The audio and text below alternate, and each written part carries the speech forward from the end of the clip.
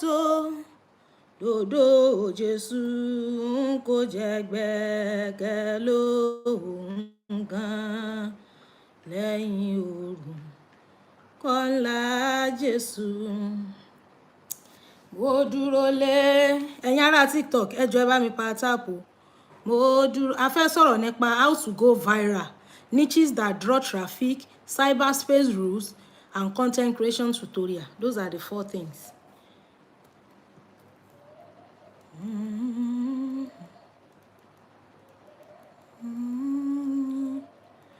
Fún mi nírànwọ́ rẹ, kí n lè rò ká gbogbo ayé ọ̀la orúkọ rẹ. Ìgbàgbọ́ mi dúró lórí ẹ̀jẹ̀ tó dòdò Jésù n kò jẹ́ gbẹ́kẹ̀ lóhùn kan lẹ́yìn oòrùn kọ́lá Jésù. Mo dúró lé Kristi àpáta, ilé mìíràn ìyanrìn ni. Bàbá mi àtọlọ́run mi, fún mi ní ìrànlọ́wọ́ rẹ, kí n lè rọ̀ka gbogbo ayé ọ̀la òrùn kọ́lá Jésù. Mo dúró lé Kristi àpáta, ilé mìíràn ìyanrìn ni.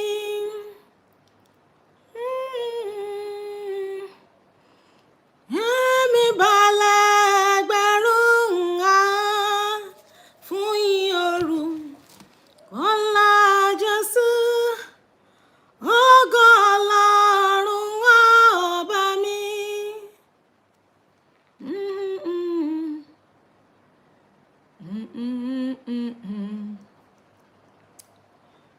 Mo dúró lé Ọ̀nà Òdodo TV ẹ káàárọ̀ sà. Mo dúró lé Kristi àpáta. Madam Folúṣayọ̀ ẹ káàárọ̀. Ẹ ṣeun Angie on YouTube, God bless you. Ẹ jọ̀ọ́ àwa tá wà lórí JMK2 yìí ẹ bá ń power tap o. To go viral. Ṣé mọ̀ pé normal I run a content creation school, so I supposed to keep this, but kò sí bí mo ṣe fẹ́ sọ ọ̀rọ̀ lórí live stream yìí tó fẹ́ cover a whole 1 month training, so kò lè dàbí pé kéèyàn enroll fún tutorial yẹn. Kí ni mo fẹ́ sọ láàrin bóyá less than 1 hour or 2 hours tó fẹ́ cover a whole training oṣù kan. You know, ìgbà tí mo create awareness yẹn, somebody was saying Astabose nǹkan táwọn kan sanwó fún lẹ fẹ́ pín lọ́fẹ̀ẹ́. Mo ní kíni nǹkan tí mo fẹ́ sọ kò lè tó 0.005% of nǹkan tá ń ṣe ní tutorial yẹn. This is just a general knowledge to share that I want to share. Angie ẹ ṣé mo dúpẹ́. Ẹ jọ̀ọ́ àwa tá wà lórí TikTok ẹ bá mi power tap, ẹ bá mi share. Good morning everybody. Welcome to this section. I have come here to explain to us how to go viral. You know, gbogbo wa la mọ̀ pé ayé ti dáyé social media nísìn. Bàbá Kọ́dáolú nọ́mbà mi nìyẹn. Ayé ti dáyé social media nísìn. Even kò sí nǹkan téèyàn lè máa tà téèyàn bá ní online presence and you are doing well and you are going viral. My dear sister, you have made it. Ẹ mọ̀ mo jẹ́ èèyàn kan tó yẹ pé mi ò fẹ́ rojọ́ jù. Because at times téèyàn bá talk too much on the sweetness of social media, ó máa dàbí pé èèyàn sàsọ ọdún ni. So ẹ jẹ́ n rọra sọ lérè fìbáhùn. Àwa tá bá fẹ́ mọ̀ more, we can enroll in our content creation. Ó jìgbìjìgbì tí n bá ti lè lo wifi kìíní, ó máa gbóná ni. Ẹ má bínú sí mi, mò ń bọ̀, ẹ jẹ́ n switch wifi yẹn. Ìgbàgbọ́ mi dúró lórí. Òun ò kí ń fẹ́ share àǹtí ẹ̀. Like kò kí ń like kó máa share network kó ẹ̀ ó nìkan ló máa ń fẹ́ ń dá function. Adédayọ̀ Kẹ́hìndé Facebook ẹ jọ̀ọ́ ẹ bá mi like, love and share. Tá bá ti pé 50 a máa bẹ̀rẹ̀. Kọ́dáolú Olújìmí nọ́mbà mi nìyẹn jẹ́ n pin ẹ̀. let me pin it. Ẹ jọ̀ọ́ àwa tá wà lórí JMK1 JMK2 ẹ jọ̀ọ́ bá mi like, love and share. TikTok guys, if you are not gifting me, please keep tapping. Many people mọ̀ pé I have 3 pages on this blue app. I'm talking to Facebook guys. Second page wa ti fẹ́ hit 300,000 bẹ́ẹ̀ tá bá ti hit 300,000, I'm going to create awareness about my 3 pages on Facebook. It's not easy to manage several pages, but orí ọ̀fẹ́ Ọlọ́run tó fún mi. Ẹ ṣé gan. So JMK1, JMK2 and Ìjìnlẹ̀. JMK2 yẹn last year June ni mo create. So ẹ já máa bẹ̀rẹ̀ ọ̀rọ̀ wa lọ. A fẹ́ sọ̀rọ̀ nípa how to go viral. You see, téèyàn bá ń ṣe Madam Aduke Rexy máa ń rí kọ́mẹ́ǹtì yín lórí post mi gan. Ẹ ra mọ̀. Ṣé rí téèyàn bá, if you are doing well on cyberspace and your content is going viral, then you are good to go. And you need kéèyàn ní problem kankan. So I want to talk about how to go viral. Ẹlòmíì báyìí, wọ́n máa sọ fún yín pé àwọn ń ṣe content. Ẹlòmíì ti ń ṣe content for 2 years, 3 years. Ẹlòmíì ti ní online presence. Ó dẹ̀ jẹ́ pé content wọn ò kí ń go viral. Ẹlòmíì bá post iṣẹ́, kò ní lọ gbé iṣẹ́ yẹn sí public. Ẹlòmíì private ló máa gbé sí. Àwọn church kan pè mí fún program. Wọ́n wá sọ fún mi pé ó ti pẹ́ táwọn ti máa ń ṣe àwọn iṣẹ́ àwọn online, táwọn máa ń post fídíò àwọn. Fídíò yẹn ò kí ń go viral. So program seminar tán pè mí fún wọn share ẹ̀. Mo wá rí pé mi gan ò rí seminar yẹn wò lórí page wọn. Àwọn náà lọ set post wọn sí only friends can view. Only friends. Èmi mo tó ṣẹ̀ sọ fún wọn pé ẹ lọ gbé sí public. Gbogbo post tán ti make over 2 or even 3 years. Ẹni tó bá jẹ́ friend wọn nìkan ló lè rí. Wọ́n gbé sí public. Ìgbà tán tó lọ gbé kíní yẹn sí public, tẹ́ bá ti post iṣẹ́, kíní dot mẹ́ta tó wà lórí fídíò yẹn ẹ máa click ẹ máa rí option, ẹ máa rí edit video, edit privacy. Ẹ máa click edit privacy yẹn, ẹ máa lọ gbé sí public. Ẹ lè gbé sí only me, pé ẹ̀yin nìkan lẹ fẹ́ rí. Kò sẹ́ni kankan tí ó rí. Ó máa wà lórí page yín bẹ́ẹ̀, only you can see it. Ẹ lè gbé sí only friends. Ẹ lè gbé sí only followers. Ṣé mọ̀ pé kò ń ṣe gbogbo àwọn tó ń wò wá náà ń follow wa. Ẹlòmíì wà tó yẹ pé kò kí ń ṣe follower yín bẹ́ẹ̀ kò lè mọ̀ rí iṣẹ́ yín. Dẹ́ẹ̀dẹ̀ lè gbé sí public. So àwọn wá gbé sí only friends can view. So láti bí ọdún bí 3 tó ti ń post iṣẹ́, nobody see it. So ẹ káàbọ̀, let me quickly go. Ṣé rí, going viral is one of the ways to grow as a content creator, even on cyberspace too. Whether you are a blogger or you are a trader or you are a teacher. Àwọn míì wà bẹ́ẹ̀ tó ní potential, but the potential is hidden because iṣẹ́ wọn ò lọ viral. You know, when your work did not go viral, there is no how people can see it. Ṣóyé wa, ẹ̀yin ará TikTok, mo understand pé èní ni Tuesday ò kí ń ṣọjọ́ live stream wa. Friday, Saturday, Sunday la máa ń ṣe live stream. Eléyìí kàn jẹ́ bí àyàbá ni. So ẹ jọ̀ọ́ ẹ bá mi share, kẹ́ dẹ̀ bá mi like and love. Ẹ bá mi power tap. Power tap bá gift mi lórí TikTok. Ẹ jẹ́ kí a share. So going viral is one of the essentials. Something that is very, very important and paramount for a content creator and for us to make it on cyberspace. So tá bá fẹ́ go viral, there are a lot of things tí a gbọ́dọ̀ ṣe. Àkọ́kọ́, number 1, you must have a niche. Your niche determines whether you will go viral or not. The value that you offer.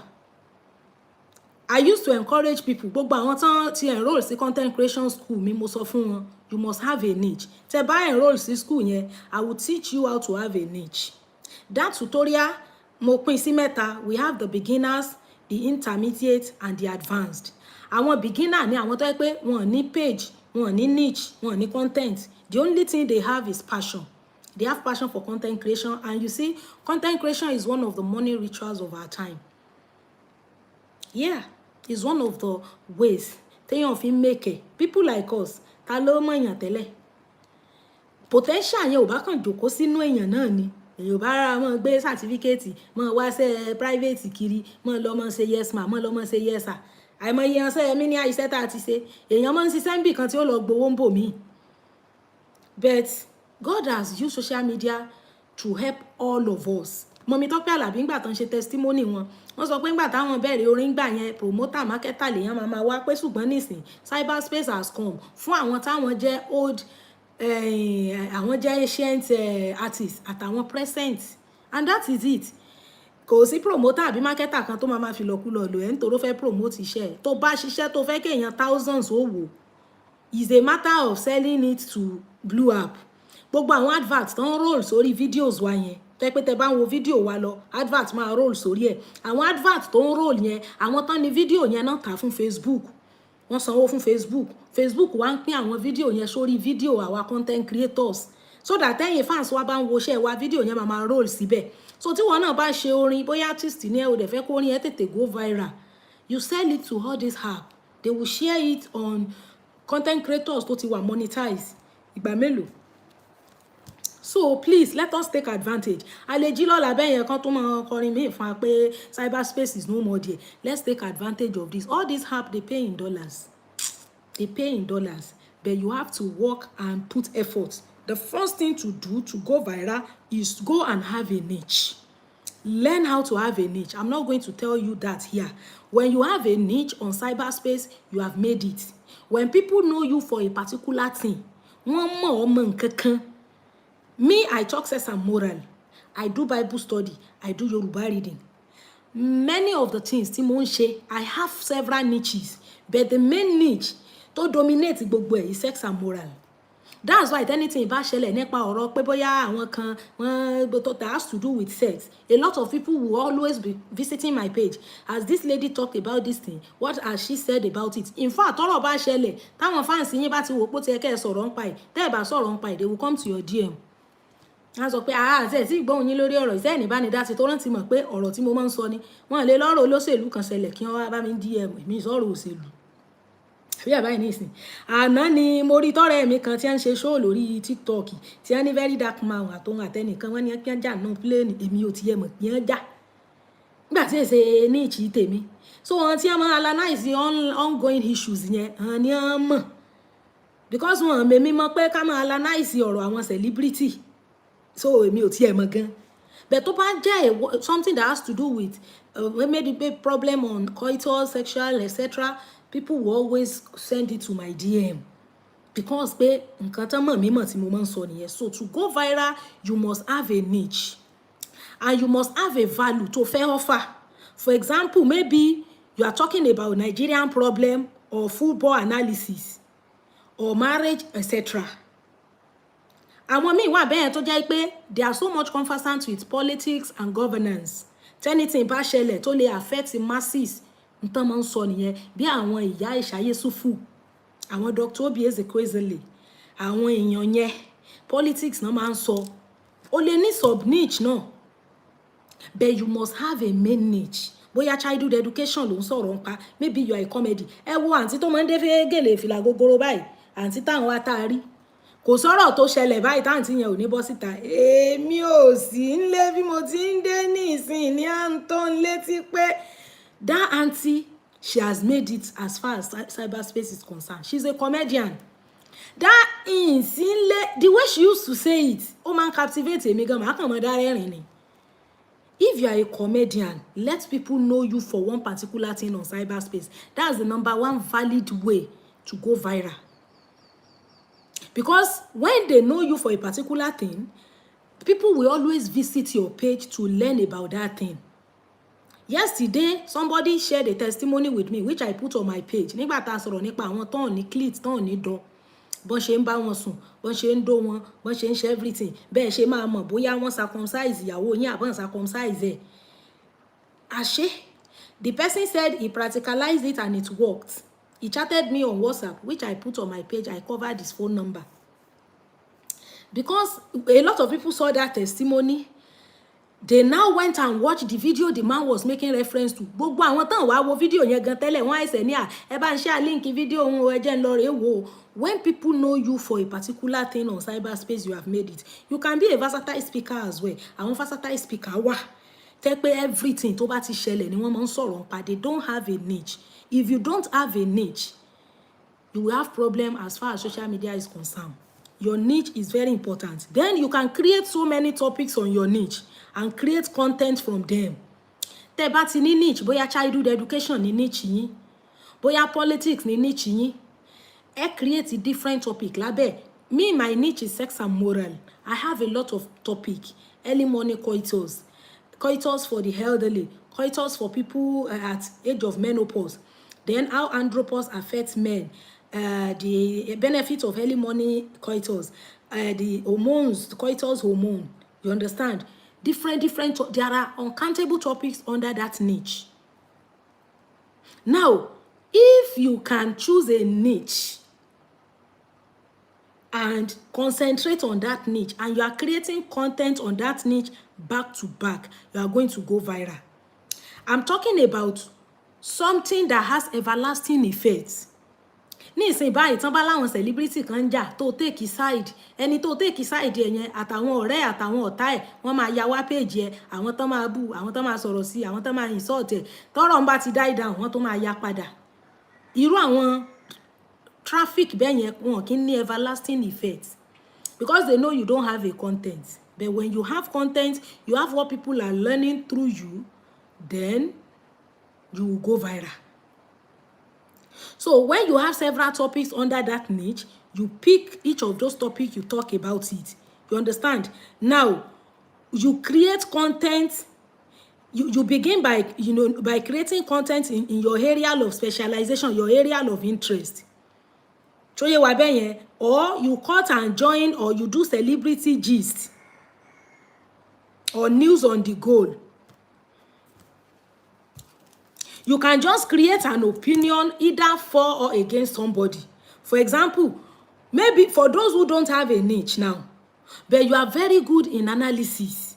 And when you run a blogger, content creators are not bloggers.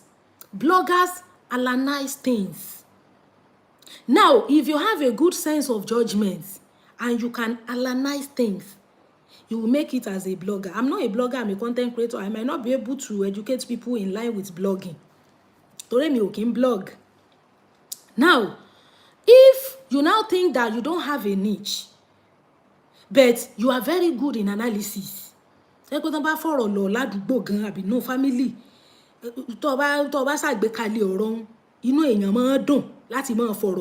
that is a niche. You can be analyzing things. Either you support or you are against it. For example, one very dark man, plane, you can create a video that my fans, what did you see to this issue? Kini nkan tẹ́ rí sí? Àwọn ọ̀rẹ́ VDM wọ́n wà, àwọn ọ̀tá rẹ̀ wọ́n wà. And when it comes to going viral and having a traffic on cyberspace, it has to do with both positive and negative put together. So probably maybe something happened with I'm not a fool, I'm a soldier with integrity. Yeah? You can put down an idea that, okay, guys, what did you think about this? You see a lot of people, even to bat a live stream, people will be eager to join that live stream to hear their opinion, especially on TikTok. Most of them TikTokers, they are not really content creators, they don't even have a niche. And when they are doing their live stream, you see 300 people watching, 500 people watching them. Because people are joining them to express their mind. Now, when you have an idea, you can create your own idea either in support of a view or against that view. That is also a niche. If you are very good in analysis and you don't take sides. You see, cyberspace has corrected a whole lot of things and impression in us. To budget type kan tó máa ń sojú ṣáájú, cyberspace will correct that attitude in you.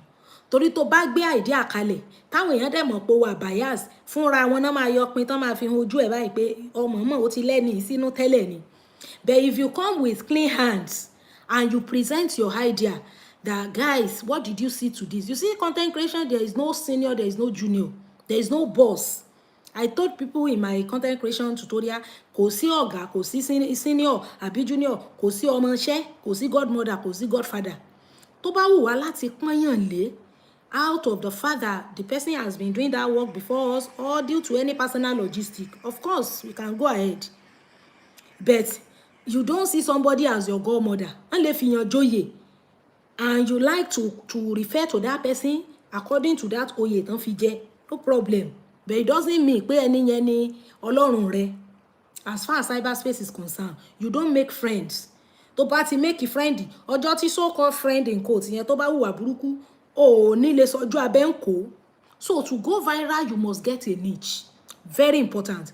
If you don't have a niche, you have cracked your brain, you discover that, oh, rí niche kankan, either through your course of studies, your research, the skill you learn, the work you do, or the profession tẹ́ ń ṣe, lè create a niche látara rẹ̀. If you are very good in analysis, tẹ́ bá good dáadáa nínú ká analyze your ọ̀rọ̀, it could be a niche. Àbí òye nísìn. There are a lot of people that want to express their mind on a particular issue. They are looking for a platform. Tọ́rọ̀ kan bá ṣẹlẹ̀ ńsìn táwọn TikToker bá bẹ̀rẹ̀ live stream, you see people joining them, expressing their mind. So that one will help you, help your content or your video to go viral. Then you can ask ChatGPT to give you different topics on your area of interest. Tó bá ti pick area of interest, bóyá your area of interest is childhood education. Ẹ rí pé mo lo childhood education yẹn because mo rí wípé childhood education ó jẹ́ niche kan tó jẹ́ pé èrò pọ̀ ní díẹ̀. Òbí mi á bímọ, á gbọ́mọ lẹ̀ àárín lọ. Tá bá láwọn content creator tó ń create meaningful content nípa childhood education, àwọn èèyàn máa kọ́ ẹ̀kọ́. Ààrẹ ni tí ó download fídíò yẹn tàbí tí ó play ẹ̀ létí ẹnìkan, ààrẹ àwọn tí wọ́n mọ wò, tí wọ́n mọ learn oríṣiríṣi níbẹ̀. Now, you have chosen childhood education as your niche.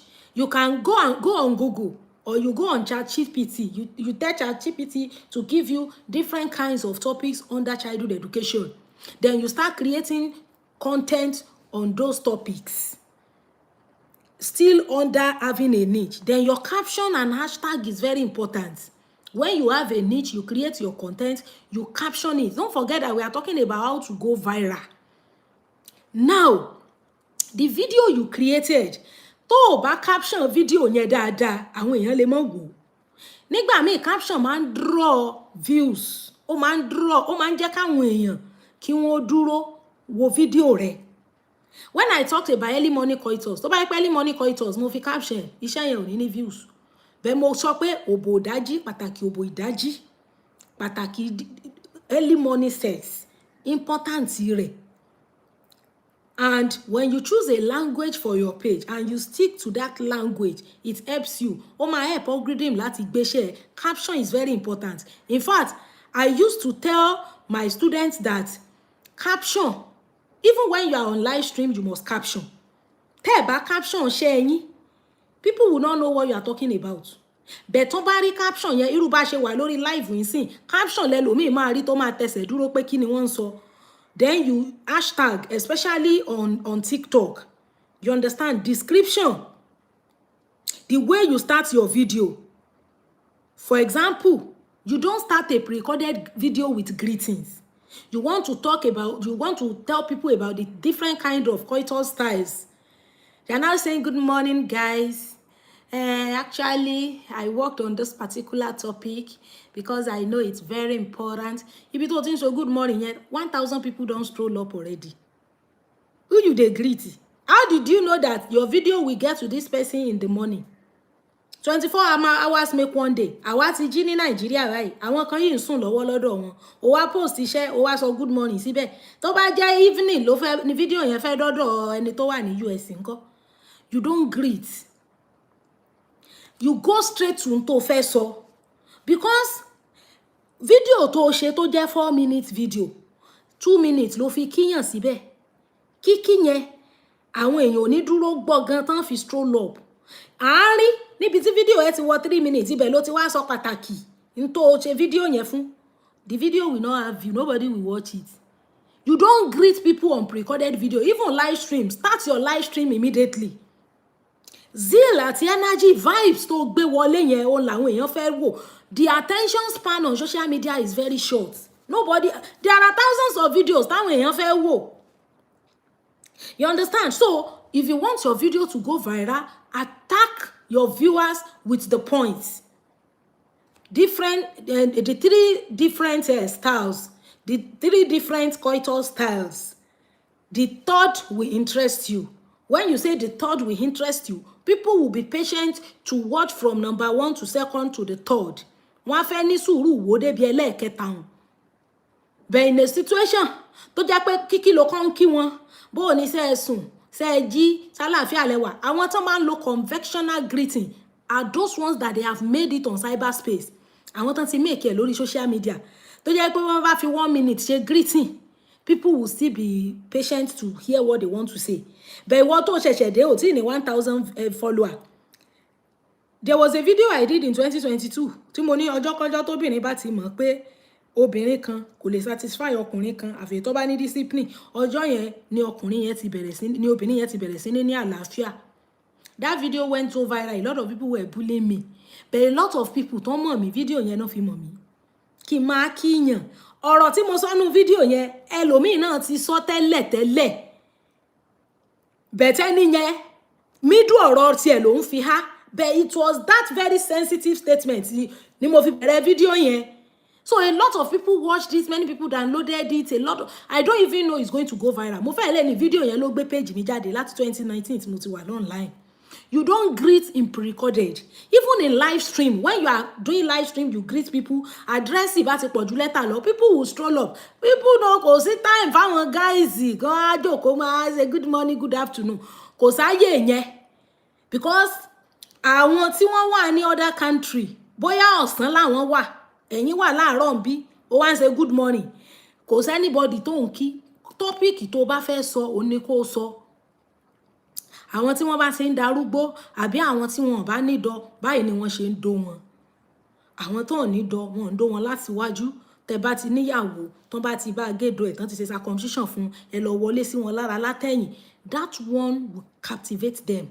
Tàbí bóyá o fẹ́ sọ̀rọ̀ nípa celebrity kan, ó ní ẹ̀yin fans mi, ǹjẹ́ ẹ ti gbọ́ nǹkan tán ní lágbájá ṣe? Ó máa yà mí lẹ́nu gbà mo gbọ́. Àwọn tán jẹ́ fans ẹni yẹn, wọ́n á fẹ́ gbọ́. Àwọn tán jẹ́ enemy ẹ̀, wọ́n á fẹ́ gbọ́ ohun tó sọ. Wọ́n á tẹsẹ̀ dúró sórí fídíò yẹn. Bẹ́ẹ̀ ló wá ń rojọ́, ló ń sọpòwe Asana Sukuta, ló ń sọ̀tàn àtijọ́. 1,000 people don't stroll up already. They no get time. Tó bá gé iṣẹ́ láàrin níbi tó ti sọ sensitive words, captivating words, tó wá gé láàrin, tó gbé síwájú. Ẹ rí pé most àwọn BBC News àtàwọn other newspaper ló máa ń ṣe interview fún. Tán bá parí interview yẹn, wọ́n á gé interview yẹn láàrin. Ibi tẹ́ni yẹn ti sọ sensitive ọ̀rọ̀, òun náà máa gbé síwájú. Wọ́n á wá join ìyókù interview yẹn mọ́. So, tẹ́ bá ti gbọ́ captivating words yẹn, ìyẹn ló máa fún yín ní sùúrù láti dúró sórí fídíò yẹn.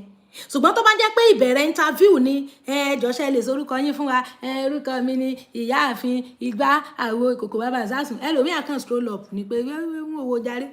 But those people, they have really understood how social media works. So they make sure that ibi tẹ́ni yẹn ti sọ̀rọ̀ tó wà sensitive ni wọ́n máa gbé síwájú. And you don't use that first statement to judge that interview because mọ̀ tán sọ débẹ̀. So when you do that, you caption your video, you start whatever topic you want to discuss.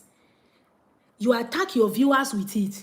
You don't come with greetings or pleasantries. They don't exchange pleasantries too much on cyberspace. Ẹ rí wípé àwọn tó máa ń géṣẹ́, tó máa ń gé live stream, tó máa ń gé pre-recorded, wọ́n lọ máa ń gé láàrin ni. Because the introductory statement here is of no use to viewers. The introductory part is of no use. Àbí òye yín? So, n tàn sọ nìyẹn. And Nigerians, we are not the patient type. We are not the patient generation that will sit down, you are waiting for somebody to greet you, to exchange pleasantries and all of that. Àyàfi tó bá jẹ́ pé individual ló fẹ́ fi video yẹn address. You are addressing one singular person. Bóyá wà àtèèyàn kan ẹjọ́ nígbàmí sí omi òtó, and you have chosen to settle your thing on social media. Probably the person has done video for you. You now want to respond to that person. You can greet the person if you think greeting is necessary. But content don't share for the whole world. You don't sit down, you start exchanging pleasantries. There's no decorum or protocol in cyberspace. Àbí òye wa bẹ́yẹn. So that one too will help your video to go viral because you go straight to the point. Tó fẹ́ sọ. Yes, you go straight to the point. Now, if you want to talk, you don't say good morning. Just like I've said. because if you're thinking 1,000 people don't stroll up already. So for them to stay, you must say something that is meaningful and sensitive so that they'll be able to listen. Yes. Now, your headline is very important, which is the same thing as your caption. Then the description of your video. Your video, you can describe it, especially for TikTok guys. Tẹ́ bá ti tẹ caption sí orí video yín ní TikTok, tẹ́ bá fẹ́ upload, tẹ́ ti tẹ plus button, tẹ́ ti select video yín, ẹ rí pé ó máa ní kẹ́ type. Then tẹ́ bá ti tẹ next, ó máa gbé description wá. Bóyá process of making jollof rice. Ó description yín. Tí anybody bá go on Google, tó bá lọ click àbí tó lọ search fún what are the processes of making jollof rice, your video will be among the collection of videos that will pop up for that person, because a describe video yín is this description here. It also helps your work to go viral when you describe it. Èmi ò kí n sábà describe video mi because my page is a dialect page. Yorùbá ni mo ń sọ lórí page mi.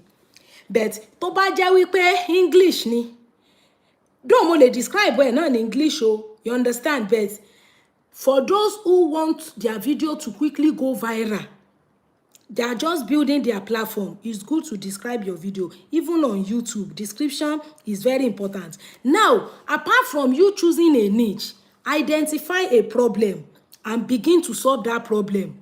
You will begin to go viral. Àbí òye wa? Anything can be a problem. Identify a problem in the society. When I started, I discovered that a lot of women, they are buying their husband. Many husbands, they are buying their wives. You understand? They will buy them and say because they are not faithful. And I saw it as a problem in the society. Can't we have solution to this? Then I began to read. I began to do research on human sexuality and reproduction. I discovered that the sexual nature of a man is different from that of a woman. Then all other theory, Timothy learned sọpọlọ mi láti tipẹ́tipẹ́. I started on learning it. I made a 360 degree. I now discovered that I will no longer subscribe to equal rights for a man and a woman. There is no equal, we are not the same. So I had identified that, and I know that this is a problem in the society. And how do we solve it? We want a society of peace. And niches like that, we always go viral because we are social beings. We are born to interact. We are born to relate. You understand? So when you identify a problem and you begin to solve that problem, people are getting solution to their problem through your niche, then they will continue to visit that your page. You understand? You just say 10 reasons why you should not eat this so and so. 10 reasons why you should have regular intercourse with your spouse. 10 reasons why you should not eat this so and so fruits. 10 reasons why you should engage in this. 10 reasons why you should not engage in immorality. 5 reasons why you should. People will want to know. And at times, when people present their video like that, they will say, number 10 will amaze you. Is it that kò ní sùúrù kó sọ̀rọ̀ yẹn dé number 10 yẹn, tàbí kó fast forward ẹ lọ sí number 10? Because everybody will be curious to know kí ni point 10 yẹn máa túmọ̀ sí. So identify a problem. Content creation is work. It is when you start that you will know wípé iṣẹ́ ni. When monetization came to Nigeria through the Blue app, a lot of people rushed into content creation. But when they came, torí wípé iṣẹ́ ni, ẹlòmíì ò lè ṣe video ẹyọ méjì gan tí ò fi wá mọ́. Because ọdún kan tó ti ń ṣe video gan, people might not, they might not even see your page.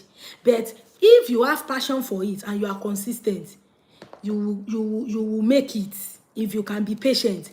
So you identify a problem, then you begin to solve it. When you begin to solve people's problem, you will begin to go viral.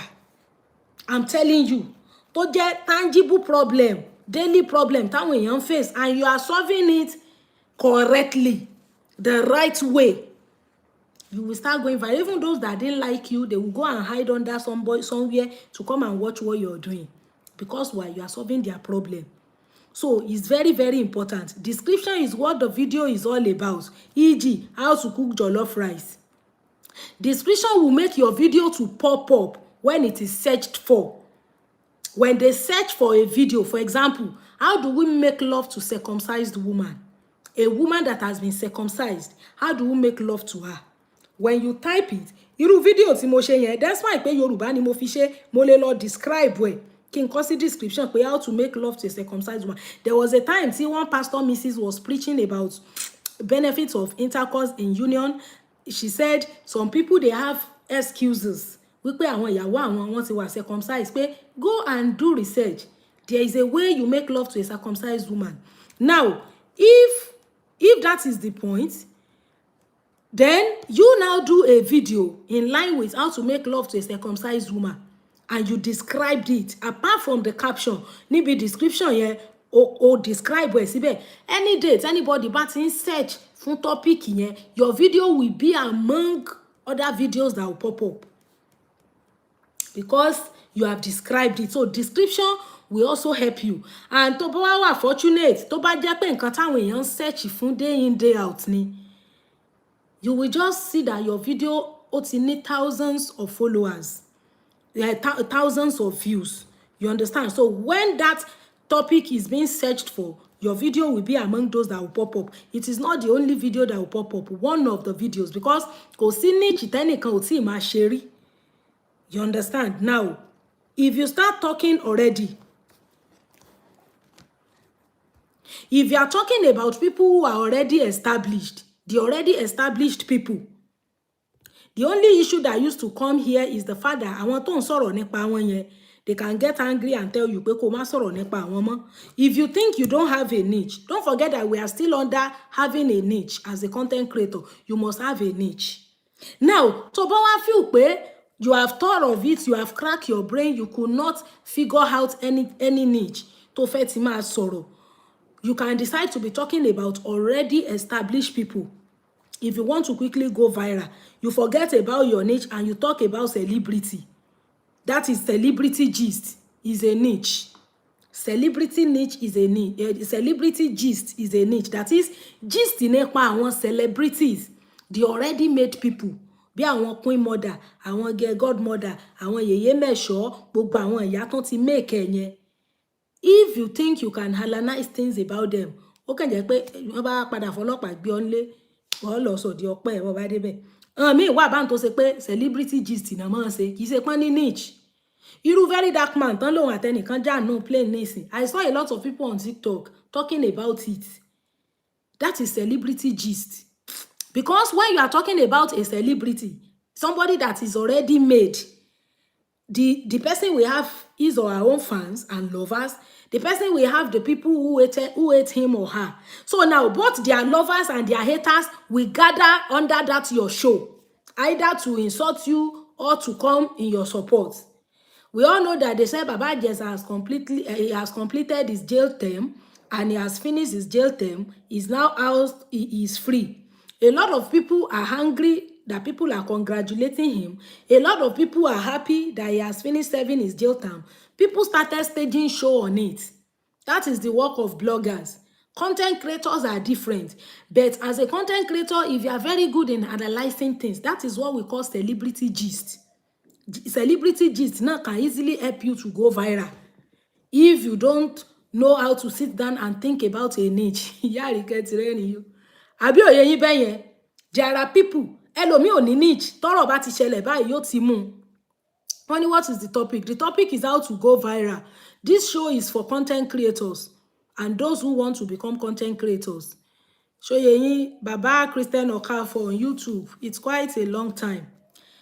Ẹ̀yin ará TikTok, bá mi power tap o. Nobody has dropped any gift since. Then how many minutes tí mo ti dé? Àti lo over how many minutes láti lò? The thing is not even showing me. 10 la bẹ̀rẹ̀. We started 10. This is 10:40. Ṣóyè wá bẹ́ẹ̀ yẹn, you can be doing celebrity gist. You can be doing celebrity gist. Wọ́n ní yes, long time no see. Bẹ́ẹ̀ ni àárín ó tó jọ́ mẹ́ta. So if you are not gifting me on TikTok, please keep tapping for me. A máa wọ ẹni tó máa kọ́kọ́ kànlẹ̀kùn sí, tó máa knock the door with gift. Celebrity gist is also a niche. Especially tó bá jáwọn celebrity. Recently ni mo rí tí àǹtí Ìyábọ̀ Òjó tí wọ́n fi page kan hàn. Page yẹn ti ní 2.1 million follower. 2 million. ni mo tó mọ̀ pé kì í sáǹtì Ìyábọ̀ ló ní page mi. I'm telling you, the person has used her name to gather over 2 million people. That's massive. Wọ́n wá sọ pé ẹni tó ní page yẹn kó mọ bí ó ṣe lọ edit orúkọ yẹn pé ó ti forúkọ àwọn kó èròjọ already, so kó lọ edit ẹ̀, ìyẹn wá edit ẹ̀ sí kinní kan Yorùbá celebrity. Ó sá make sure pé Ìyábọ̀ yẹn sì show ń bẹ̀. That is, he or she has used Ìyábọ̀ Òjó to build a brand. Kódà ẹ mọ̀ tẹ́ bá fẹ́ wo page àwọn celebrity, for you to be able to confirm pé òótọ́ ni correct page wọn lẹ́wà, ẹ máa wòye follower tó wà ńbẹ̀. So tẹ́ bá open page tẹ́ rí over 2 million follower, ọkàn yín ó balẹ̀ pé correct page ẹni ni ó jẹ́. Until táǹtì yẹn tó report to page yẹn tó wá fi hàn lórí fídíò pé àwọn ò mọ ẹni tó ní page yìí tán wọ́ọ̀nù ẹni yẹn. As a matter of fact, ẹni yẹn ò tún lọ edit orúkọ yẹn tán, ó edit ẹ̀bẹ̀ Ìyábọ̀ yẹn sì show ń bẹ̀. Though àmẹ́ni tó ní page yẹn bet, ẹ wá dúró follower tó ti kó ẹ wòye tó máa fi page yẹn pa. Àwọn míì wà báwọn tó jẹ́ pé wọn lè jókòó ronú ara wọn. Orúkọ tó ti wà made lẹ́lòmíì ń lò tó sì ń go viral. Tẹ́ni tó lóko bá ti bínú sí ọ, o lè máa forúkọ èèyàn grow kán wá máa bú lórí page ẹ, ó máa report ẹ. Àbí òyọ báyìí nísìn. So it's better you sit down, you put down your own ọpọlọ kó sọ ọpọlọ ara ẹ kalẹ̀ láti fi ro inú ṣeṣẹ́ tó o máa ṣe. Ṣàlàyé mi yá báyìí nísìn. So o lè ṣe celebrity gist. Tó bá ń ṣe celebrity gist, tó bá ti lè manage comment section tán ní bú celebrity ń bẹ̀. Torí tó bá ń ṣe show, tó gbójú ẹ̀ sí, tó wá ń bú celebrity kan, tó ṣe lónìí, tó ṣe lọ́la, tó ṣe lọ́tùnla, tó ṣe ń jọ́ mẹ́rin, tó ṣe pé o ò ní content, o ò ní niche, bí kò bú yàn, kò dá sọ̀rọ̀ ọlọ́rọ̀, ń jọ ẹnìkan tó bú wá gbé ọ. Sì ń bẹ̀. But talking about going viral, celebrity gist can help you to go viral. Because both the lover of that celebrity and the haters of that celebrity will gather on your page. You can even be doing show, you will have over 1,000 people watching.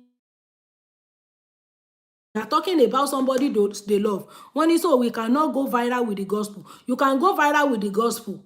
We are still coming there. In fact, the most watched live channel on YouTube at TikTok is owned by a pastor. Teba man pray. If you can pray on your page, you will see thousands of people watching you. So you can go viral with gospel. Even on Facebook, the most watched live stream on Facebook is owned by a pastor. By prayer, Prophet Taiwo Ojo. Mo join prayer one job kan tẹ́ pé over 8,000 people watching. So nte bá ń ṣe, ó máa determine èrò tó máa tẹ̀lé yín. So you can go viral with the gospel. It all depends on how you present the gospel. Show you why anything. And when you talk about gospel, gospel means good news. Good news can come in diverse ways. Text and moral could be a gospel. It all depends on where she presented. One but praying is not a gospel. Oh no, most praying. Sherry, gospel is an English word that means good news. So when you are saying that people should treat their fellow human being well, it is still good news. When I did video on how to make love to circumcise women, somebody did it to his wife and it worked. It's a good news. It's a good news. So good news is, gospel is good news. So the fact that we are praying, it is still good news. It all depends on ojú tá bá fi wò. But talking about pé à ń wàásù, preaching, you know, gospel has different compartments and departments. Ara gospel náà ní pé ká wàásù, ìdẹ̀ra odes, thank you for the admin. Àbí òye yín bẹ́ẹ̀ yẹn. Now, gospel yẹn bẹ́ẹ̀ bá ṣe present ẹ̀ ló máa determine àwọn tán máa wá. But as of today, àti TikTok, àti Facebook, me, àti YouTube, TikTok and Facebook, the most watched live stream is owned by a pastor. Apart from bóyá kọ́kọ́rọ́ alátẹ tán bá ṣe live, tèrò pọ̀ tó wò wọ́n. So now, we are still on having a niche. Then you have to pinch your tent. In other words, you choose an app. If you already picture out what you can do, you understand? If you want TikTok to be guiding you, you can be talking on trending news. Tó bá jẹ́ pé TikTok ní app tẹ́ choose. You understand? You can be talking on trending news. TikTok ibẹ̀ làwọn tó jẹ́ pé wọ́n máa ń sọ̀rọ̀ nípa trending news máa ń pọ̀ sí. Me, I have a niche. So once in a while máa ń lọ sórí TikTok bí mo wà lórí live stream yìí báyìí nísìn. I'm live on YouTube, TikTok and Facebook. My 2 Facebook pages ni mo wà ní live báyìí. But there are a lot of people tó jẹ́ pé wọ́n ń wá Facebook, wọ́n ń wá YouTube, TikTok náà wà, and they have made it. There was a lady tí mo mọ̀ lórí TikTok, Ìgbàlódé Alájà ní page name àǹtí yẹn. She normally do a reported speech. Bí ẹ̀yin followers mi, ṣé ti wo Kọ́kọ́rọ́ Alátẹ àná? Ẹni tí ò bá ti wò kó lọ wò. Nǹkan tó ṣẹlẹ̀ ńbẹ̀ ni pé bàbá òun ó bá fọ́mọ òun láti kékeré, ló bá tún ti ọmọ jáde pé òun ò fẹ́ mọ́. Àwọn òbí ọmọ náà bá ní kó mọ́ padà lọ́dọ̀ bàbá. Irú àwọn òbí burúkú wo nìyẹn? Ìgbà tó yá, Làlájì bá ní ìwà táwọn òbí òun wù ò dá sọ́mọ òun. Ẹ lọ wò ẹ̀yin fans mi. And this sister has close to 500,000 followers. That's what she does. She sells things as well. She has pinched her tent. Irú àwọn èèyàn bẹ́ẹ̀ yẹn, wọ́n lè má sí Facebook. But if you are thinking of how to quickly go viral, TikTok is one of the best apps for you. Now, when you get there, you can talk about trending issues, trending news. You create a content along line with what people are searching for. Now, how do you now know what people are searching for? You go to Creator Search Insights. There is a place on TikTok, níbi search button yẹn, wà ẹ máa tẹ Creator Search Insights. You now select any of the topics that you know. Tẹ́ bá ti click Creator Search Insights, ẹ máa rí topic oríṣiríṣi táwọn èèyàn máa ń search fún. Táwọn èèyàn máa ń like, tán fẹ́ mọ̀ nǹkan nípa ẹ̀. Bóyá how to cook ni, bóyá how to do this ni, bóyá how to do that ni, one thing or the other. When you click, even gbogbo ẹ̀yin tẹ́ ń wá niche, tẹ́ rí niche, ẹ lè lọ sí Creator Search Insights lórí TikTok. When you type on Creator Search Insights, it will bring you the list of things that people normally search for. When you do that, you can replicate what they do. What I am doing, you can replicate it and present it in your own language. It works for me too. I'm not the first person to talk about sex and moral on cyberspace. The only thing is that I add my own ideology to it due to my own religious belief or my ideology, which might be different from the person I learned from. So, nǹkan tẹ́nìkan bá ti ń ṣe, you can replicate it. Tó bá fi instead táwọn èèyàn fi máa ń ṣe lára, tán máa búyàn comment section yẹn. Tó bá búyàn comment section yẹn nìyẹn á ti mọ̀ pé òun jowú òun ni. People are wise. Àwọn tí wọ́n ń wò wá wọ́n gbọ́n jù wá lọ. Tó bá ṣe lára èèyàn tó ṣe pé envy jealousy ló tiẹ̀ sọ̀rọ̀ tó sọ, people will know. So instead tó fi ń jealous àwọn èèyàn tó ń throw tantrum tí n tán ṣe bá wù ẹ́, you can start your own too. Yeah.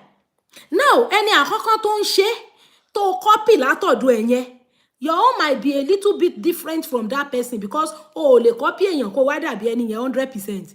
When you go on Creator Search Insights, you will see different topics of interest. It could be sports, it could be football. Tẹ́lómi bá analyze football fún ibáyìí, ẹ rò pé ó wà níbi tán Arsenal tán Chelsea gbogbo wọn tí wọ́n gbá bọ́ọ̀lù ni. Èmi ọmọ nǹkan kan pa bọ́ọ̀lù tèmi.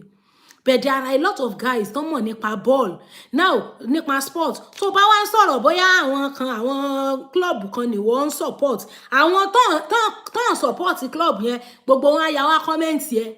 Àwọn tó yẹ pé club yẹn làwọn ń support, gbogbo wọn náà máa yá wá. Both the lovers and the haters of those football clique, they will come to your comment section. Ọ̀kan láwọn ẹ̀rọ sà. So, that is it. Ìyẹn náà ń pè ní Creator Search Insights.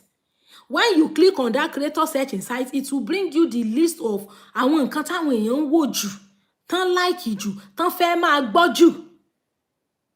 Yes. At times you might need to even pack your own ideology aside, pack your own niche aside, and pick a niche that people love to listen to. If you think you can do research or you are knowledgeable about that niche. Now, your source of inspiration as a content creator could be, number one, either your course of studies, your research, you understand? The environment could inspire you, your skill. Iṣẹ́ tó kọ́, ẹ wo mọ nurse Ṣọlápé, ṣé Olúṣọlápé ni, tán máa ń kọ́ àwọn olóyún, tán máa ń kọ́ àwọn olóyún jọ, tán máa ń ṣèdánilẹ́kọ̀ọ́ fún wọn. Page ìyá yẹn sì is running to 1 million, ó ti over 500,000. She's a nurse and she's very good at what she does. So kò sí bẹ́ẹ̀ ṣe ní tẹ̀lé wọn because she gives value. So ìwọ tó bá find it difficult láti ronú niche tó máa fi ṣe iṣẹ́, go to TikTok, go to Creator Search Insights. When you type Creator Search Insights, it will bring all the topics that people love to listen to and few videos on each of the topics. When you listen, you can create your own ideology. Látara rẹ̀.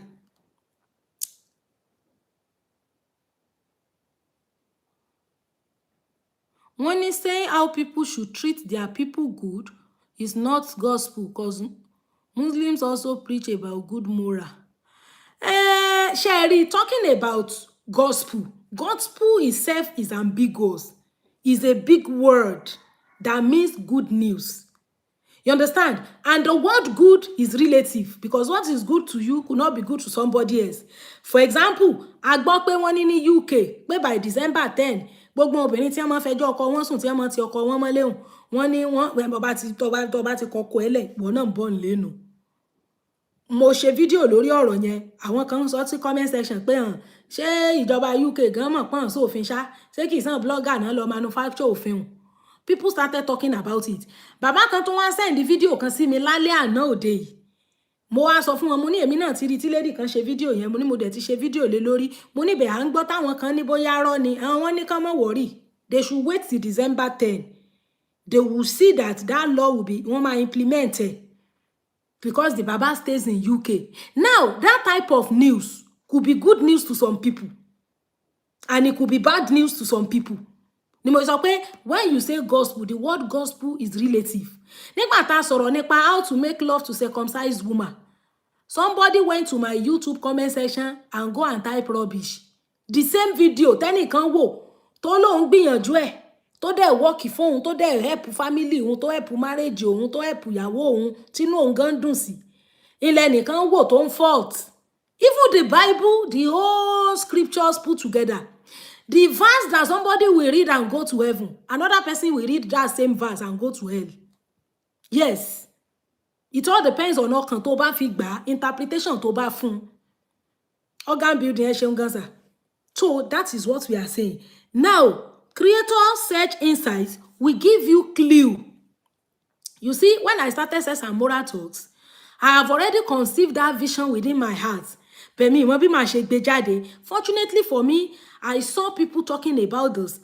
Madam CNC included, she talked about it. And I sat down, I listened very well. I picked the pickables and leave the leavables. So, mo rí báwọn èèyàn ṣe ń rush lọ platform yẹn. Even religious leaders are going there to go seek help. And I discovered that this is a field, a niche that is causing problem.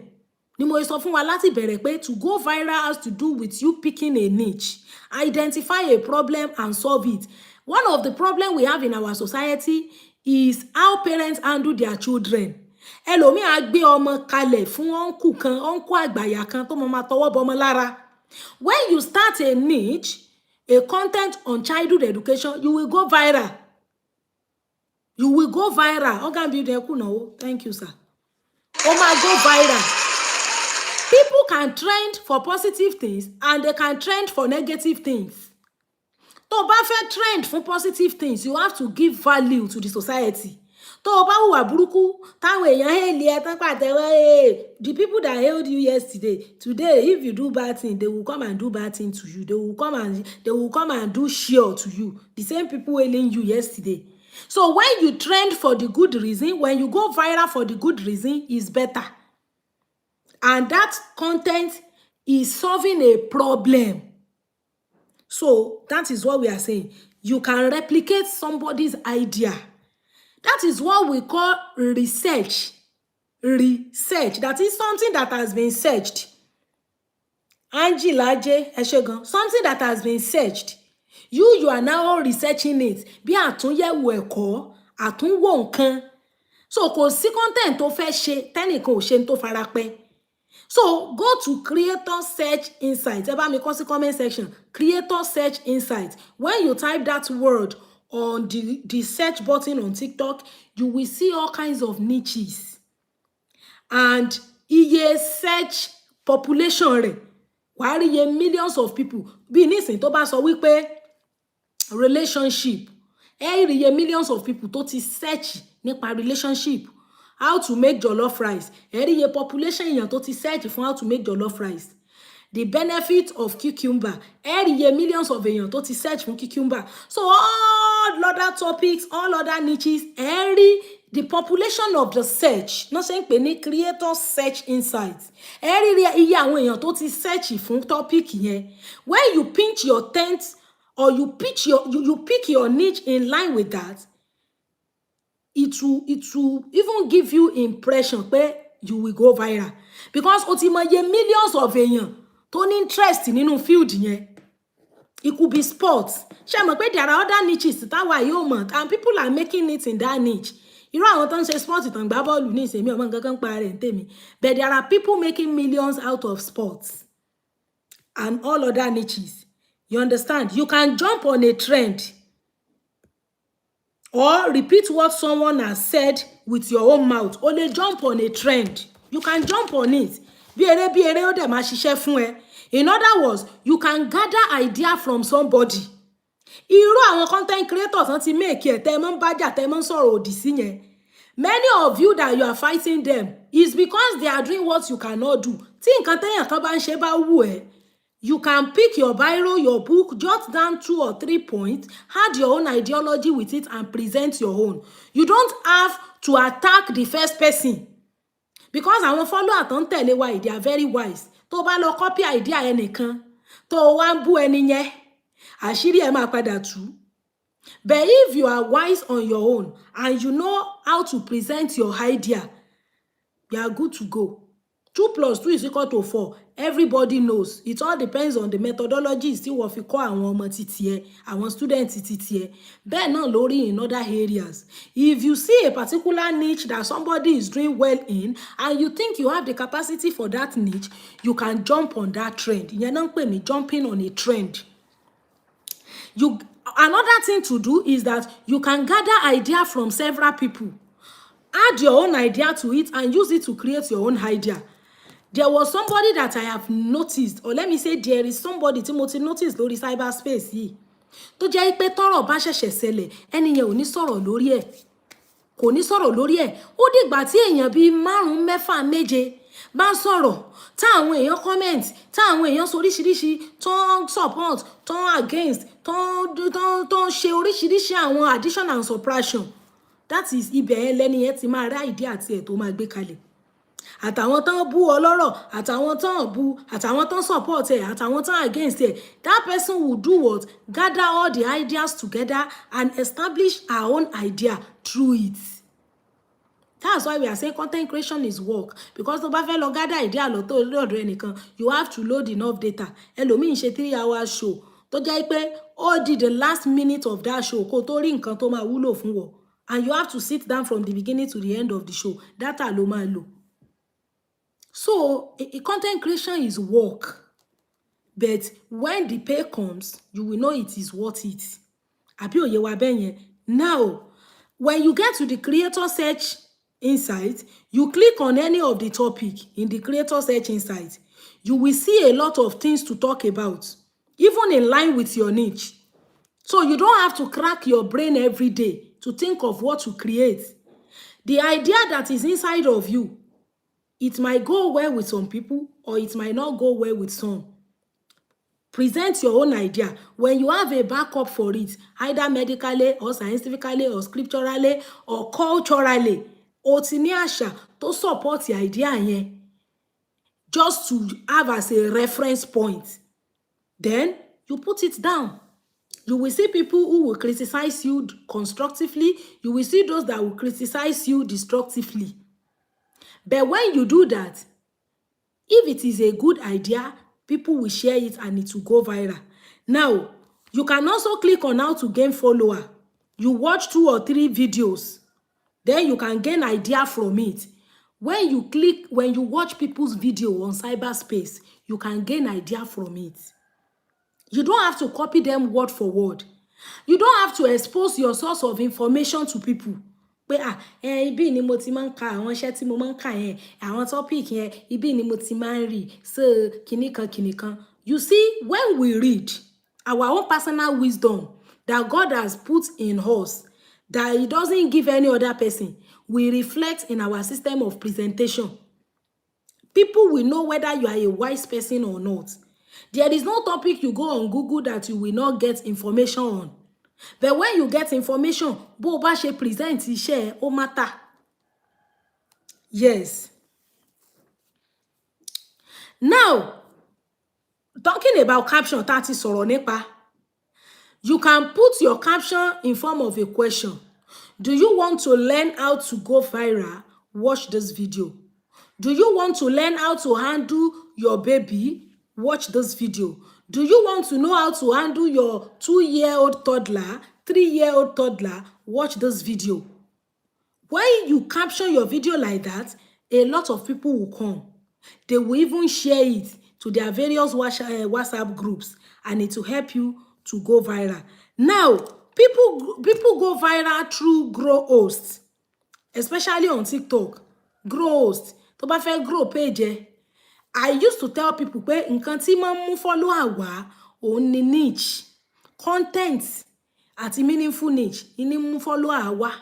Tó bá lọ join TikTok grow host kan tó kàn sọ pé go to my top 1 for a pack 20 people, go to my top 2 pack 20 people, tap tó kàn ṣe gbogbo yẹn. Tó bá ti ń share, TikTok will think you are a robot. When you share, your share supposed to be happening at interval. Tó bá wá share show yẹn for 20 people, or you share it 20 times to one person, TikTok máa spam ẹ ní. So, tó bá yá, ó lè má jẹ́ ó share mọ́. Now, you now share and share, people share and share. At the end of the day, ó wá attain 1,000 followers on TikTok. Ìwọ náà ti lè go live tó bá ti ní 1,000 followers lórí TikTok. Ó wá débẹ̀ tán, ó wá wà lórí live stream, ó wá ń ṣe tap. People will just leave that live stream and go. If you can teach, people will listen to what you are talking about. But ó ti grow page yẹn through grow host. Gbogbo àwọn grow host yẹn, àwọn host tán máa ń báyàn grow page. You see them, they are on live stream, you see 3,000 people watching them. Àwọn tán wá watch yẹn, àwọn náà wá grow page wọn ni. And strategy náà máa ń lò. Wọ́n á sọ pé ẹ lọ sí top 1 to top 20, ẹ lọ tẹ̀lé wọn. Àwọn top 1 to 20 yẹn náà wá tẹ̀lé yín. And they are telling you because they know that you are under a grow host. Bẹ́ẹ̀ náà wọ́n máa tẹ gift fáwọn grow host yẹn. Tó bá wá grow page yẹn bóyá èèyàn 1,000 ló wà níbẹ̀, ó wá go live. If you don't have something to teach, nobody will stay on your live stream. You will just be there wasting your data. Ngbò bá ń ṣe tap tó rí nǹkan kan wí, people will stroll up. 1,000 people don't go already. So that is how to go viral. Then how to go live and have views. When you are on your live stream, how do you delay people on your live stream?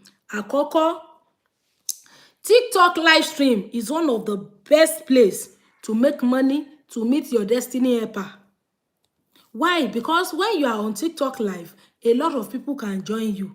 A lot of people can see your talent, and people buy us gifts on TikTok. The issue of gifts is a huge topic on its own. But when you are on TikTok, especially if you are in Nigeria, àwọn pre-recorded videos tá ń gbé sórí TikTok yẹn, bó ní 1 million views lórí pre-recorded, ṣíṣe à san fún ọ. Orí Facebook àti YouTube ńlá tí ń get paid through views. But tó bá wà lórí TikTok, we get paid through gifts. Kì í sì ṣe pé TikTok ní sanwó fún wa. Àwọn fans wa náà ra gift fún wa. Irú Baba Organ Building nísìn, wọ́n ti rán roses fún mi. Gbogbo àwọn cap, àwọn lion, àwọn universe, roses, gbogbo àwọn different gift tó wà ní TikTok yẹn. There is a way that TikTok will convert it to dollars for us. Even tó bá ní Naija lẹ́wà, tí ẹ ra gift yẹn in naira, they convert it to dollar. TikTok will take its own percentage and all of that. So TikTok live stream is very good. And social media as a whole, cyberspace as a whole, is a platform for you to meet your destiny helper, either career-wise, in education, and in all other ramifications. You understand? Now, if you don't have people on your TikTok live stream, how will you make money? You can't make money. Time when you máa wò ẹ́, because àwọn tó ń wò ẹ́, tó ń like in tó ń sọ, náà máa run gift fún ẹ. They will be giving you gift. Tó bá ṣe show 10 hours, tẹ́nìkan kan ò tẹ róòsì, $0 náà ló máa pa. Tó bá sì jẹ́ pé 1 hour show péré lọ ṣe, people will press you lion, they press you cap, they press you and that, press you all these roses and everything. Ìkọ̀kẹ́ ìjèjì. People, àwọn míì máa ń make, especially àwọn tó ráyè jòkó sórí TikTok, ẹlòmíì pa $500, ẹlòmíì pa $1,000 lójúmọ́. Bí wọ́n bá ṣe ráyè jòkó, tèmi ò fi bẹ́ẹ̀ ráyè much láti máa jòkó sórí TikTok. Àbí òyà báyìí nísìn. But there are people tó ṣe pé TikTok ilé wọn mọ̀ jó ni. People will be pressing gift. Àwọn tó ń press gift yẹn náà, àwọn náà ń grow page wọn ni. The person is a grow host. But a grow host will not tell you that you need a niche to maintain your followers. So that is it. You must have what you are doing on that live stream. Àti kúrò ní level how to go viral. We are now on how to be on live stream and have views, how to have views on your live stream. When you are on a live stream, you must be doing something on that live stream that people will learn from. Some people will open live stream, they will just be saying tap, tap, tap. Like, love, and share. Kini ká máa share, kini ká máa like, kini ká máa love. What are you telling us? What are you teaching us? Àbí òye wa bẹ́ẹ̀ yẹn. Now, that is the reason why a lot of people who don't have niche, they will say we are having traffic and views. They will say we use jazz.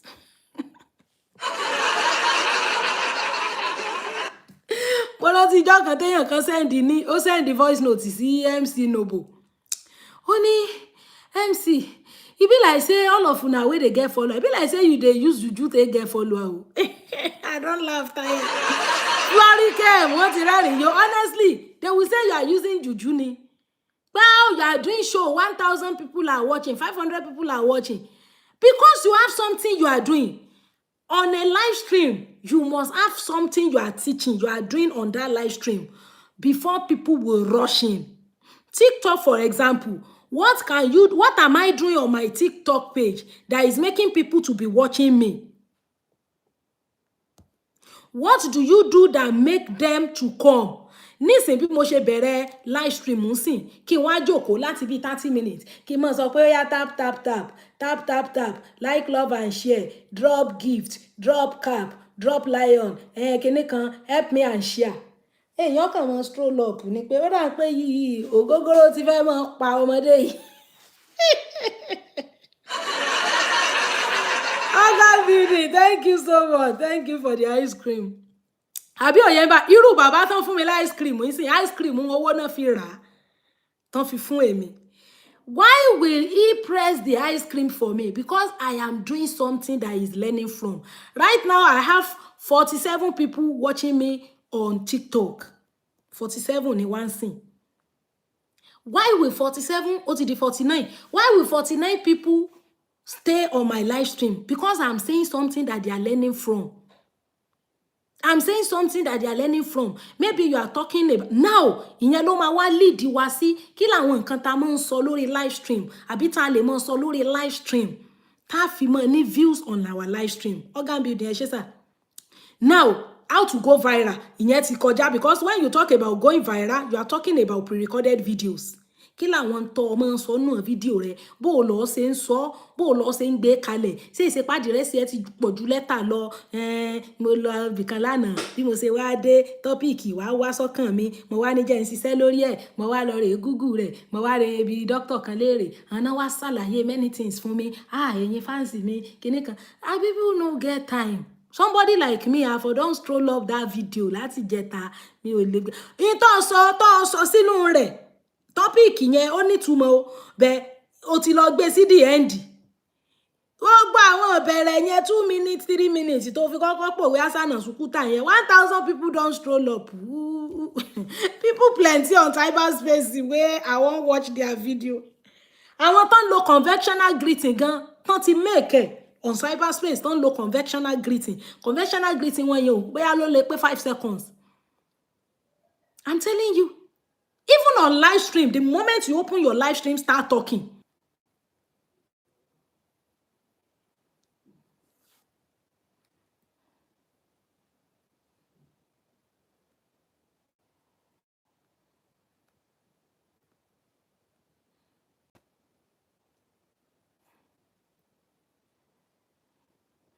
Ẹ mọ̀ ṣeun fún finger tẹ fún mi, organ building. Thank you so much, sir.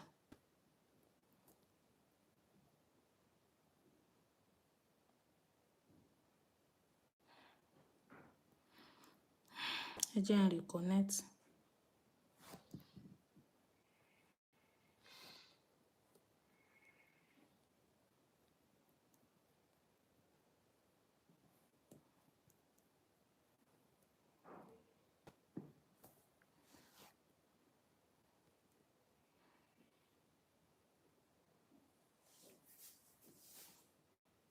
Ṣé kò rí ni?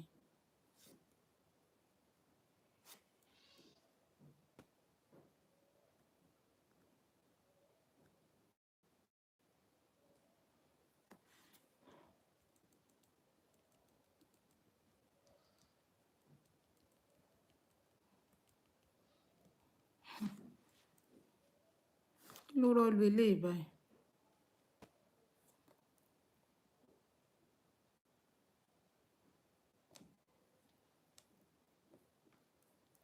That is there now.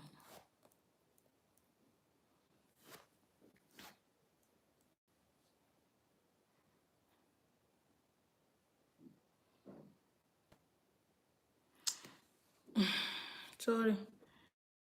Orí páwọn èèyàn wá ti ń relax. Ìgbà tí a ti ní break in transmission yẹn.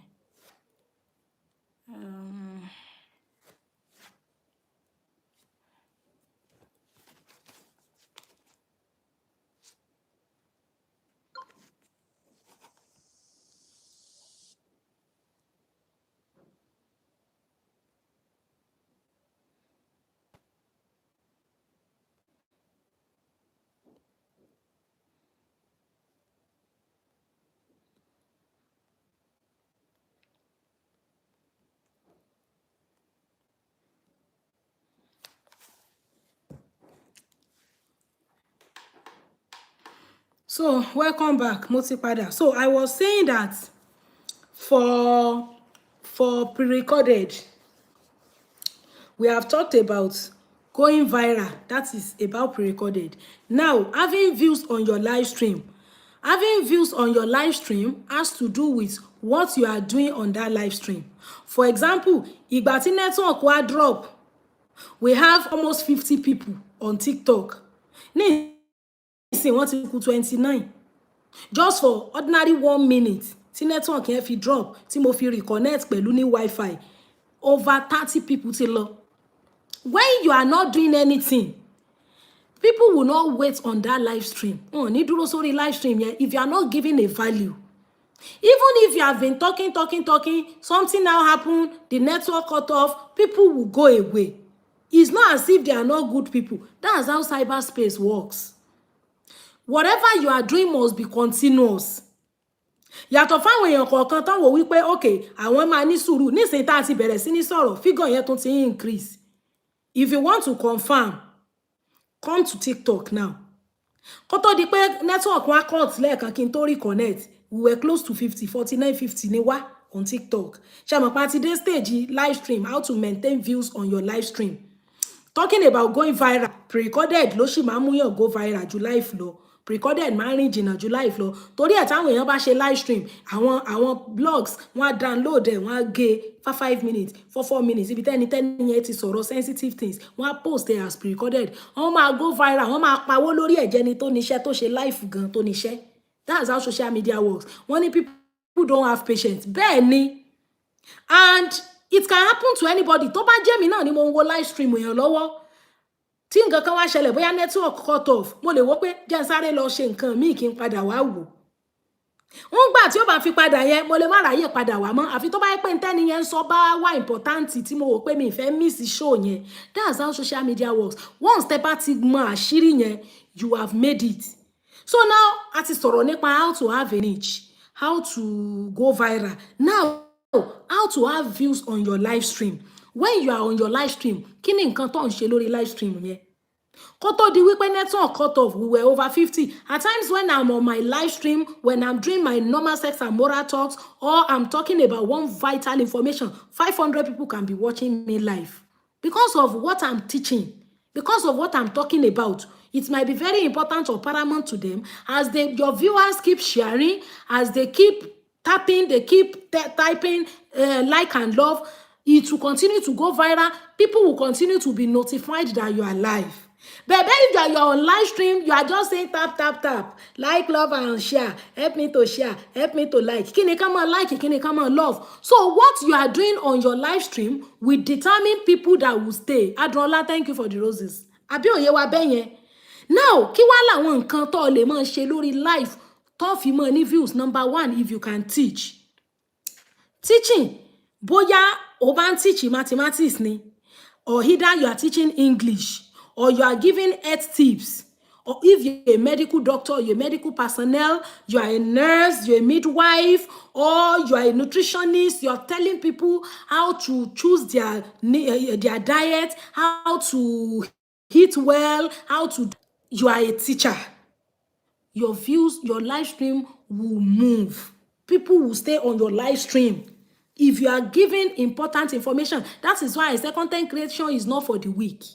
Even àwọn tó máa ń ṣe reported speech, tó máa ń ní ẹ̀yin fáǹsì mi, mọ̀ tó ṣẹlẹ̀ ní ṣé ti wo Àgídìgbò àná, ọ̀rọ̀ tó ṣẹlẹ̀ mọ̀ lágbára. Even àwọn tí wọ́n ń ṣe reported speech bẹ́ẹ̀ yẹn, àwọn náà apply ọgbọ́n wọn nínú àgbékalẹ̀ ọ̀rọ̀. Kì í ṣe pọ́n náà ronú ṣiṣẹ́, iṣẹ́ tẹ́nìkan ti ṣe. Ṣé mọ̀ pé mo sọ̀rọ̀ nípa celebrity gist? Irú àwọn Alhaji, àwọn Àgídìgbò, Alhaji Oríyọmí, those ones are already made people ni wọ́n. Àwọn yẹn ti wà made. So o wá fẹ́ táàpù nínú àrísìkí wọn, o fẹ́ táàpù nínú bọ́lọ́run ti ṣe dá sí ohun, ibẹ̀ nìwọ náà ti fẹ́ mọ́ fọgbọ́n kó àwọn èèyàn tiẹ̀ náà jọ. You understand? So ìwọ náà gbọ́dọ̀ lágbèkalẹ̀ ọ̀rọ̀. Your own personal wisdom is also needed. Now, bó bá jẹ́ celebrity míì náà ni, bóyá kìí ṣàlájì àbí bóyá another celebrity tó mọ̀ páwọn yẹn ti wà made, ara iṣẹ́ wọn nìwọ náà ti fẹ́ mọ̀ create nǹkan. You have to be diplomatic.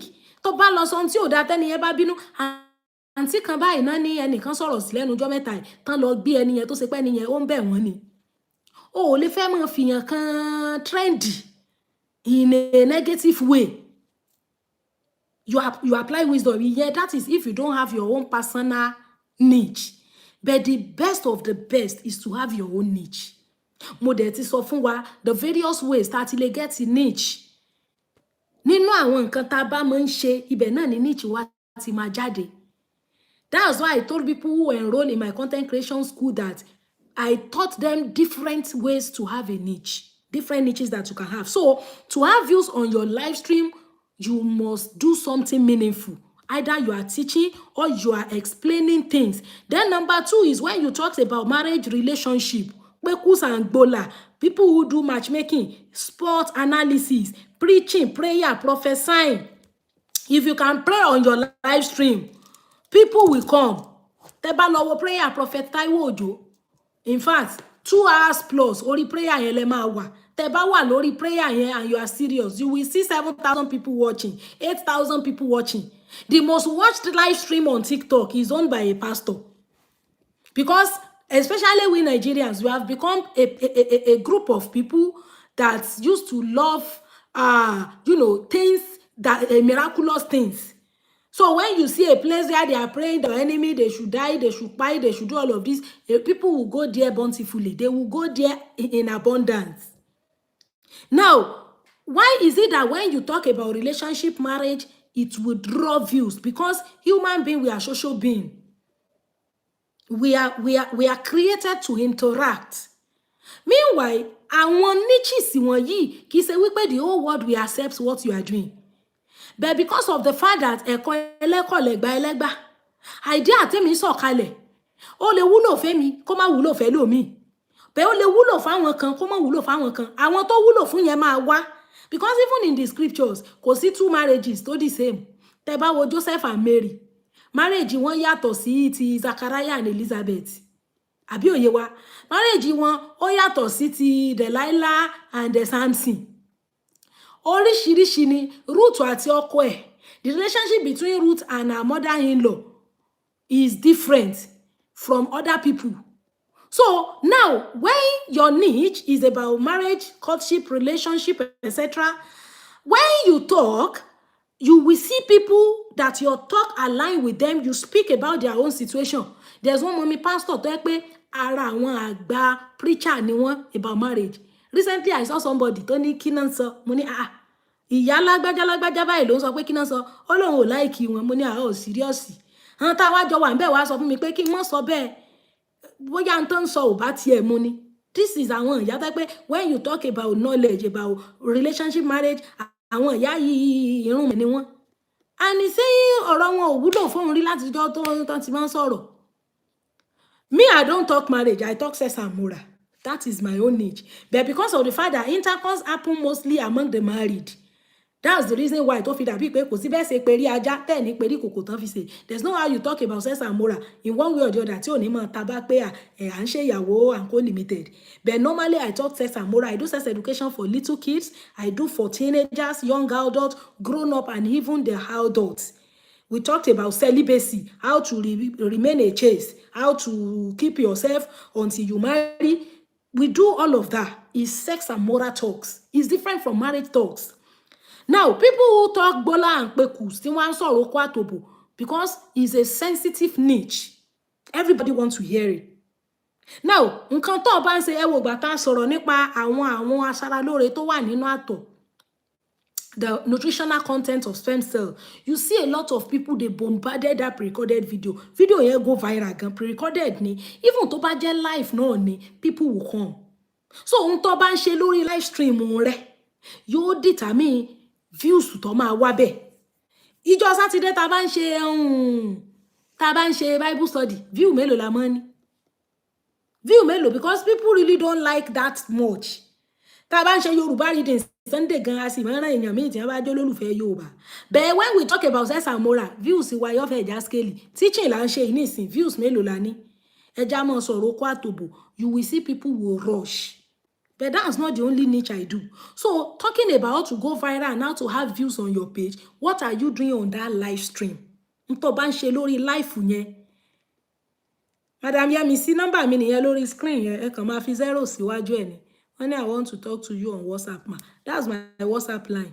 When people like Mami Funke Adejumo, bẹ́ẹ̀ni, people like Mami Funke. She talks marriage strictly and she's very, very intelligent. She's a pastor. And some other people. So, àwọn niche yẹn, the reason why those niche withdraw follower, withdraw views is the fact that human being are social being. Tó bá yẹ pé solitary being, be lion ni wá ni. We don't interact, we don't move in group. But we are social being. Tó bá lò bẹ́ nìkan ṣọ̀rẹ́, wà bẹ́ lò mí ṣọ̀rẹ́. Ìsídà kó jẹ́ pé ìyàwó rẹ̀ àbọ́kọ rẹ̀ nìkan lọ mú lọ́rẹ̀. Ṣùgbọ́n pò ní lọ́rẹ̀ hùn, irọ́ ni. So, and there are people to they are extroverts. They are very open. They interact with people. They are jovial. We have different temperaments. So, any niche that has to do with description of character will definitely draw traffic. So, to bá wà lórí live stream, especially when you are coming on a live stream, you must have done rehearsal. The topic you will talk about. If I'm coming for Bible study, I will have done review. Even offline Bible study, ẹ ti ṣe review. Iṣẹ́ tẹ́ máa ṣe manual ti wà fún. So iṣẹ́ tẹ́ máa ṣe in the next 2 weeks, ẹ ti ṣe review ẹ̀ kalẹ̀lẹ̀. Ní week yìí, ẹ ti wò, ẹ ti béèrè question, ẹ ti ṣe group discussion. O kàn lè dédé tan live stream. Kàn máa ní ntawa bẹ́ẹ̀ ni pé your people will not you don't go straight to the point. You don't have anything you are giving to the world. Nobody will stay on that live stream. Ṣóyé wa bẹ́ẹ̀ yẹn.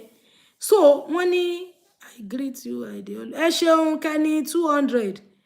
Having your spouse only as friends, which is not even possible. I don't see your. Ṣé nọ́mbà yìí ò hàn ni? Bẹ́nìkan náà ṣe láwọn orí náà nìyẹn. Bẹ́nìkan náà ṣe sọ fún mi ńjọ́ kan páwọn orí nìyẹn. Tí mo dẹ̀ sọ fẹ́ni yẹn mo ní mi ìfẹ́ wà distracted. Pé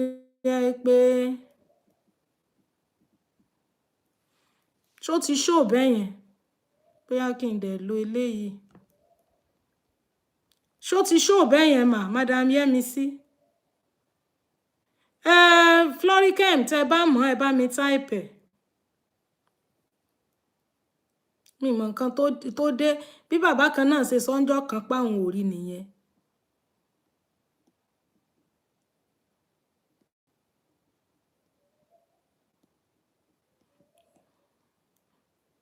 So when you are on your live stream, you must give values. Values to ban give. Even on your pre-recorded, the values you are giving is what is going to determine whether people will watch or not. Kò complete o, Madam Floricam, 84, oku 47. Wọ́n I didn't see it all. Tún rí báyìí, mo ti type ẹ, tí mo kọ ó pè síwájú ẹ. So I don't know why you can't see it. So if you can teach, mo ti sọ̀rọ̀ nípa àwọn nǹkan tó lè máa ṣe lórí live stream that will give you views. Àbí òye wa nísìn, you can be teaching. Ẹ ti rí oríṣiríṣi channels ní táwọn èèyàn teach mathematics, English, chemistry, biology, mi ńkọ́ Yorùbá, mi dẹ̀ combine gbogbo ẹ̀ together. Just make sure that what you want to teach is meaningful. You know it. Bóyá o ti lọ rèé kà ń bì kan àbò ti gbọ́ ń bì kan o sì ti confirm ẹ̀ o ti rí pé òótọ́ ni tó bá jẹ́ nǹkan tó wà professional àwọn professionals tó wà in line with it o ti consult wọn o ti rí pé correct torí ò lè máa wá ń jojúmọ́ kó wá debunk ọ̀rọ̀ ẹ pé ẹ̀yin fáǹsì mi ní tí mo sọ lánàá ẹ má bínú kì í ṣe bẹ́ẹ̀ wọ́n tó ní báyìí ni people will start losing interest, they will start losing trust.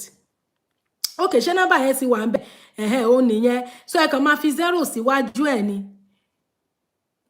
36228 so you must know what you are talking about. Ẹ wo gbà tá sọ̀rọ̀ nípa ìṣẹ̀dá ọ̀rọ̀ orúkọ èmi ti nífẹ̀ẹ́ Yorùbá láti kékeré ẹ mọ̀ so a dẹ̀ sọ oríṣiríṣi ọ̀nà tá à ń gbà ṣẹ̀dá ọ̀rọ̀ orúkọ afẹ́bùn sí èèyàn méjì ló jẹ̀bùn yẹn a dẹ̀ sẹ́ǹdì ẹ̀ sí wọn so àyàbá nìyẹn à ń ṣe Yorùbá náà à ń kọ́ ara wa lẹ́kọ̀ọ́ ewì àṣàyàn ọ̀rọ̀ àti ẹwà èdè Yorùbá gírámà èdè Yorùbá náà à ń ṣe ẹ̀kọ̀ọ̀kan but it's part of our niche.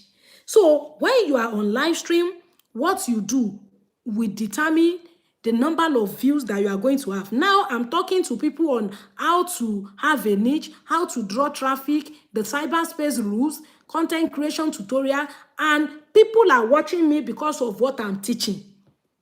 Bẹ́ẹ̀ o kàn déédéé tán TikTok, o kàn déédéé ṣe tap on your screen, share, like, love. Kí ló fẹ́ share, kàn fẹ́ like, kàn fẹ́ love. You must give value. There is one guy tó máa ń wa mọ́tò trailer. Kí lorúkọ bọ̀dá yẹn náà o? Orúkọ page wọn ó sound bí Yorùbá name báyìí. He talks a lot. Ìjọ́ kan náà sọ bàbá Abímbọ́lá Ìrasà, ìjọ́ kan náà sọ̀rọ̀ nípa pé tí break bá fail lójijì, kí ni nǹkan téèyàn lè ṣe? Báwo lèèyàn ṣe lè handle ẹ̀ nǹkan bẹ́ẹ̀ yẹn bọ̀dá yẹn ní over 100,000 followers because he gives value a lot of things èmi gan máa ń learn bẹ́ẹ̀ lórí page bọ̀dá. Apart from the fact that he has a presentative skill ó ní knowledge bí èèyàn ṣe ń present ọ̀rọ̀ he might not go to school too much but iṣẹ́ tanker driver tó ń ṣe yẹn ó mọṣẹ́ yẹn ó mọ̀ ó dẹ̀ give value ó dẹ̀ ń ṣe people are following him video ẹ̀ ń ṣe video kan tí mo ń gùn jù bẹ́ẹ̀ tí iṣẹ́ tó ń ṣe yẹn mo sọ fún wa pé source of inspiration at times could be the work you're doing or your skill to learn tàbí iṣẹ́ tó ń ṣe the environment can inspire you at times you just see people sitting down discussing ẹ dẹ̀ rí wípé discussion wọn yẹn ó lè kọ́ oríṣiríṣi àwọn èèyàn lẹ́kọ̀ọ́ you pinch your tent from it. You can pick a topic. You pick a niche from that topic, from that discussion, and you create several content out of it. Ẹ máa rí àwọn kan tó ṣe pé the situation tó ń go through presently nìyẹn. And you turn it to a very educative show. Now, another thing, apart from marriage and relationship, ara àwọn niche tó máa ń draw follower ni because we are social being. Your own reality might not be the reality of another person. It could be the reality of someone else. We that we just say some moral. Èmi gẹ́gẹ́ bí kan, my research, the books I read, the people I learned from, and my environment inspires me more. Because if I want to come talk about myself, I'll be talking celibacy every now and then. I used to tell people, you keep your private life away from social media. But when your niche is in line with marriage, relationship, etc., you have to be giving values to people. What you are doing might not go well with everybody, but when Madam Nwolaka was giving testimony about how she started her video work, she said what she was passing through that time. It was when she remarried. Said the person she remarried to, her phone had problem, and the person wanted to travel. Kò sí phone táwọn fi reach ẹni yẹn, ẹnu wa lọ ra button phone kan tó jẹ́ pé kò tiẹ̀ gbádùn náà rà fáwọn. Wọ́n wá wò pé tó bá já wọn ni àwọn ò ní ṣe báyìí sọmọkùnrin. Ibi tán ti ń jarán fóònù, ibẹ̀ lẹ́nìkan ti ní ìyá alágbájá kan ń ta fóònù kódà ó lè sanwó ẹ̀ gan lẹ́ẹ̀mẹ́ta. Wọ́n ní bàtà ṣe pé ìyá nù. Wọ́n náà bá sára fóònù Infinix làwọn ìgbà náà. So wọ́n níbi táwọn ti ń arrange ẹ̀ tán ń wo kámẹ́rà ẹnìkan tó jókòó tán ní ẹ mọ̀ lè ṣe kámẹ́rà ẹ̀ mọ̀ fine, kámẹ́rà fóònù yìí fine o. Ó yẹ ṣe fídíò náà bá ní jẹ́ kàn náà wá ṣe fídíò bí àwọn ará social media. Làwọn bá kàn express mind àwọn díẹ̀ as in pain táwọn ń go through gbà yẹn kàn sọ. Làwọn bá post ẹ̀. Gbà tí ó fi tó bí ọ̀sán, ó ti ní like, ó ti ní comment, èèyàn ti ń share ẹ̀. Àwọn kan náà tó jẹ́ pé nǹkan náà ń go through ní time yẹn, àwọn náà kọ sí comment. Èmi ń ṣe é ní èmi kàn ń ṣàwàdà ní bí eré ló bá di pé ọ̀rọ̀ yẹn ó ń address situation àwọn kan àti bá Adédayọ̀ ẹ̀ra. Ó ń address bàbá Ayọ̀ Táíwò àìrẹ́wú lọ́sàn-án. Àìrẹ́wú lọ́sàn-án. Ẹni pé mo wá sí orí live lọ́jọ́ Tuesday weekend láwọn ń ṣe live wa bẹ̀. I needed to do this ni. Tí n bá ṣe mi ní ráyè mi dẹ̀ fẹ́ mẹ́jẹ mọ́ Prime Friday chat. Gradually. So because of the fact that relationship, marriage, courtship, friendship, any ship you enter with people and we interact. Àwọn wá discover pé interaction tó ń ṣẹlẹ̀ láàrin àwọn àtẹni táwọn fẹ́ ń gbà yẹn ìní ó ń ṣẹlẹ̀ sẹ́lòmíì. Ẹlòmíì ò experience irú ẹ̀, bẹ́ẹ̀ ó lọ́rẹ̀ẹ́ kan tó experience irú ẹ̀. Fídíò yẹn bẹ̀rẹ̀ sí ń go viral pé iṣẹ́ ẹjọ́ yẹn ló sọ àwọn duri ẹni tó lórúkọ lénìí. Now, nǹkan tí mo fẹ́ fàyọ́ bẹ́ẹ̀ ni pé why is it like that? Because relationship, it has to do with marriage, relationship, courtship, etc. When you pinch your tent in line with that, it draws people. Because when it comes to all these things, there is no champion. There is no champion. When it comes to relationship, marriage, ẹni tó ti lò 50 years in marriage, ó lè má lè cancel gbogbo èèyàn. Because ẹni tó fẹ́ kọ́ ni mo fẹ́, ẹni tí mo fẹ́ kọ́ ló fẹ́. Ẹni tó fẹ́ narcissist, tó lò 10 years pẹ̀lú narcissist. Ìwọ tó ti lò 50 years pẹ̀lú èèyàn gidi, ó lè cancel ẹni tó fẹ́ narcissist. Torí ìyẹn bí ìgbà pé wà no ẹ fàyà ni. Bẹ́ẹ̀ ni tó fẹ́ èèyàn gidi, tó lò ọdún méjì nínú ìgbéyàwó pẹ̀lú èèyàn gidi yẹn. Ó sì lè little experience tó níyẹn, ó sì lè wúlò fáwọn kan tí ó sì ní wúlò fún wọn. Ìwọ lè lò 35 years with a narcissist. Tó bá lò 35 years pẹ̀lú ẹni tó jẹ́ narcissist tó jẹ́ lárùn ọpọlọ tó jẹ́ èèyàn bú. Your 35 years experience with a narcissist might not be useful for somebody tó fẹ́ yàn gidi tí ó fẹ́ narcissist in tiẹ̀. That is the reason why kò sí angle tó ti lọ mú ọ̀rọ̀ sọ lórí marriage kò ní follower. Ọ̀nà tán mọ̀ tẹ̀lé o. Live and direct. Thomas, you will have people that you are speaking their reality. We have different kind of marriages. When I like your English intonation, mo ti ní low battery lórí ìkíní. We have different kinds of marriages. Some people are in monogamous marriage, some are in polygamous marriage, some are in distance marriage. Tó jẹ́ pé spouse wọn ò sí nílé.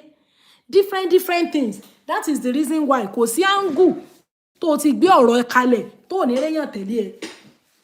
Because you will definitely be speaking the reality of some people. So tó bá lè teach, tó jẹ́ pé ó lè máa kọ́ mathematics, English, physics, chemistry, biology, tó bá pinch tent here alongside with if you pinch your tent alongside with relationship, marriage, etc., you definitely have people. You can talk about platonic relationship that Baba Ayọ̀ Táíwò ẹ kú náwó. Thank you for the roses. When you talk about platonic relationship, is platonic relationship possible in this era? You can start by saying that. Then you start giving tips. about how to make our relationship platonic. Platonic relationship means a relationship that is devoid of immorality, a relationship that sex is not involved. How can we achieve it? You start reading about it. You start educating people, especially the young girls who are just entering university. They want to have relationship, how to keep themselves, how to create a gap between them and the person they are dating so that they will not go into immorality. To some people will love you because a lot of people, they love that type of relationship, which is the best. Some people will not like you. Ẹlòmíì ò tiẹ̀ wá attack ẹ pé is your own relationship platonic? They will start asking you your own personal question. They want you to come and expose your own self to them. So you will be prepared for all kinds of attack, left, right, and center. But if that is your niche, you concentrate. A lot of people who want to keep themselves, remain a chase for God, be faithful to themselves, they will come to that your page. Because we are in a heterogeneous society with people with different views, values, morals, etc. So when you talk relationship, any form of relationship, marriage itself is a relationship between a man and a woman. Courtship relationship, platonic relationship is also an example of relationship. The relationship you have with your neighbor is a relationship. The relationship you have with your community is a relationship. The relationship you have with your relative is a relationship. So when you pinch your tent in line with that niche, it gives you views when you're on your live stream. Now, sports, matchmaking, Kpekus and Gbola, tó bá sọ̀rọ̀ nípa Kpekus and Gbola, tó ń sọ̀rọ̀ nípa ọkọ àtòbò, bóyìnbó ló fi ń sọ àbí Yorùbá, people will come because ó wà sensitive. People want to hear about it. Ìtọ́jú òbò, ìtọ́jú okó, báwo la ṣe lè tọ́jú òbò wa, báwo la ṣe lè tàǹbà, báwo la ṣe lè tọ́jú okó wa. Thank you for the ask me. Báwo la ṣe lè tọ́jú abẹ́ wa. And it draws people. Look at when I talked about cleanliness fún àwọn obìnrin. A lot of people share that video. In fact, that video helped a lot of people. Ẹni tí kò clean, tí spouse ẹ ò dẹ̀ mọ̀ bí ó ṣe sọ fún, kàn ju video yẹn sí. Ìtọ́jú òbò àtokó, nǹkan tí ọkùnrin fẹ́ rí, tó fẹ́ rí lára ẹ. Number 1, cleanliness. Number 2, stretch, elasticity. You understand? Number 3, the gripping capacity of the wall, the vaginal wall. How báwo ló ṣe lè grip okó sí? The inside, everything. You have read, you have done a lot of research, you have read a lot of books on that, and you present it. Oh, lè tán live stream kó máa sọrú nǹkan yẹn káwọn èèyàn mọ̀ wá. Ẹni tó bá busy gan, á copy link yẹn pamọ́ pé tóun bá ti less busy, òun á wá wò. People who do matchmake, ẹ wo bọ̀dá lẹ́gẹ́ tó máa ń ṣe matchmake, ẹ wo èrò bó ṣe máa ń pọ̀ lórí matchmake yẹn. Even though èmi ò fi gbogbo ara ẹ mọ̀ tọ́lọ́run bá fi rán kálukú, èmi fi gbogbo ara like matchmake bẹ́ẹ̀ torí mi wà bá tó pé wọn níyàwó fẹ́ zina kan máa lọ máa ṣe. Bẹ́ẹ̀ lómi wà tí ò wọ́rì kígbà tí sóun ló fagídí wá gbé nínú yàrá yín pé kẹ́ wá ṣe matchmake. People who do that, people will bombard their live stream. Irú wọn náà máa ṣe live stream, fẹ́ máa rí 3,000 people watching. 2,000 people watching, 1,000 people watching. Àwọn tó wá ní value tó ń kọ́ àwọn èèyàn, wọ́n wá máa ní, it be like say you guys they use jazz oh. You they use jazz to bring follower, to bring views to your post. You they use jazz to bring views to your live stream. There is no jazz anywhere. Everybody wants value, especially nǹkan tó bá wá lọ́fẹ̀ẹ́.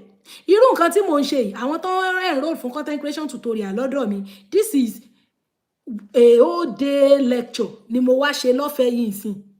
It is the lecture of a whole day or even more than a day that they paid for. So when you are giving value out and you are not charging it, views you're just scaly.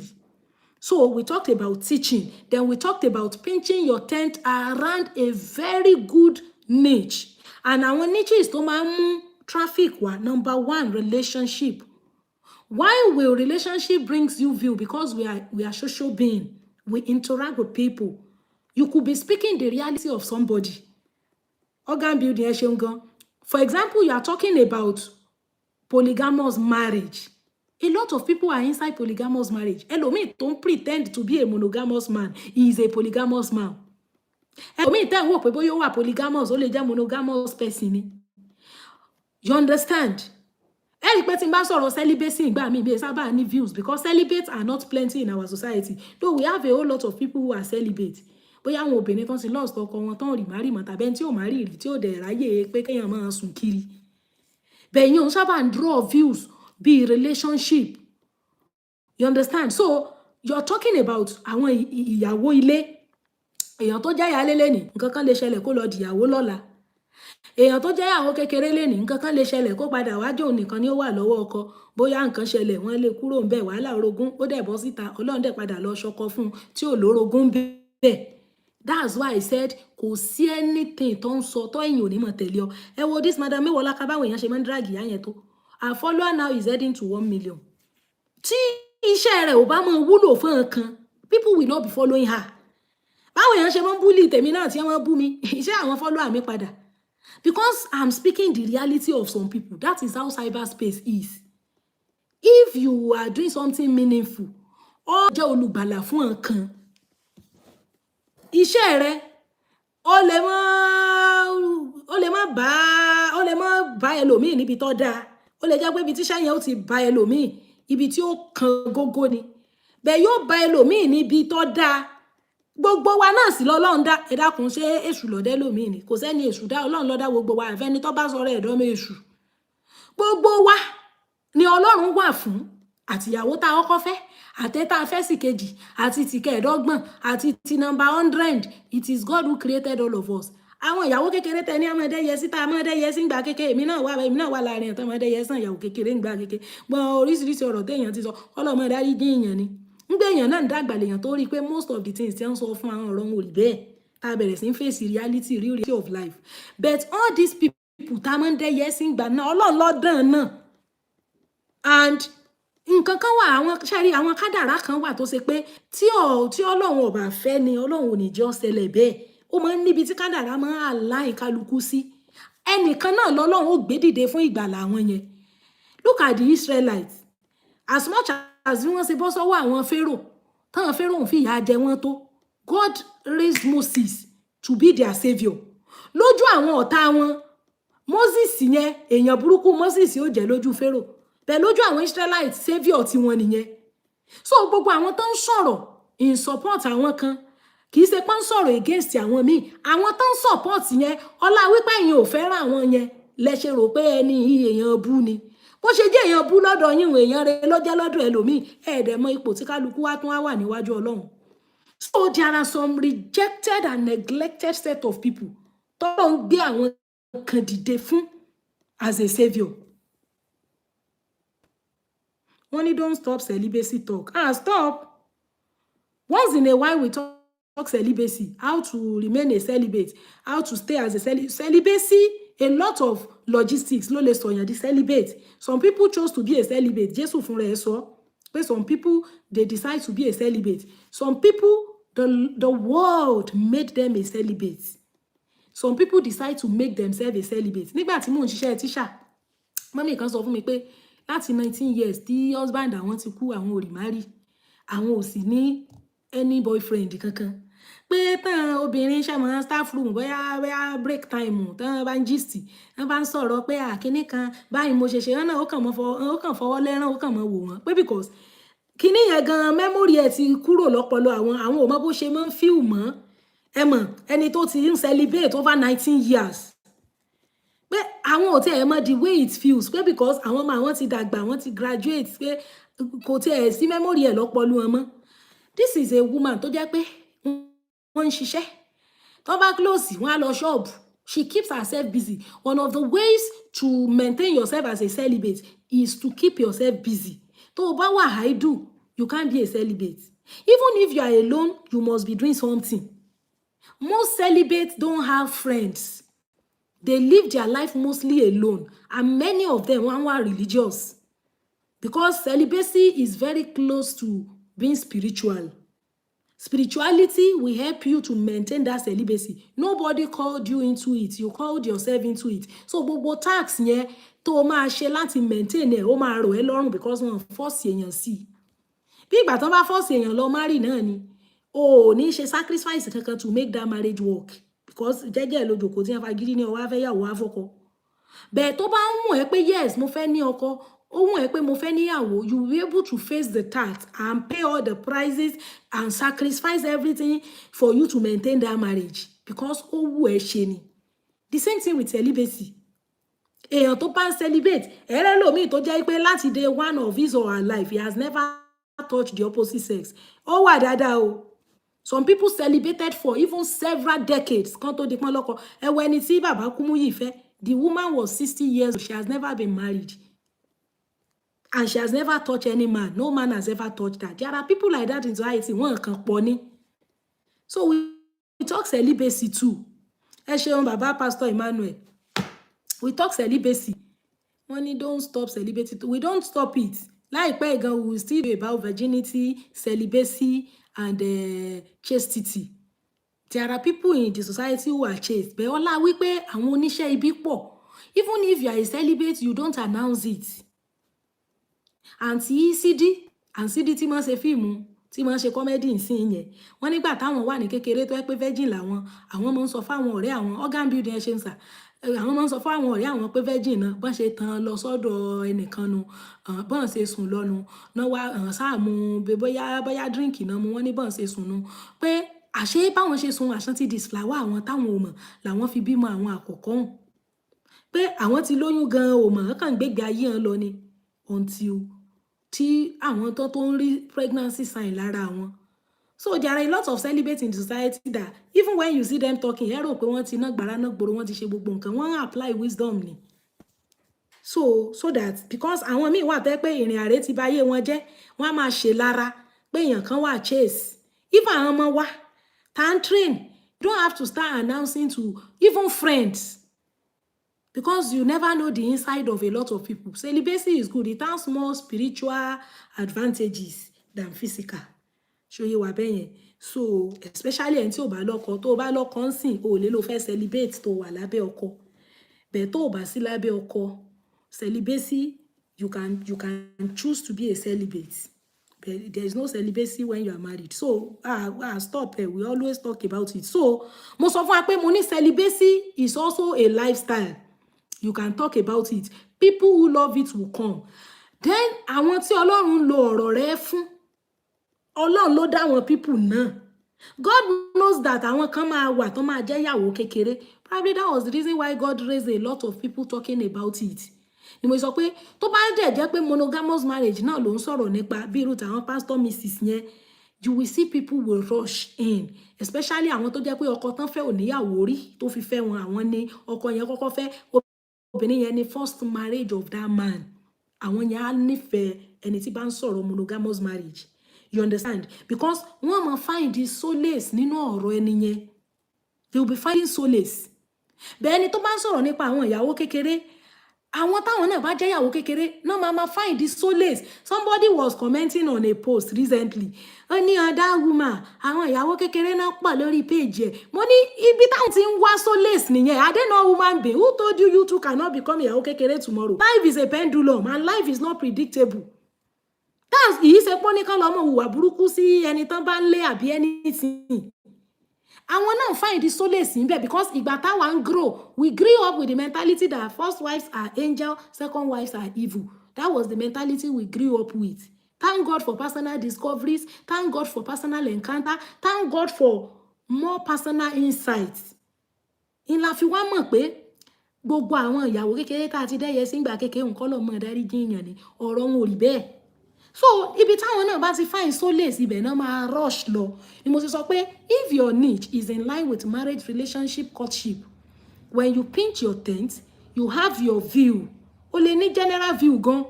You will see people that will follow you because you will be speaking the reality of some people. Wàhálà wọn tó mọ̀ tẹ́ pé true rẹ náà fi tí lọ commit suicide. Yes. So apart from that, some people do matchmake on their page. Irú bọ̀dá Legacy matchmaking náà ń ṣe. Ara àwọn iṣẹ́ tí mo ń mú views ní táwọn yẹn bá tan live stream láàrin 1 minute ẹgbẹgbẹ̀rún èèyàn ó ti máa wò wọ́n. You understand? Then sports, àti a máa ń sọ̀rọ̀ bọ́ọ̀lù, Chelsea, Arsenal, Man U, mi ò mọ nǹkan kan pẹ̀. A bá ní wọ́n á dákọ̀ club nísìn, mo mọ̀ bí èèyàn ṣe máa ń go gan tí a bá ń gbá bọ́ọ̀lù wọn mọ̀. Some people, they are guru when it comes to sport analysis. You can be doing it on your page. Tó bá ń sọ̀rọ̀ Chelsea nísìn, gbogbo ọ̀rẹ́ Chelsea àtàn ọ̀tá Chelsea wọ́n wà page ẹ. Tó bá ń sọ̀rọ̀ Arsenal, àǹtí wọ́n jẹ́ club Arsenal náà wọ́n like àtàn ọ̀tá wọn. Both their friends and enemy will come to your page. And what you need is engagement. A negative comment is a comment. The time tí Facebook ṣì máa ń pay for comment. Lórí comment kan, wàá gba 1 cent. Àtẹ̀ébú àtẹ̀pè àti praises and insults. Everything is a plus for you. You understand? So ni mo ṣe ní tó bá jẹ́ pé àwọn tó bá jẹ́ pé celebrity gist ló fẹ́ máa ṣe online. Celebrity tó bá ń sọ̀rọ̀ rẹ̀ àtàn ọ̀rẹ́ àtàn ọ̀tá ẹ̀ ni ó wà page ẹ̀. Is a traffic náà, at least ẹni tó bá fẹ́ bú mi yóò ti kọ́kọ́ wo fídíò mi náà kó tó bú mi. The fact that you have watched my video, I have achieved my aim because I will be paid for your view. The fact that you view my video is a money for me. So wá bú mi tán, ó wá wo fídíò yẹn tán, ó tún wá bú mi. Èébú tó bú nǹkan is a plus for me because lórí comment kan máa gba 1 cent. And 100 cents is equal to $1.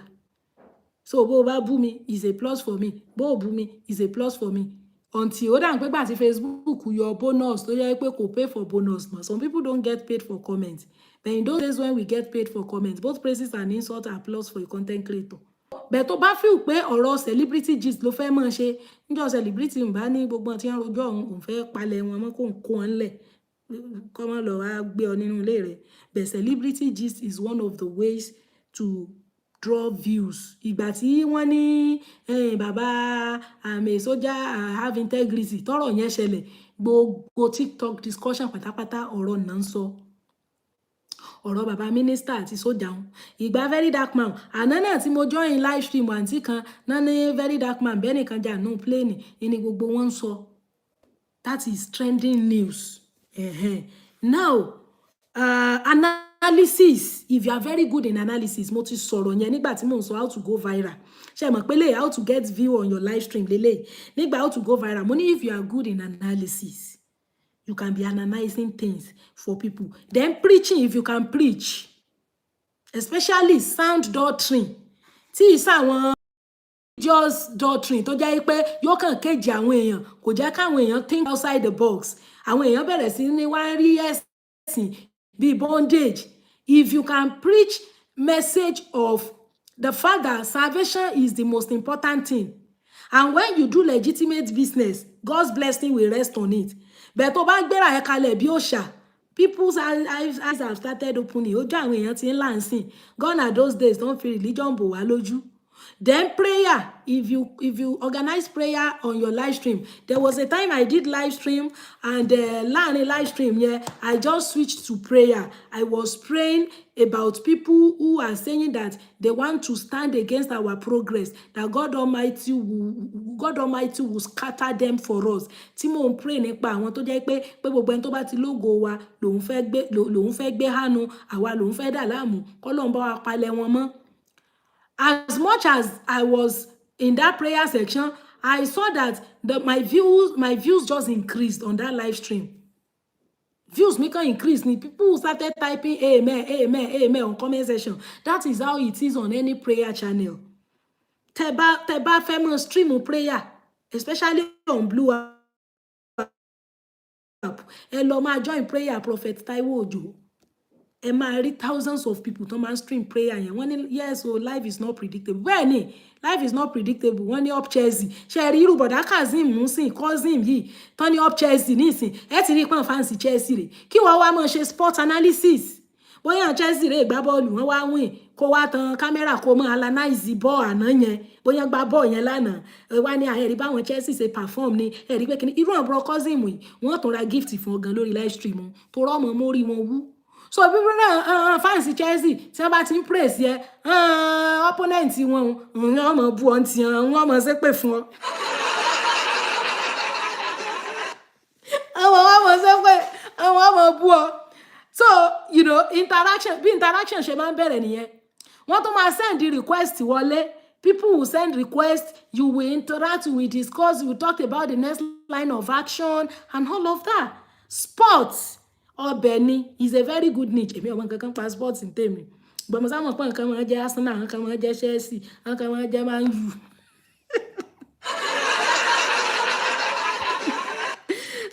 nítorí ẹ̀ mo ṣe list sports máwọn niches that draws the traffic. Then health tips náà wà important. Then prayer mo ti sọ fún wa.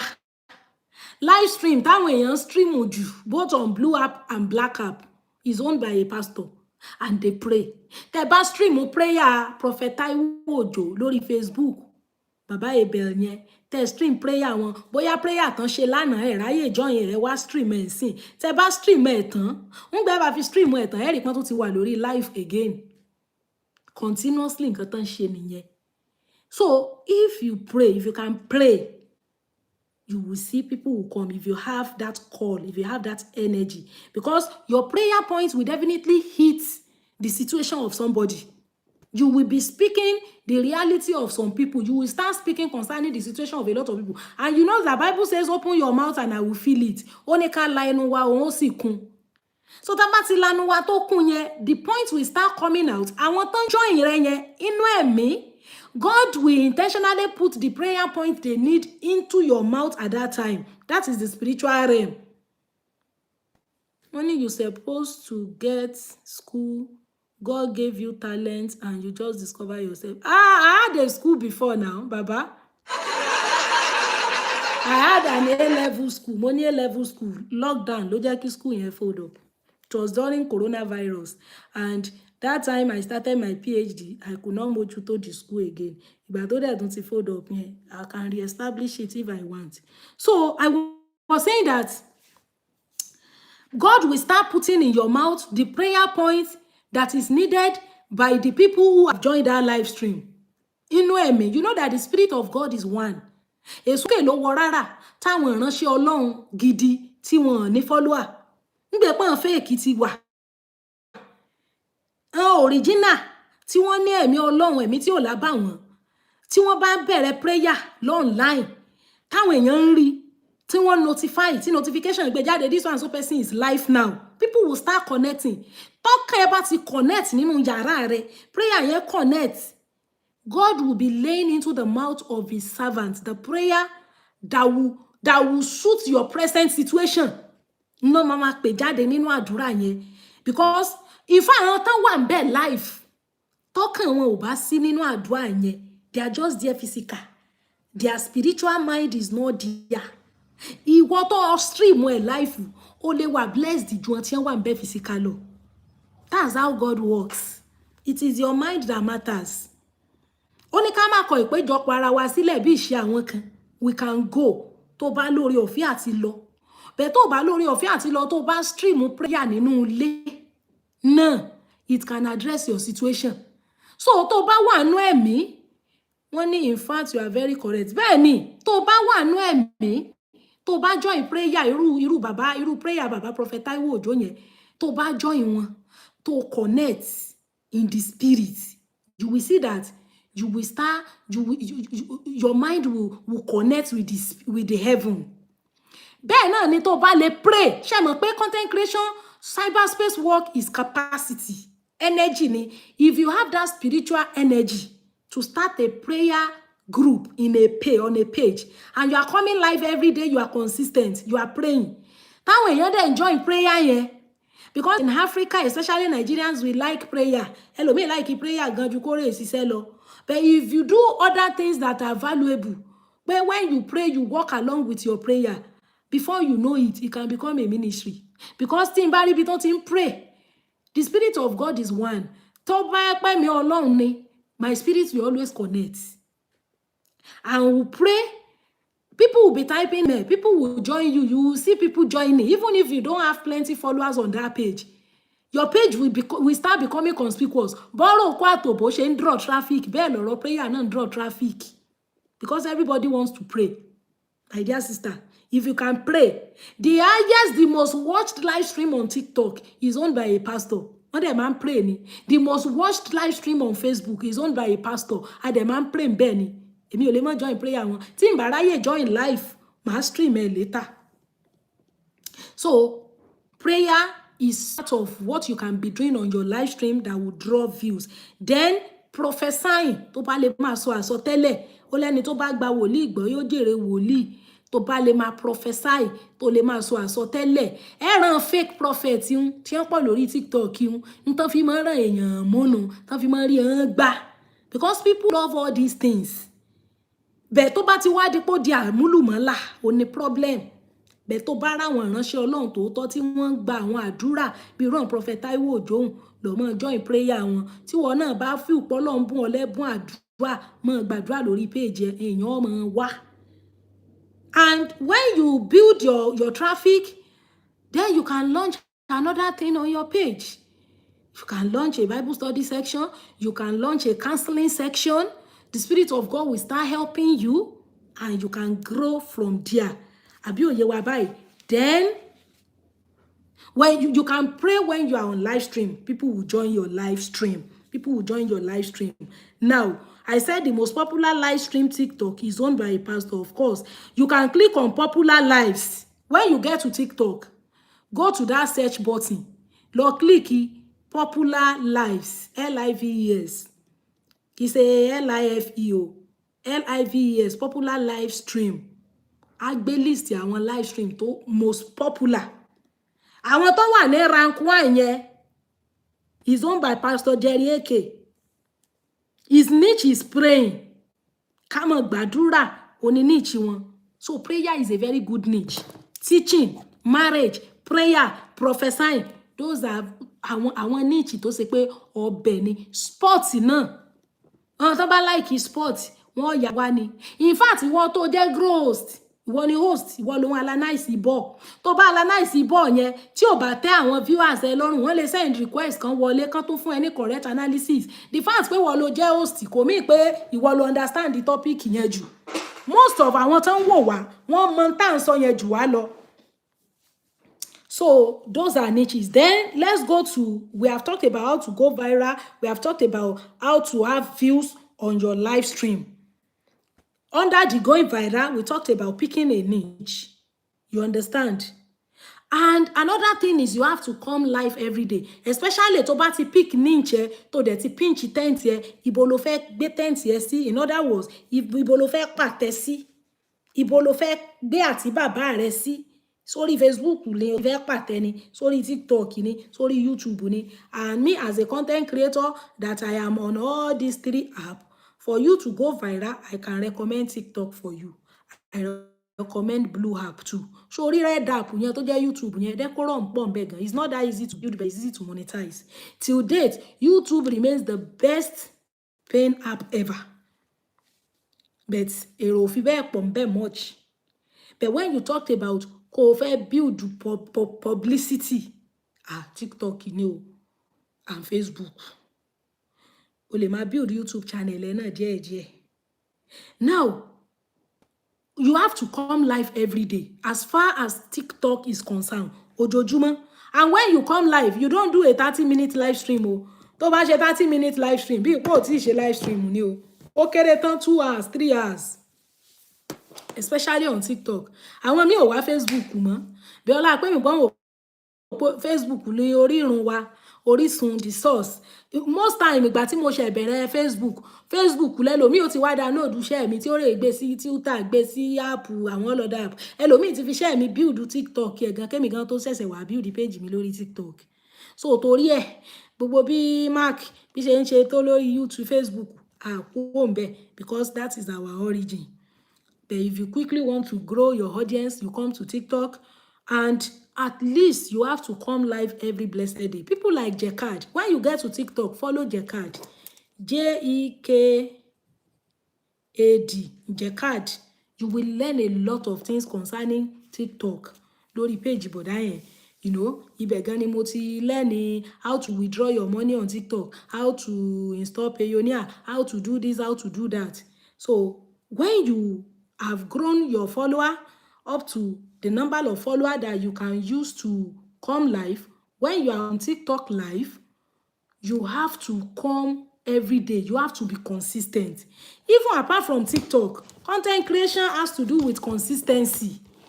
You have to be consistent, my dear sister. You have to be consistent. You have to be coming every time. You have to be coming. You have to be coming. You have to be coming live. virtually every day bóyá tẹ́ bá ti bí iṣẹ́ dé ẹ máa gbà bí iṣẹ́ ni. So and when you come live ó kéré tán don't spend less than 1 hour. Friday chat wa tá bá bẹ̀rẹ̀ 3 p.m. ìgbà míì 7 alẹ́ past 7 over 4 hours la máa ẹlòmíì ń lo 10 hours lórí TikTok. Èmi ò mọ̀ bí fóònù wọn ò kí ń ṣe ń kú. Bí wọ́n bí fóònù wọn ò kí ń ṣe ń kú síbẹ̀. Because when you are live, people will buy you gift, they run you roses, you make money. And when you spend some hours on your live stream, ó ti ní iye percentage gift here. TikTok máa bẹ́ẹ̀ fi pamọ́. So that on Sunday night stroke Monday morning, wọ́n credit owó yẹn into your balance. So when you are consistent, but ìwọ tó ń bọ̀ lórí live stream, tó ń bọ̀ wá lo 1 hour, tó ń bọ̀ wá lo 2 hours, kí ló fẹ́ sọ láàrin 1 hour yẹn? You have to prepare it. O lè sọ̀rọ̀ 30 minutes then kò bẹ̀rẹ̀ sí ń gbé àwọn èèyàn wọlé. Bẹ́ẹ̀ tó bá gbé àwọn èèyàn wọlé náà, kí lẹ fẹ́ mọ̀ sọ? You must have started a meaningful discussion. Ni mo ṣe sọ pé tó bá jẹ́ celebrity gist ni. Irú VDM tó bá yàn jànú aeroplane nísìn, o lè link ẹ̀ mọ́ ti get yìí wọ́n ní tí wọ́n ṣe ara ẹ̀ lẹ́yìn jọ́sí tán ní kò fi fóònù rẹ̀ pamọ́. Kò link ẹ̀ mọ́ ti bàbá Wasiu Ayinde. Gbogbo àtàwọn issues tó ti ṣẹlẹ̀ ní airport. Kò wò pé okay kí lẹ̀kọ́ tá a rí kọ́ nípa kíní. You see people will join you. You understand? For people coming to us to come and ask, how do you do it that people will stay on your live stream listening to you? Kì í ṣe gbogbo tán bá báyàn bẹ̀rẹ̀ live stream náà náà mọ́ ń báyàn parí. Ẹlòmíì lè mọ́ dúró ju bóyá 2 minutes lọ. Bóyá kàn rí yín pé wà lórí live stream, wọ́n kàn kí yín wọ́n dẹ̀ lọ. Ẹlòmíì wọlé, soldier go, soldier come ni. Barrack still remain. So on your live stream, you manage your audience by starting a meaningful content. Only if you join Mama Ojuabe, almost 7 hours, you are correct. Of course. Wọ́n ní ìyá Ojuabe, wọ́n ní tẹ́ bá join wọn, wọ́n ní 7 hours. Of course. Àwọn yẹn tún tajà, àwọn míì tajà lórí TikTok. Tó ṣe pé tán bá lò 100 hours lórí TikTok is a plus for them. Àní àwọn live stream míì wà tí máa rí wọn nígbà tán bẹ̀rẹ̀. Tí n bá lọ tí mo dé tí mo several hours, màá tún sì rí TikTok sì máa notify mi pé this one so person is still live. Wọ́n á wò pé live stream àti bí wákàtí 5 ẹ sì wà lórí live yẹn. Ẹlòmíì ò lọ bí iṣẹ́ yóò dé yóò tún bá wọn lórí live yẹn. Ẹnu èrò yín ni. So I said you have to be consistent. Consistency is very, very important. If you are, especially if you are not coming, the minimum you should do is at least 2 hours. Yes. If you don't come live 30 minutes, you say you have come live. No. So tell your viewers to press at me. To bá wà lórí TikTok live stream. So for my viewers, they come back, they ask me. The function of that at me is that next time when you are live, TikTok will notify them. TikTok might notify wọn pé this one so person is live now. Tó bá tẹ at me, it will give them notification. Yes. So that is the reason why somebody like me, tí n bá ti 2 minutes, several people ti máa join me in few minutes. And when you are on your TikTok live, má sọ pé nítorí pé èèyàn méjì, èèyàn mẹ́ta ló ṣì ní. Ó wá fẹ́ jẹ́ kérò pọ̀ kó tó bẹ̀rẹ̀. Start your discussion immediately. Discussion yẹn làwọn èèyàn máa bá lẹ́nu ẹ tí figure yẹn fi máa increase. Tí figure yẹn fi máa increase. Àwọn Facebook ó tẹ̀ sì lè halẹ̀ mọ́ wọn pé ó yá ẹ tẹ like ẹ tẹ love. Tá bá ti pé 50 á máa bẹ̀rẹ̀. You don't do that on TikTok. Because people will not wait for you when you are not saying anything. They will just scroll up. Ẹ wò gbà tí network wá cut off. Kí n tó rí Wi-Fi connect, èèyàn 50 wọ́n ti kú bóyá 28. Wọ́n ṣà tó ń gbéra padà, wọ́n dẹ́ṣẹ̀ di 43 ni. So lẹ́nu 1 minute yẹn, people ti drop. Mo wà lórí live stream ńjọ́ kan, and you know when I'm live, I'll be live on all my platform. Ìyá kan wá pè mí, ìyá yẹn ìyá mi ńlá kan ní ìgbọ́dọ̀ mọ́ gbé, bá gbé call wọ́n kí mi, wọ́n ṣàdúrà, wọ́n ṣe gbogbo ẹ̀ kíní kan. 2 minutes tèmi àti wọ́n fi sọ̀rọ̀. Over 100 people tí mo ní gbogbo wọn ti jáku bóyá 36. Ìgbà tí mo tún wá continue discussion yẹn, làwọn èèyàn yẹn tó wá ń padà, wọ́n wá ń rush. Ìgbà tó máa rush padà, wọ́n fẹ́ gbẹ́nu lé 200 gan. So when you are not doing continuous lesson, you are not consistent and you are not continuous, people will lose interest because it is not offline. Online there are other people tó fẹ́ lọ wo video wọn. Imagine bóyá mo fẹ́ lọ wo video ìyá kan sìn.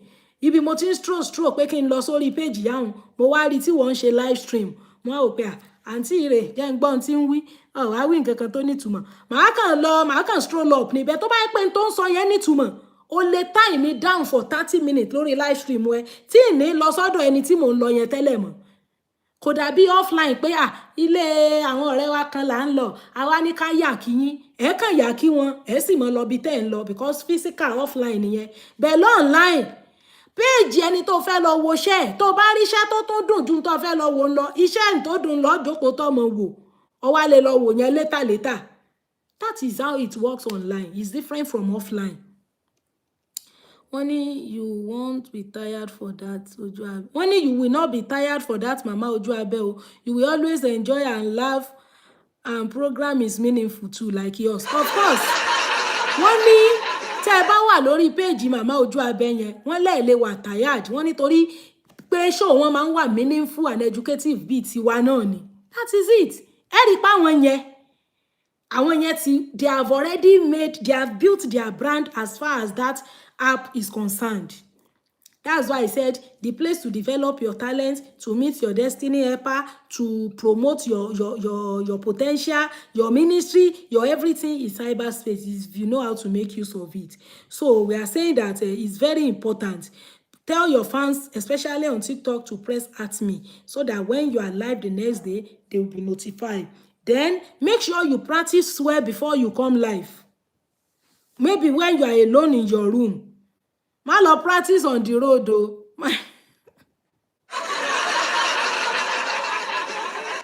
Má lọ practice tó fẹ́ sọ lórí títì o kàn má rò pọ̀ rẹ̀ ọ́ ni o. Practice very well before you come live.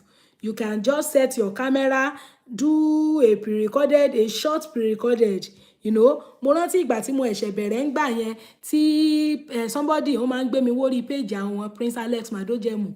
He always bring me on his live stream for interview. At times, the first time he brought me, we talked about men's sexuality and how it affects their self-esteem.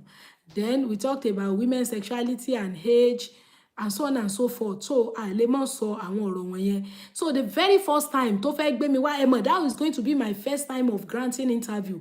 I have to do rehearsal, practice. The topic is not a new topic to me. O topic tí mo ti máa ń ṣe personally náà ni o, but you know my platform is different from his own platform tó ń gbé mi bọ̀. So I have to make sure that I do enough rehearsal, and it was very, very good.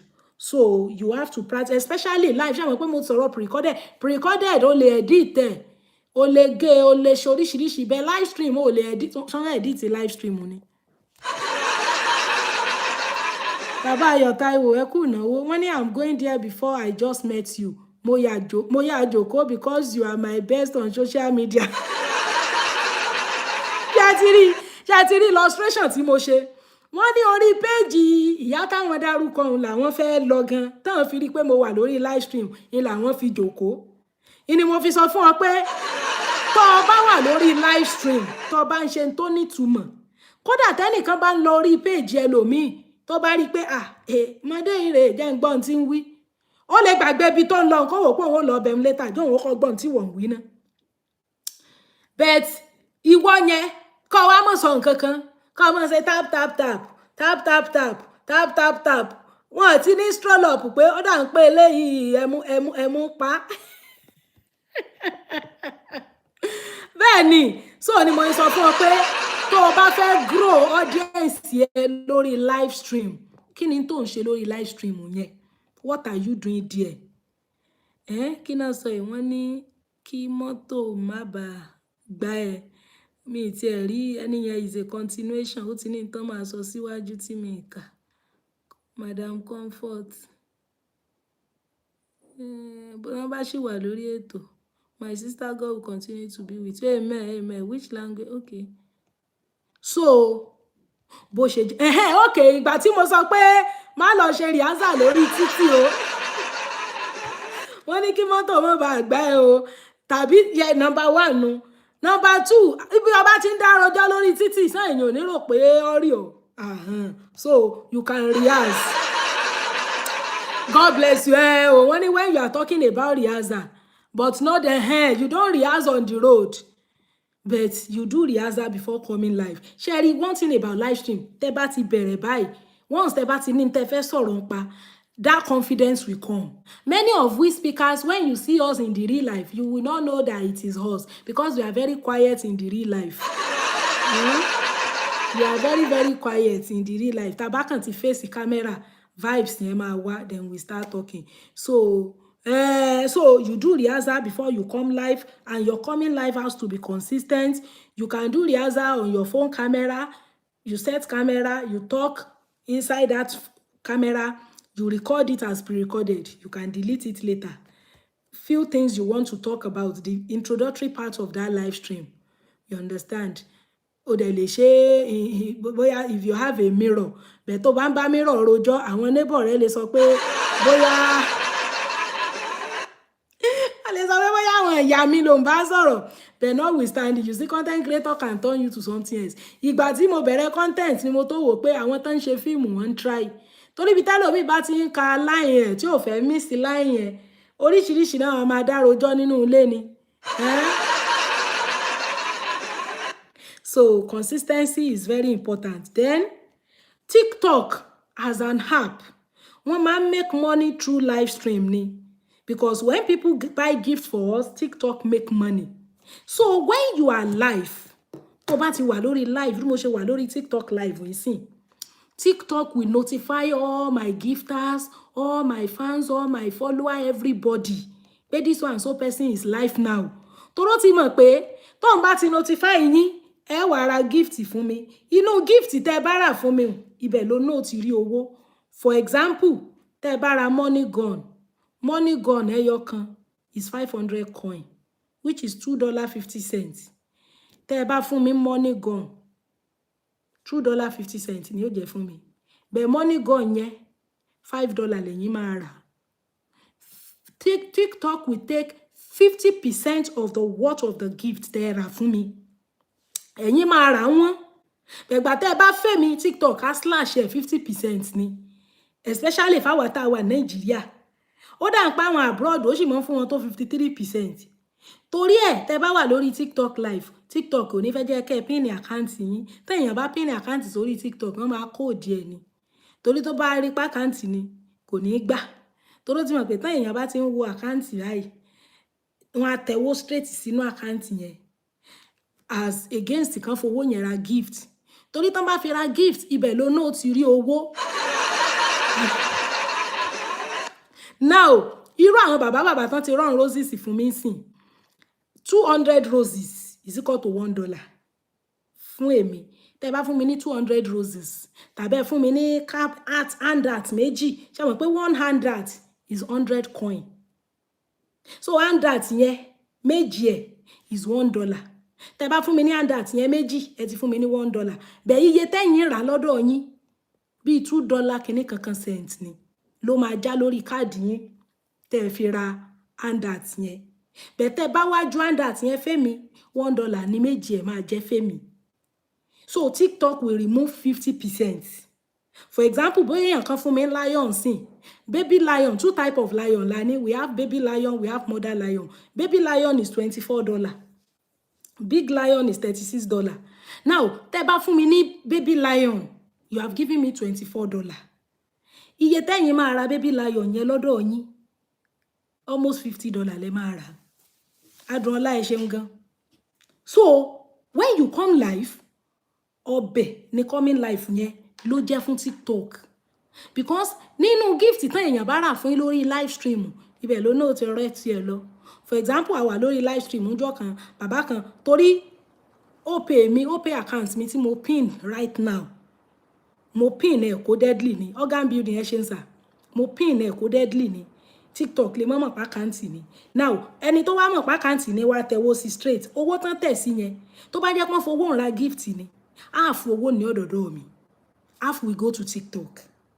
Ṣé wọn pa àwọn Chinese, ó dà pé àwọn China ní ẹni TikTok wọn. Àwọn yẹn mọ̀ tí wọ́n ṣe. Irú àwọn bàbá organ building tán rán roses fún mi. Wọ́n ní I just gave you ice cream. Ẹ ṣeun. Irú àwọn tán fún mi ní roses tán fún mi ice cream ń sìn nísìn. Owó tí wọ́n ra àwọn gift wọn yẹn, half of that owó has already gone to TikTok. Now, if you give me 200 roses, 200 roses tẹ́ fẹ́ mi tó equivalent to $1 fún mi. Iye tẹ́yin ra 200 roses yẹn $2 ló máa jẹ́ tẹ́yin máa rà. So ẹ̀yin máa rà wọ́n. By the time tí TikTok bá máa tà tẹ́ bá wá bùn èmi, TikTok á wá fún mi ní half of the nínú gift yẹn. That is where TikTok too is making money. Tẹ́ bá ti add ATM card yín, tẹ́ bá ra gift, nígbà bá rà tán, yóò ti ní bí ó ṣe slash ẹ̀. Nevertheless, since tóun ló ní app, òun ló ń fún wa ní channel tá fi ń communicate, táwa náà fi ń showcase talent wa. Àlè ní kò náà máa rí owó níbẹ̀. So when you come live and you are consistent, even TikTok will notify your people that you are live now. Ṣóyé wa bẹ́ẹ̀ yẹn. So when we buy gift, when people buy gift, they make money for TikTok. Nísìnyí tí n bá rí yàn tó ń ṣe show tí mo ra gift, tí mo fún ẹni yẹn ní gift, ẹ mọ̀, mo ti fún TikTok náà. Irú bàbá Ayọ̀ Táíwò tán fún mi ní ice cream yìí báyìí nísìn. Now, if somebody gives you art and mustache kan is 99 coin. Méjì rẹ̀ is 198 coin. Now, téèyàn bá fún yín ní art and mustache méjì, tẹ́nìkan wá fún yín ní roses méjì, that's 200 coin. Because art and mustache kan àbí cap kan is 99 coin. So téèyàn bá fún yín ní art cap méjì, that's 99 coin. Tó wá fún yín roses méjì mọ́, that's 200 coin, which is $1. Now, gift tó ń rán fẹ́yìn tó worth $1 yẹn, iye tẹ́ni yẹn rà is over $2 láti country tiwọn. Because any amount of gift that you bought, TikTok will take half of it when you run that gift to the TikToker or to the content creator tẹ́ fẹ́ fún. Irú àwọn tó ń ra Lion, tó ń ra Universe yẹn, owó gidi náà ń pa fún TikTok. Instead téèyàn fẹ́ ra Universe fún mi, the highest gift on TikTok is Universe, which is $225. $500 lẹ́ni tó bá rà máa rà. Bí máa ṣe ṣóhùn sí kéèyàn kan fún mi Universe. To me, that Universe will be $225. But iye tẹ́ni yẹn rà is $500, more than half. Ṣé wàá dúró owó tó ti pa fún TikTok? So some people, they prefer to send you money directly when you are on TikTok live, because but tó bá jẹ́ pé àwọn roses ni, irú àwọn táwa náà rán roses fún, bóyá o ra roses 1,500 naira, which is maybe 50 roses. Ìkọ̀ọ̀kan èjèèjì, 20 roses, 30 roses, 100 roses, 50 roses. Òun náà ni ó di odidi. So those are the ways by which you can earn on TikTok. Or if you join someone's live stream, irú bí mo ṣe wà lórí live stream ìbáyìí nísìn, téèyàn bá send request tí mo approve, tí mo gbé ẹniyẹn wọlé, báwọn èèyàn bá ṣe ń gift mi, wọ́n lè gift ẹniyẹn náà as a guest on my live stream. So that is how it is. Then you can make use of tools like board. Irú board tí mo lò yìí, tí mo fi kọ gbogbo àwọn topics tá fẹ́ sọ̀rọ̀ nípa, you can use it. Then when you make use of board, táwọn èèyàn bá ti wo board ẹ, tán bá ti rí àwọn nǹkan tó ń sọ̀rọ̀ nípa, wọ́n lè tẹsẹ̀ dúró gbọ́ nǹkan tó ń sọ. We are talking about how to gather views on your live stream. Then you can make use of treasure box. Téèyàn kan bá drop treasure box, people will be coming there to come and take coin from that treasure box. People that are on other people's live stream, tó bá yá, your viewers will keep on increasing. It will keep on increasing. Then you can drop goodie bag.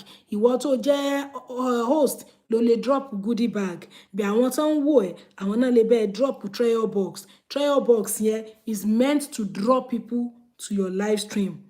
Ṣóyé wa bẹ́ẹ̀ yẹn. So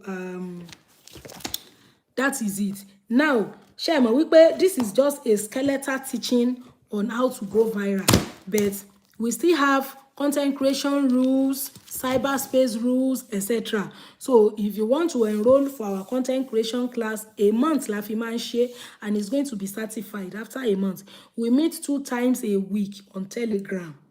So even if you don't have a niche, you don't have a content, you don't have a page, the only thing you have is passion. You have passion for content creation, come to my WhatsApp, or I'm going to put the link to my WhatsApp, the content creation group, on this video, on the caption. You can press that link, come to that group, then you will see the term and condition for both beginners, intermediate, and advanced. Advanced class is for those who already have niche, they have page, and they have followers. They just want to learn other things on how to grow their page and all of that. So that is what it is. And ẹ dẹ̀ mọ̀ wípé kíní yìí mo ti create awareness pé by 10 a.m. we are coming live to teach ourselves how to go viral, how to do a lot of things on cyberspace and grow. Madam Florikem, bóyá request yín nìkan la máa gbé. Wọ́n ní I have interest on Aunty Bose the way you teach us. Okay, do you mean you have interest in content creation or you want to join the tutorial class? Madam Florikem ẹ sọ̀rọ̀. Mo ti gbé yín wọlé. Ní ìsìn báyìí ẹ̀yin fans mi, mo ti prioritize requests from gifters. If you are not on my top 1 to 5, if you send request yín ò ní load. And for you to be on my top 1 to 5, you have to press 50 coin. 50 code 100 coin mo set ẹ sí. Mo ṣe padà lọ reduce ẹ sí 50. Ẹ ra sà. Ẹ káàsán mà. Ẹ ṣeun sà. Yes ma, ẹ kú ètò. Ẹ ṣeun. Ẹ rí ẹ máa gbogbo nǹkan yín ṣe rí ẹni tọ́lọ́run bá fi nǹkan rán kò sí nǹkan tá a lè ṣe sí. So most of àwọn èèyàn tó bá farabalẹ̀ tó bá ń gbọ́ even any messages tẹ́ bá fẹ́ pass across the way tẹ́ fi máa ń put ẹ̀ àwọn èèyàn máa ń enjoy ẹ̀ gan, especially èmi. For example nsìnyí tí n bá ṣe nǹkan kan bí mo ṣe free báyìí mo máa bọ́ sórí TikTok mo máa wo Facebook mo máa ń dúró sí tẹ́lẹ̀ mi tí ẹ ń lọ bẹ̀ mọ́ ẹ̀kọ́ kan tí máa lọ bẹ̀ gan tí máa ti kọ́kọ́ open Facebook orí kíní yín ni mo máa lọ ń wò pé kí la tún rí gbọ́ lẹ́yìn lọ́dọ̀ tíṣà wa. Now irú bí mo ṣe wá síbí lẹ́ẹ̀kan yẹn ojú abẹ́ mo ń lọ bí mo kàn ṣe open lẹ̀ báyìí ni mo rí pé tíṣà mi kí ló ṣẹlẹ̀ ó wá bọ́ sí ẹ̀yìn náà wá ní àìrẹ́wú lọ́sàn-án ó dàbí nǹkan tèmi náà rò pé àǹtí yóò fi bẹ́ẹ̀ jáde mo wá ní jẹ́ gbogbo nǹkan tó fẹ́ sọ. So now bẹ́ẹ̀ dẹ̀ ṣe ń ṣe yẹn náà Ọlọ́run á máa tún fún yín lẹ́mìí ọgbọ́n àtòyè. Àmín o. ní tẹ́lójú lọ́wọ́ wa àmín Jésù. wa náà ò ní bàjẹ́ lọ́wọ́ rẹ̀ lágbára náà Ọlọ́run á dìlé yín. Àmín o. Èmi náà ní interest o mo serious o. Ṣé ní content creation. tẹ bá wo tẹ bá wo mo ní nǹkan tí mo lè máa ṣe tó jẹ́ pé ó dẹ̀ máa ní mí ni. That's good. Ṣé máa wá enroll ní content creation ni àbí you just want to start? No, máa enroll. There was a time tí mo fẹ́ máa ṣe kinní yẹn ní orí Facebook. Ẹ má announce niche yín o kẹ́lòmíì má lọ bẹ̀rẹ̀ ṣáwájú yín don't announce it. Okay. Ńgbà tẹ́yìn bá bẹ̀rẹ̀ you can come to my WhatsApp tẹ́yìn bá bẹ̀rẹ̀ ẹni wọ́n wà lẹ́yìn ilẹ̀ wá copy òun.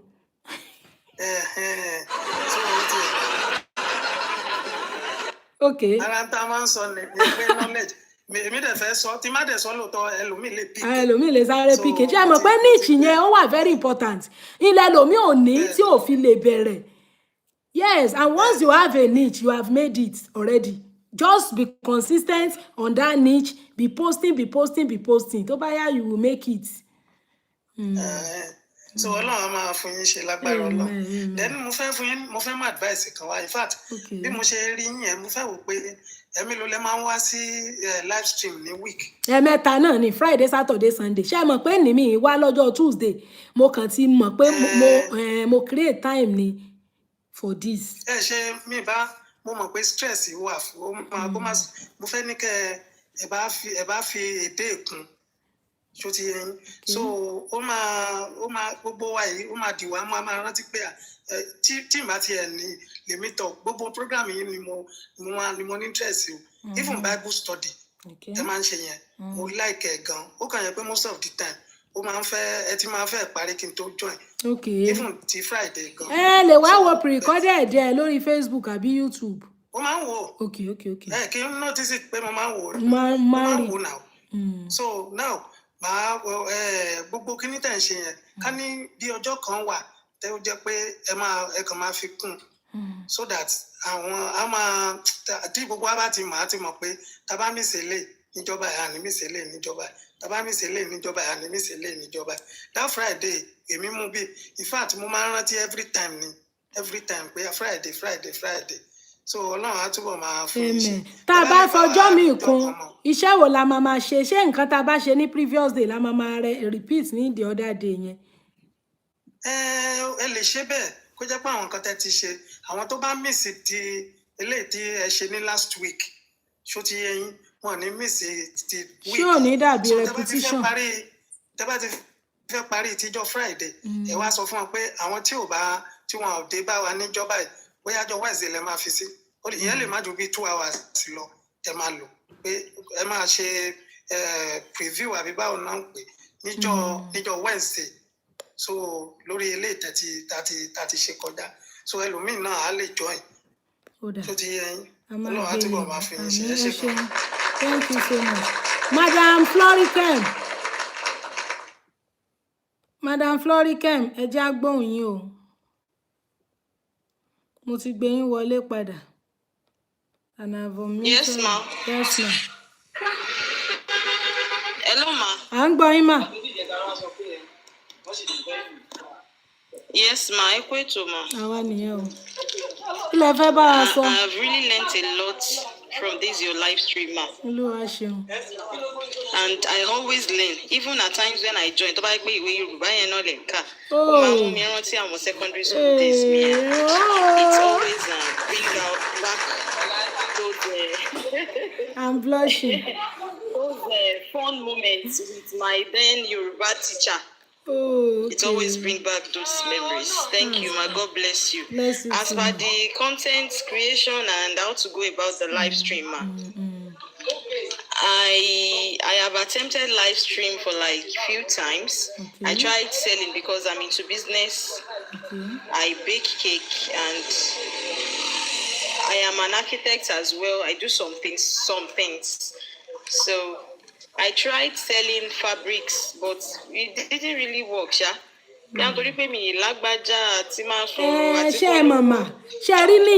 first few times kò nídìí kó jẹ́ niche ẹyọ kan mo rí pé ní 1400 follower lẹ́tí ní kò nídìí kó jẹ́ niche kan you can have 2 or 3 niches but ìkan ló máa dominate one will dominate all other ones like me now I do sex and moral I do Bible study I do Yoruba teaching but sex and moral yẹn ló dominate ẹ irú bẹ́ẹ̀ ṣe ń tajà tẹ́ ń ṣe architect yẹn even bẹ́ẹ̀ ṣe jẹ́ architect yẹn ẹ lè máa give architectural tips in your short video. Yeah, you can be creating video because our tá ń ṣe talent online kìíní kan ẹlòmíì tó jẹ́ counselor tó ń ṣe counseling tí ó mọ jòkó pé ó dìgbà táwọn èèyàn bá wá sọ́fíìsì òun fún consultation ń tán fẹ́ wá sọ́fíìsì ẹ fún consultation ẹlòmíì tí ń ṣe online irú àwọn narcissistic lesson people we have a lot of video about narcissists ìwà ẹ̀ṣẹ̀ jòkó òun wá working client tí ó working fine you can get working client around but right now social media has made everything easy tẹ́ bá lè fẹ́ ta tips yẹn jáde lọ́fẹ̀ẹ́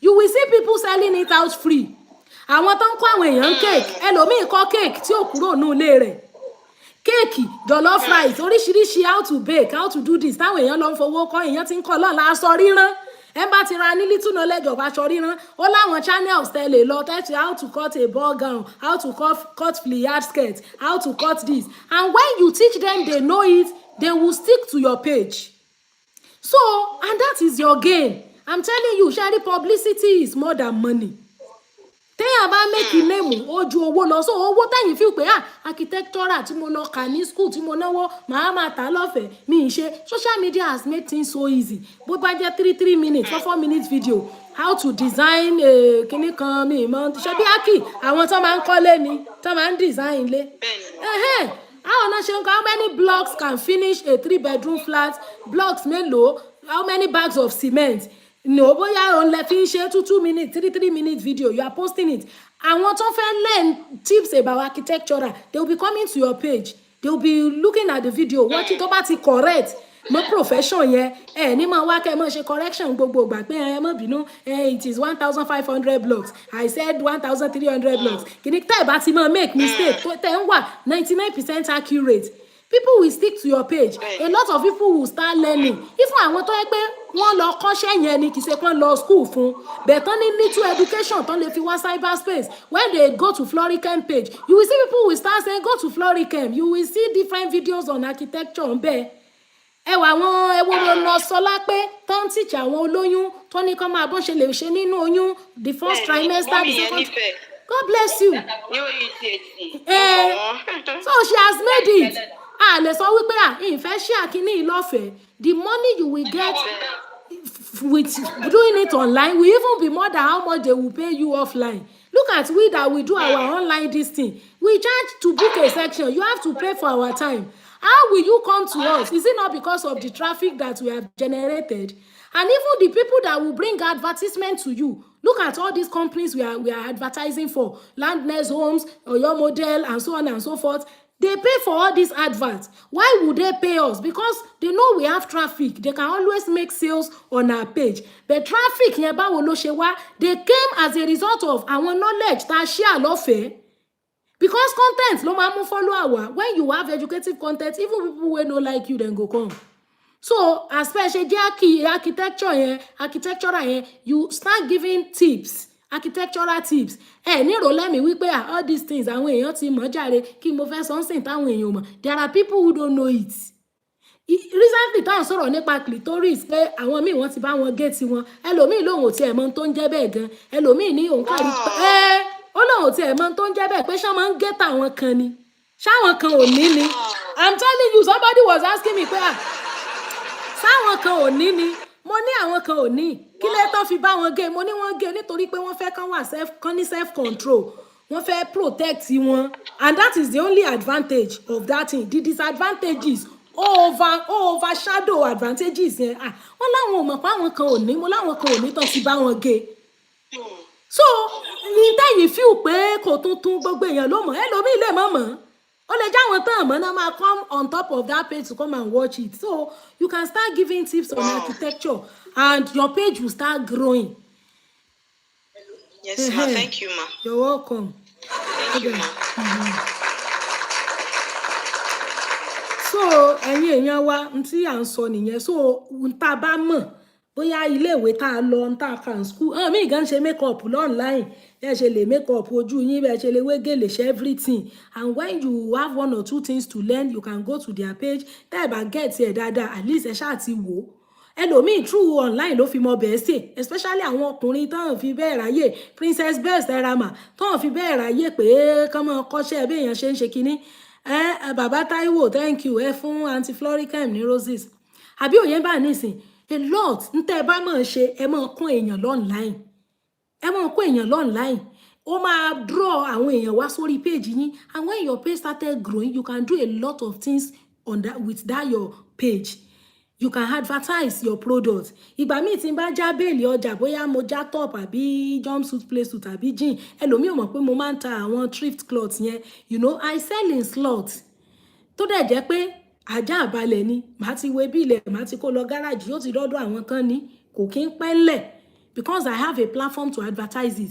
Báwo ni mo ṣe wá build platform yẹn? Àwọn traffic tá build ọ̀tọ̀ ní nǹkan tá fi build wọn. But when we have already built that traffic, we can use that traffic to do a lot of businesses. Tá bá ti ní integrity.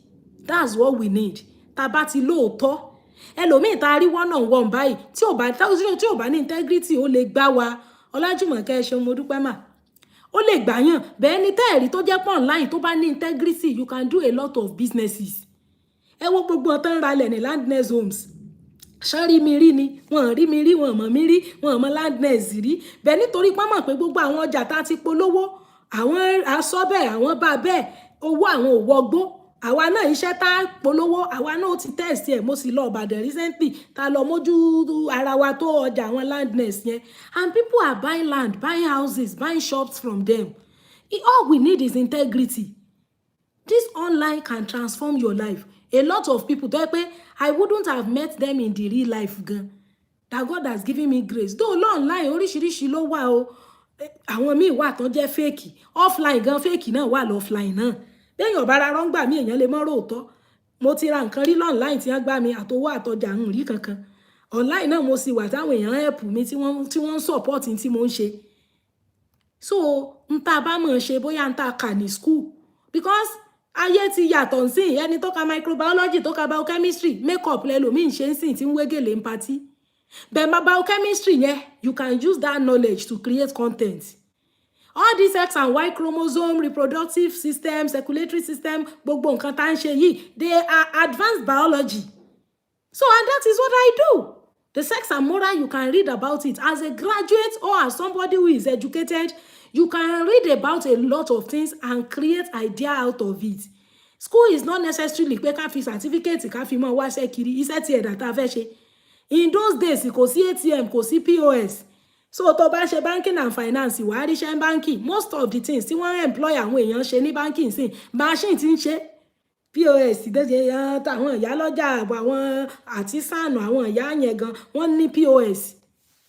So cashier mélòó náà wá fẹ́ employ nínú báńkì tí ọmọ sanwó fún customer when there are POS. So many of the ìwé tá a lọ kà yẹn machine tí ń ṣe àwọn iṣẹ́ wọ̀nyẹn. So àwa la máa lo skill wa to make use of the technology in order to make use of that technology for us to earn our living. So àwọn ẹ̀kọ́ tá a kọ́ yẹn tá a wò pé yìí lè pín lọ́fẹ̀ẹ́ táyìn tí wọ́n sọ pọ̀ lè pín lọ́fẹ̀ẹ́ òun ibẹ̀ ló ti máa rán fídíò tẹ́lòmí ò tún máa ṣe intensively. Yeah, irú àwọn tó máa ní pé àwọn fẹ́ yàwó àwọn ò súnmọ́ yàwó àwọn ìyàwó àwọn ò kí ń gbà fáwọn kò láìkì okó ìyàwó tí ò láìkì okó nǹkan mẹ́rin ló lè fà. Number 1 bóyá ó ti circumcise. Number 2 bóyá ó ti wà of age tó ti dàgbà tó ti wọ perimenopause and menopause. Number 3 bóyá kì í ṣe foreplay. Number 4 bóyá ọkàn rẹ̀ ò sí lára yín. Now, tó bá wá jẹ́ 4 reasons yẹn, how do we handle it? Tó bá yẹ pé circumcision ni, there is a way they make love to a circumcised woman. We do that. And somebody shared testimony about it, which I put on my page. Then, bóyá ọkàn rẹ̀ ò sí lára yín, tó lè mú kọ́kàn obìnrin má sí lára yín, bóyá ó ti achieve aim ẹ̀. Our aim is kóun fọ́kọ, kóun bímọ, kóun establish, kóun sì mọ jẹ́ married woman, kóun mọ jẹ́ Mrs. Gbogbo aim yẹn ló ti achieve. Àwọn obìnrin míì wà báwọn tọ́pẹ́ tó bá ti bímọ tọ́mọ ti ọkọ ti bá wọn tọ́jú ọmọ tán everything ti set wọn ní nífẹ̀ẹ́ ọkọ yẹn mọ́ ọkàn wọn máa ṣí kúrò lára ọkọ yẹn wọn á máa gbàgbé pé àwọn ọmọ yẹn ara ọkùnrin yìí ní àtọ̀ tó jáde tó di ọmọ yẹn ti wá wọn rántí gbogbo yẹn mọ́ especially bóyá bá ti bá wọn kàn mọ rèlú èbò tí gbogbo ọmọ ti dáa tán gbogbo yẹn ló sì mọ̀ ní obìnrin náà ní mọ́ kọ́ jèrè ọmọ ọkàn ẹ lè mọ̀fẹ́ bọ́kùnrin ṣe mọ́ kọ́kàn ẹ mọ̀fẹ́ bọ́kùnrin sùn mọ́ kọ́kàn mọ́ bọ́kùnrin sùn out of pé kọ́mọ́sá sọ pé ń gbà fóun tó bá ń ṣe bẹ́ẹ̀ yẹn ara ẹ̀ ò ní tutù ìyẹn fún àìfọkànsí dẹ́nu ẹlẹ́ẹ̀kẹta age ó máa mú kóbìnrin lose interest obìnrin tó bá ti ń dàgbà tó ti ń wọ 50-55 estrogen and progesterone level ẹ̀ ti máa já wálẹ̀ as a result of that ara ẹ̀ máa dry ó ní bó ṣe ń take care dryness then foreplay náà is part of it àwọn ọkùnrin míì wà tó yẹ pé wọ́n kàn kí obìnrin gìrì wọ́n á kàn fẹ́ wọnú ilé sára obìnrin lẹ́ẹ̀kan náà bára ọkùnrin ṣe rí ọkùnrin máa ń wà spontaneous ni obìnrin máa ń wà responsive for a woman to be responsive téèyàn bá respond nǹkan kan lèèyàn respond sí now a woman can either respond to touch or memory or love or bóyá good time that is spent together tàbí romance but when romance has grown wings and fly out of that your marriage no romance all you want to do is direct intercourse you'll be giving that woman a pain no foreplay nothing the woman will lose interest in that sex so ẹ wá ṣẹ̀ṣẹ̀ wá mọ wá kánsẹ́lọ̀ kan tẹ́ ṣẹ̀ṣẹ̀ lọ ọ́fíìsì ẹ wá travel down láti ibi tẹ́ ń gbé ẹ mọ wá owó tẹ́sẹ̀ san ẹ mọ lọ ẹ mọ bọ̀ ẹ mọ waste epo mọ epo sí mọ́tò ẹ tí ò bá ní mọ́tò àṣẹ mọ wọ mọ́tò torí ẹ fẹ́ lọ rí kánsẹ́lọ̀ something that you can just be strolling on cyberspace and you will see somebody making video on it and you will practice it will work for you. You are now sitting down waiting for when a client will come to your office.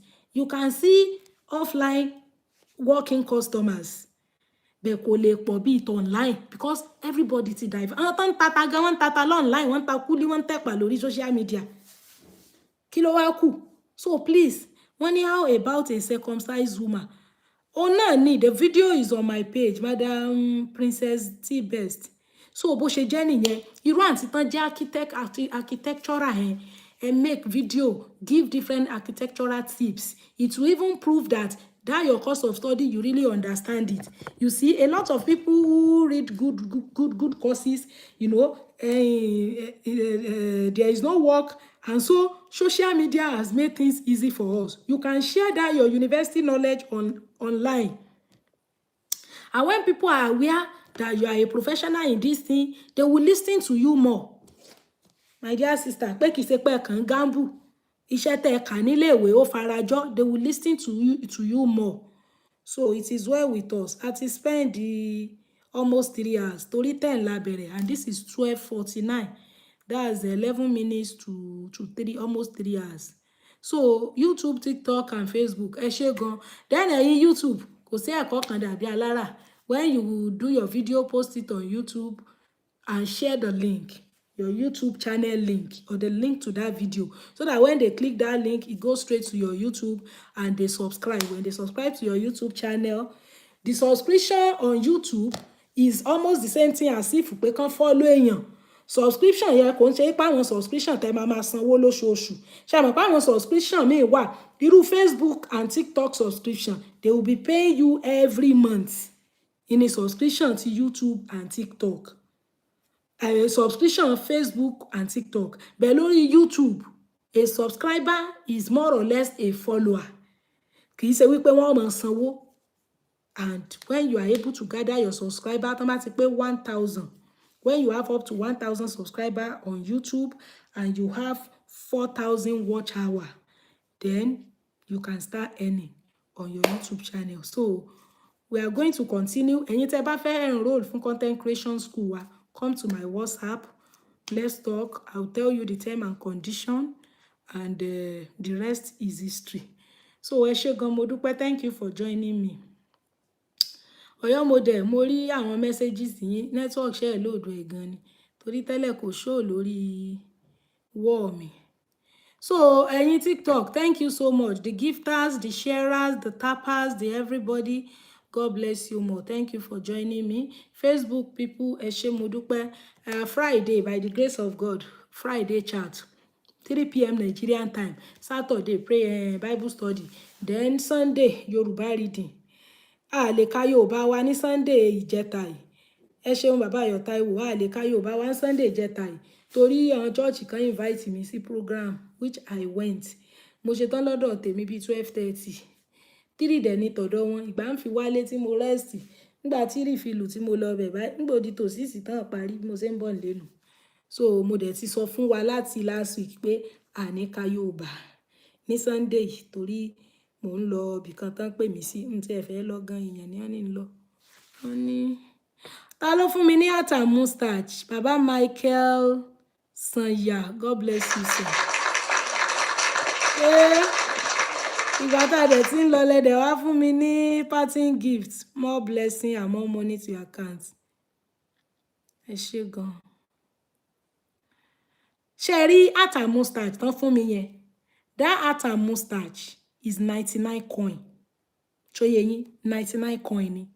Now, báwọn ṣe rà ní 99 coin yẹn, bó ṣe jẹ́ 99 coin yẹn, méjì rẹ̀ ó máa jẹ́ 198 coin.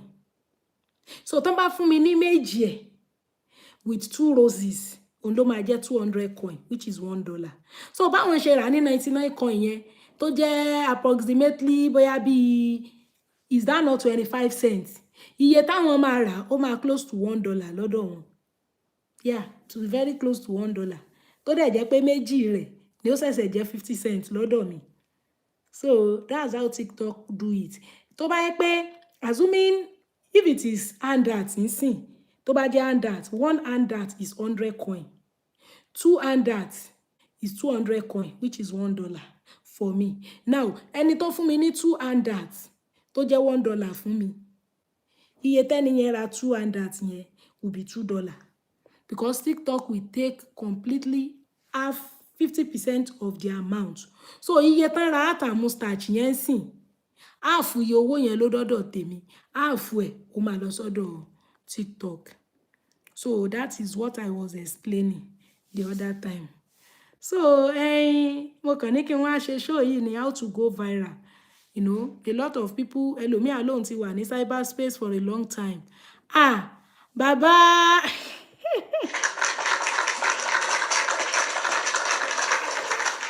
Somebody is joining me, or somebody joined me on YouTube. Mi fẹ́ dárúkọ wọn, but I'm so surprised. Mi tí ẹ mọ̀ pé wọ́n máa ń join YouTube live mi. Facebook mo ti rò wọ́n máa ń join mi.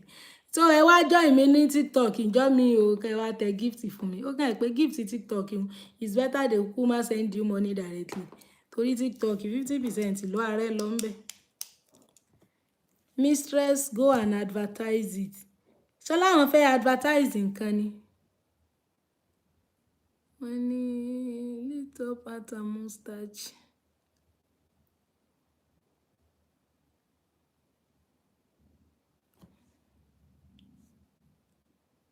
Well done. So ẹ má jẹ́ ń dá wa lágara jàre ọ̀rọ̀ sísọ náà work o. She said Obo is available. Okay now. It is well. Hey, another atta mustache. Dolapo Adeyemi, God bless you. Ẹ ṣé kú náwó. Wọ́lọ́ ṣé ní dúró díẹ̀ sí báyìí tọ́lọ́ dà ń pé towards the end of this discussion ní làwọn gifters mi ṣẹ̀ṣẹ̀ ń dé o wọ́n ní good afternoon ma good afternoon sir Dọ́lápọ̀ Adéyẹmí God bless you sir thanks for the heart and mustache àbí àti lẹ́rìn yóò thanks for the advice you gave me last year lọ́nlọ́n bó ní ṣe wá rántí.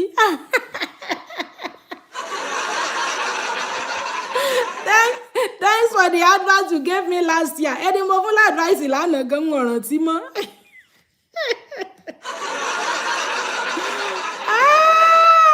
Last year long. Jésù gan mọ̀ pé mo lè rántí. Oya, what was the advice? Ṣé máa send the request ni? Another hat and mustache. My own done better. Ore kì í gbé náà àǹtí wọ́n ṣe bẹ́ẹ̀ ni ore kì í gbé mi ọ̀ràn tí wọ́n mọ́ ó jìgbìjìgbì. Mọ́mí kíre mọ́mí ṣóhá àwọn orúkọ yìí powerful thank you for the roses ta ló send the request bàbá Dọlápọ̀ Adéyẹmí tán fún mi ata mustache yẹn dẹ̀ tí ó ti clear gate fee mi because my gate fee is 50 coin.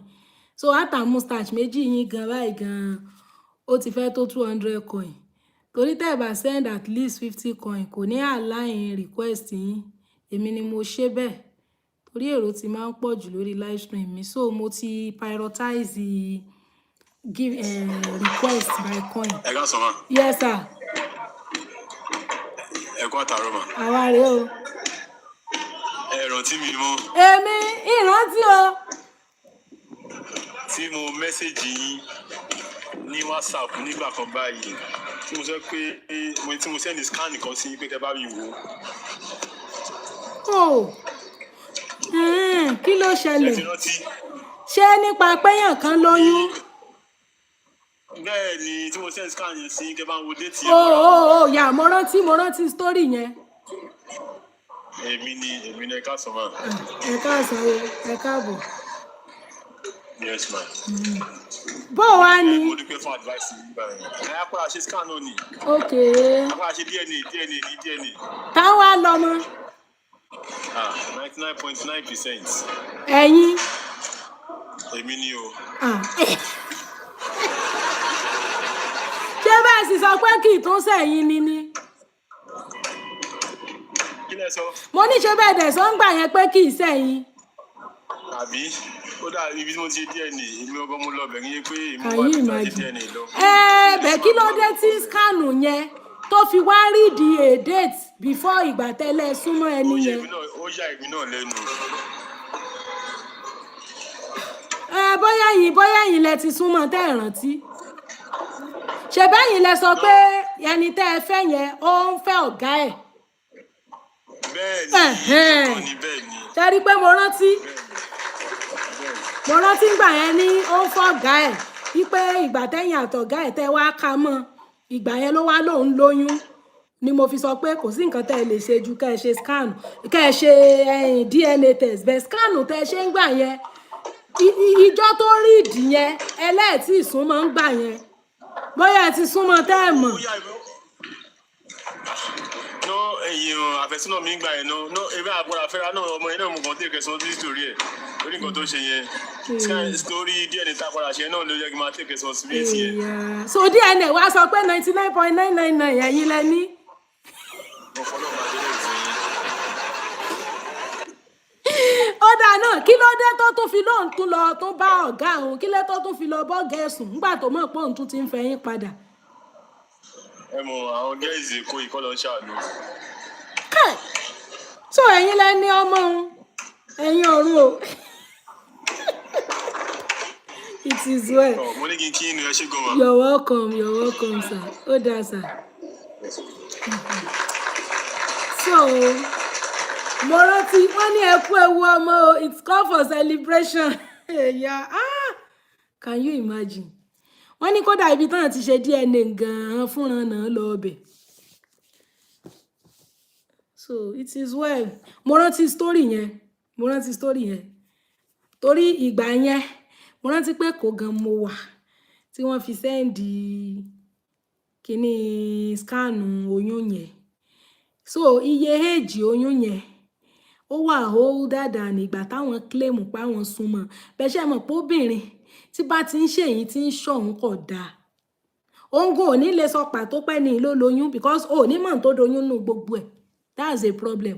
Gbogbo àti ẹ máa ní ẹni obìnrin ló mẹ́ni tó lóyún obìnrin tó faithful sọkùnrin kan ló lè mẹ́ni tó lóyún o ti mọ̀ pé ọkùnrin kan náà lọ fẹ́ ọ̀fọ̀ èèyàn míì ṣùgbọ́n èyí tí bá ti ń fẹ́ yìí tí ń fẹ́ tọ̀hún ẹ ṣeun sà irú èyí báyìí ní ìsìn ó dà ń pé ó ti kọ́kọ́ fẹ́ bọ̀dá ìtẹ́lẹ̀ ọwá lòun ò fi ọmọ ọwá ń fọ́gà àbí iṣẹ́ tí ń ṣiṣẹ́ ńgbò ìyá ló bá tún padà wọ̀dọ̀ bọ̀dá yìí bó tún ṣe ń fi ọ̀nà wà á ka mọ́gà àwọn kóhun àtọ̀gẹ́ ẹ̀ pọ̀ àkóhun lọ́wọ́ lòun lóyún láìsí mọ̀ pé nọ́mà ẹni tó ti kọ́ pẹ̀lú ẹlòmíì ò lè gbé oyún wá fún un so ìgbọ́n sá sọ̀rọ̀ ń bẹ when he sent the scan to me éèjì oyún yẹn ti dàgbà ju time tán láwọn meet yẹn lọ which ó possible ṣe mọ̀ pé ńgbà míì tọkùnrin bá ti rí pé o ò faithful ó tiẹ̀ lè má rántí táìmù tóun àti ẹ̀ tún meet gan mọ́ yóò ti zero mind ẹ̀ pé òun kọ́ lòun lóyún rẹ̀ mọ́ bá tiẹ̀ lọ so wọ́n wá ṣe DNA sì máa ń wọ́n ìgbà tá a ti sọ̀rọ̀ yẹn èmi tiẹ̀ ti gbàgbé ó ti pẹ́ bẹ̀ mo rántí mo wá ìgbà tán wá rán mi létí ni mo fi rántí tí DNA ti lẹ́yìn lẹ lọ́mọ wọn ẹ̀ ní ṣọ́ọ̀ṣì ọlọ́run ó bá yín tọ́jú rẹ̀ wọ́n ní is caption enough why downloading other people's video for reposting caption is caption enough what do you mean by is caption enough tẹ́ bá download fídíò ní fídíò tẹ́ fẹ́ repost ẹ̀ caption tẹ́ máa lò ó depend lórí caption tẹ́yin bá fẹ́ lò sí fídíò yẹn ṣé caption tẹ́ni tó nílò ni àbẹ́yìn ní another view àbẹ́ fẹ́ bi àwọn fans yín léèrè pé tó what's your view about this person's video àbí òye yín bẹ́yẹn so wọ́n ní wọ́n fẹ́ visit ní but wọ́n padà gba residence tipátipá Lorraine àbí kí lorúkọ yìí ṣé ẹ rí kíní yẹn máa ń dùn àwọn ọkùnrin gan kéèyàn mọ́ faithful kódà ṣé ẹ rí ẹni tọ́nà bá bùn ní self control tójú ẹ̀ gbébì kan ní obìnrin oore ọ̀fẹ́ tó ga ni tóbìnrin ò bá ti lóòótọ́ is a problem ẹni pé scriptures gan sọ pé ọ̀nà kan tá a lè fi sọ pé a fẹ́ fìyàn lẹ̀ is true immorality tẹ́ni ẹ bá tó bá ń ṣe fornication dóhàn míì máa interpret ẹ̀ pé ó ń sọ̀rọ̀ nípa betrothal relationship it all depends on bóníkálùkù bá ṣe interpret scriptures tó bá ti confirm ṣe mọ̀ pé ẹ̀sùn zina ẹ̀sùn tó lágbára ni in those days gan kó tó rí pé Jésù dé tán bá ká mọ́ zina wọ́n máa ń lé hàn lóko pa ni so ẹ̀sùn yẹn ó ga gan you have to confirm recently bí bọ̀dá ìṣe wá bá mi díẹ̀ mú gbà yẹn lẹ́nìkan náà wá bá mi tó ní ẹnìkan sẹ́ǹdì núùdù ìyàwó tóun sóun pé ìyàwó tóun ó máa ń fi núùdù ránṣẹ́ sóun bọ̀dá yẹn sì ti conclude ọ̀rọ̀ yẹn nínú ọkàn àwọn pé ìyàwó yẹn àwọn ò lè lọ ni woman yẹn single mother náà fẹ́ mo wá ní let us apply wisdom because video tẹ́ni yìí sẹ́ǹdì sí yín yìí old video ni the picture of his wife tó sẹ́ǹdì sí mi lady yẹn ti chubby ó ti sanra ní recent picture ẹ̀ bẹ́ẹ̀ fídíò yìí ó slim níbẹ̀ then tẹ́ bá wo ìsàlẹ̀ fídíò yẹn ẹ rí wípé old video ni kì í ṣe pé ó ṣẹ̀ṣẹ̀ sẹ́ǹdì ẹ̀ bóyá gbà tó ń fẹ́ nìyẹn bébí papa rẹ̀ tó bímọ àkọ́kọ́ fún òun ló ti ká pamọ́ nígbà tó ń fẹ́ra ìgbà tó ti wá rí i pé ó ti rì màrí ó ti tún settle down ó wá fẹ́ lo gbogbo ohun tó ti ká pamọ́ against ẹ̀ láti dalé rẹ̀ rú ó wá lọ gẹ́ẹ̀tì phone number ọkọ ẹ̀ ó wá sẹ́ǹdì hàn fídíò sọ́kọ ó wá purọ́ mọ́ fún ọkọ pé ó ṣẹ̀ṣẹ̀ sẹ́ǹdì hàn kínní nsọ ni mo wá béèrè mo ní ọdún wo lẹ ti jọ ń gbé wọn sọ now ibo ta ló fún mi money gun hey baba Adéyẹmí God bless you God bless you sir ẹ ṣe ẹ kú náwó that money gun na water o no be small thing o God bless you mo wá ní ẹjẹ apply wisdom this video is an old video is not recent ṣé ẹ sì mọ̀ pé ọlọ́rọ̀ àbẹ̀tí dídi etí ọlọ́rọ̀ ọmọ ń di ni the ìyàwó does not know pé baby papa òun tóun ti filẹ̀ láti 5 years ó ti sẹ́ndì ìbẹ̀nùdù òun sọ́kọ òun ọkọ ó ti end marriage nínú ọkàn rẹ̀ ó kàn rọra ń wá ẹnìkan tí ó kàn rojọ́ òun fún kóun lè wà justified ni the man has ended that marriage in his heart ni mo wá sọ pé your wife is a victim tẹ bá tún fi kalẹ̀ lẹ̀ ẹ tún dákún ṣòro rẹ̀ ni ẹ rí wípé bébí bàbá yìí olóòbù sán ni ó fẹ́ ba yé ẹ̀jẹ̀ fún yín ni kò tiẹ̀ sẹ́ǹdì núdù yẹn gan sí ó sẹ́ǹdì ẹ̀ sẹ́yìn tẹ́ ẹ jí ọkọ ẹ̀ kẹ́ ẹ lè jáde it's not a recent video òun nìkan ló lè sọ story behind that video wọ́n ní people are so wicked ṣá of course òun nìkan ló lè mọ̀gbà tó ya fídíò yẹn mo wá gba nọ́mbà lady yẹn mo wá bá sọ̀rọ̀ mo wá sọ pé this one so video báwo ló ṣe lè describe fídíò yìí ó ní fídíò yìí ti pẹ́ ó nígbà tóun wà pẹ̀lú bàbá ọmọ òun tóun fẹ́ ń gbà yẹn pé ilé yẹn gan ilé tóun gbé nígbà tóun gbé tó ó sọ story history ilé yẹn pé ìgbà tóun gbé bí báyìí baby papa yẹn wọ́n kàn ṣe boyfriend and girlfriend yẹn ò fẹ́ ó fún un lóyún kò wá fẹ́ ipe ilé boyfriend òun yẹn ni then tẹ bá lọ wo fóònù yẹn fóònù Tecno Wi-Fi ayé àtijọ́ 3G phone ṣe hàn pé fóònù 4G 5G gan ti wà sí fóònù 3G àtijọ́ yẹn ni old video ni ó sì wá purọ́ mọ́ ọmọ ọlọ́mọ ó sì sọ fọ́kọ rẹ̀ yìí pé bó ṣe wà nílé ọkọ ní tó ń sẹ́ndì òbò sóhun ọkọ wá wò pé àṣé ò tiẹ̀ faithful ọkọ ti bínú ẹ̀ mà àwọn ọkùnrin yẹn fẹ́ gbọ́ gbogbo nǹkan yẹn mo wá sọ mo ní ó dẹ̀ ní tóun ti fẹ́ ní òun ò tiẹ̀ kódà òun tiẹ̀ ti gbàgbé ọmọ tóun bí nìkan lòun tiẹ̀ fi máa rántí pé òun wà pẹ̀lú èèyàn kan rí ìgbà yẹn lọ́kàn bọ̀dáhùn tó ṣẹ̀ṣẹ̀ wà wálẹ̀ toró ti bìlífù pé òótọ́ ni mo ní ṣé ẹ̀yin náà ò rí bíyàwó yín ṣe rí ń sìn rí bó ṣe rí nínú fídíò yẹn ni rí pod fídíò ni wọ́n wá ṣẹ̀ṣẹ̀ lọ tíráàkì bọ́ọ̀ yẹn débi pé wọ́n gbé ọlá apá àwọn ẹbí bọ́ọ̀ yẹn náà bá bẹ̀bẹ̀ pé ó ṣàbímọ fún ọkọ lédè yìí fẹ́ tì mọ́lé ni ó fẹ́ tì mọ́lé tán yányán pé kó mọ̀ tiẹ̀ kó rot in jail àwọn ẹbí ẹ̀ náà ṣẹ̀ ń bẹ gẹ́ẹ̀ yìí pé this is how the man would have sent òun out of ilé ọkọ lẹ́yìn ìgbà tó o bímọ o ò gbóyún o ò gbọ́mọ o ò tọ́jú ọmọ o ò ṣe kan ó wá káwọn pamọ́ látọdún 5 ó wá sẹ́ǹdì ẹ̀ sọ́kọ òun. You can imagine that type of terrible act. Mo ṣe ní nígbà míì tá a bá apply wisdom honestly nǹkan tí ò sì yẹ kó dàrú yóò sì wá dàrú. Mo ní old video ní pé òun gan ọmọkùnrin gan ló yẹ kẹ́ ẹ bá jà kẹ́ gbógun tì ó wá fi phone number yẹn trace ẹ̀ níbi iṣẹ́ àgbàro àbágbàṣe kan ní ẹni ń ṣe èèyàn bá ṣiṣẹ́ àgbàṣe òsì tó burú bẹ́ẹ̀ bẹ́ẹ̀ ó ń ṣiṣẹ́ àgbàṣe tó yẹ ọmọ ọbẹ̀ lọ́nkọ́ ọmọ ṣiṣẹ́ tọ́ ọmọ wá ń ṣiṣẹ́ orí ibú òun bá yí ọmọ làkejì ìjẹ́ ibi iṣẹ́ àgbàro òníyàn ti rè mú wọn tó wá ẹsẹ̀ wàá mọ̀ pé kì í ṣe recent video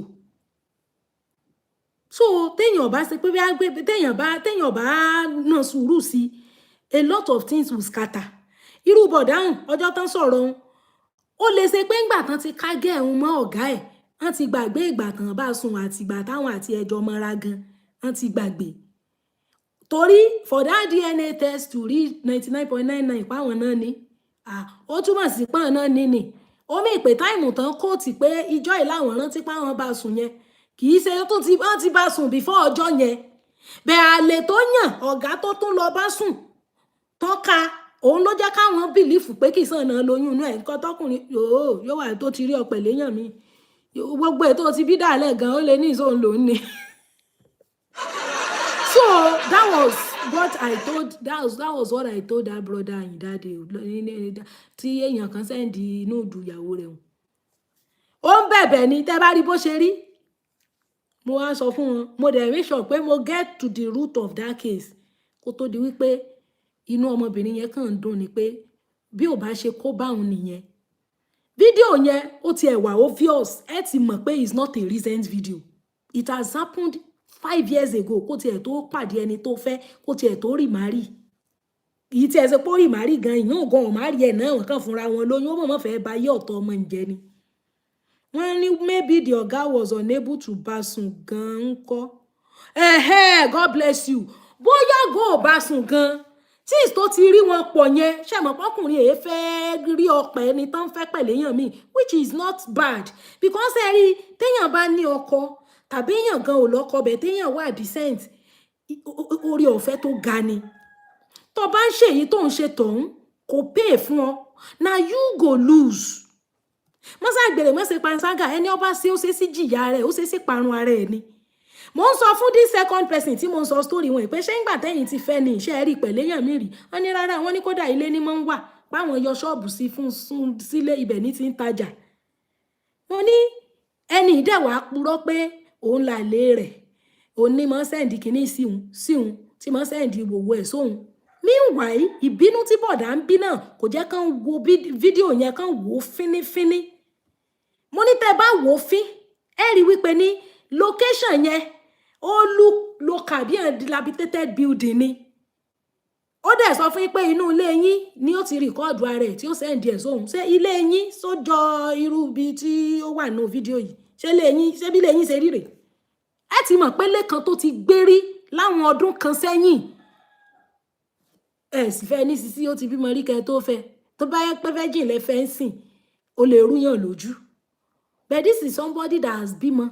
Ó ṣeéṣe kó ṣe wípé ẹni tó bímọ fún yẹn ló fẹ́ fàwọn nǹkan yẹn blackmail yẹn. Ẹni tó ti lóun fẹ́ bá jà tẹ́lẹ̀. The man now finally stood by that wife and make sure that they track that guy down. DSS ní ọ̀rẹ́ ìgbé níbi tí wọ́n ti ń ṣiṣẹ́ àgbàro àbágbàṣe ní ṣe ni. Àwọn ẹbí ẹ̀ ń bẹ̀bẹ̀ ni torí nǹkan tó ṣe yẹn ó lè damage life ẹni ẹlẹ́ni. So téèyàn bá wádìí ohun gbogbo dájú kò dáa. So irú ìgbà tán ti send this scan yẹn sí mi last year yẹn tí wọ́n ti ṣe tí mo ti ní the only thing that can prove is DNA. Ọlọ́run dẹ̀ kẹ́ wọn wọ́n rí ṣe. Ẹni tó ti fún mi money gun darí lónìí tó fún mi látà mustache. So owó DNA náà wà ní rí. So ìgbà tẹ́mi wá study scan yẹn tí mo wá rí pé oyún yẹn bí kóyún ti pé 7 weeks.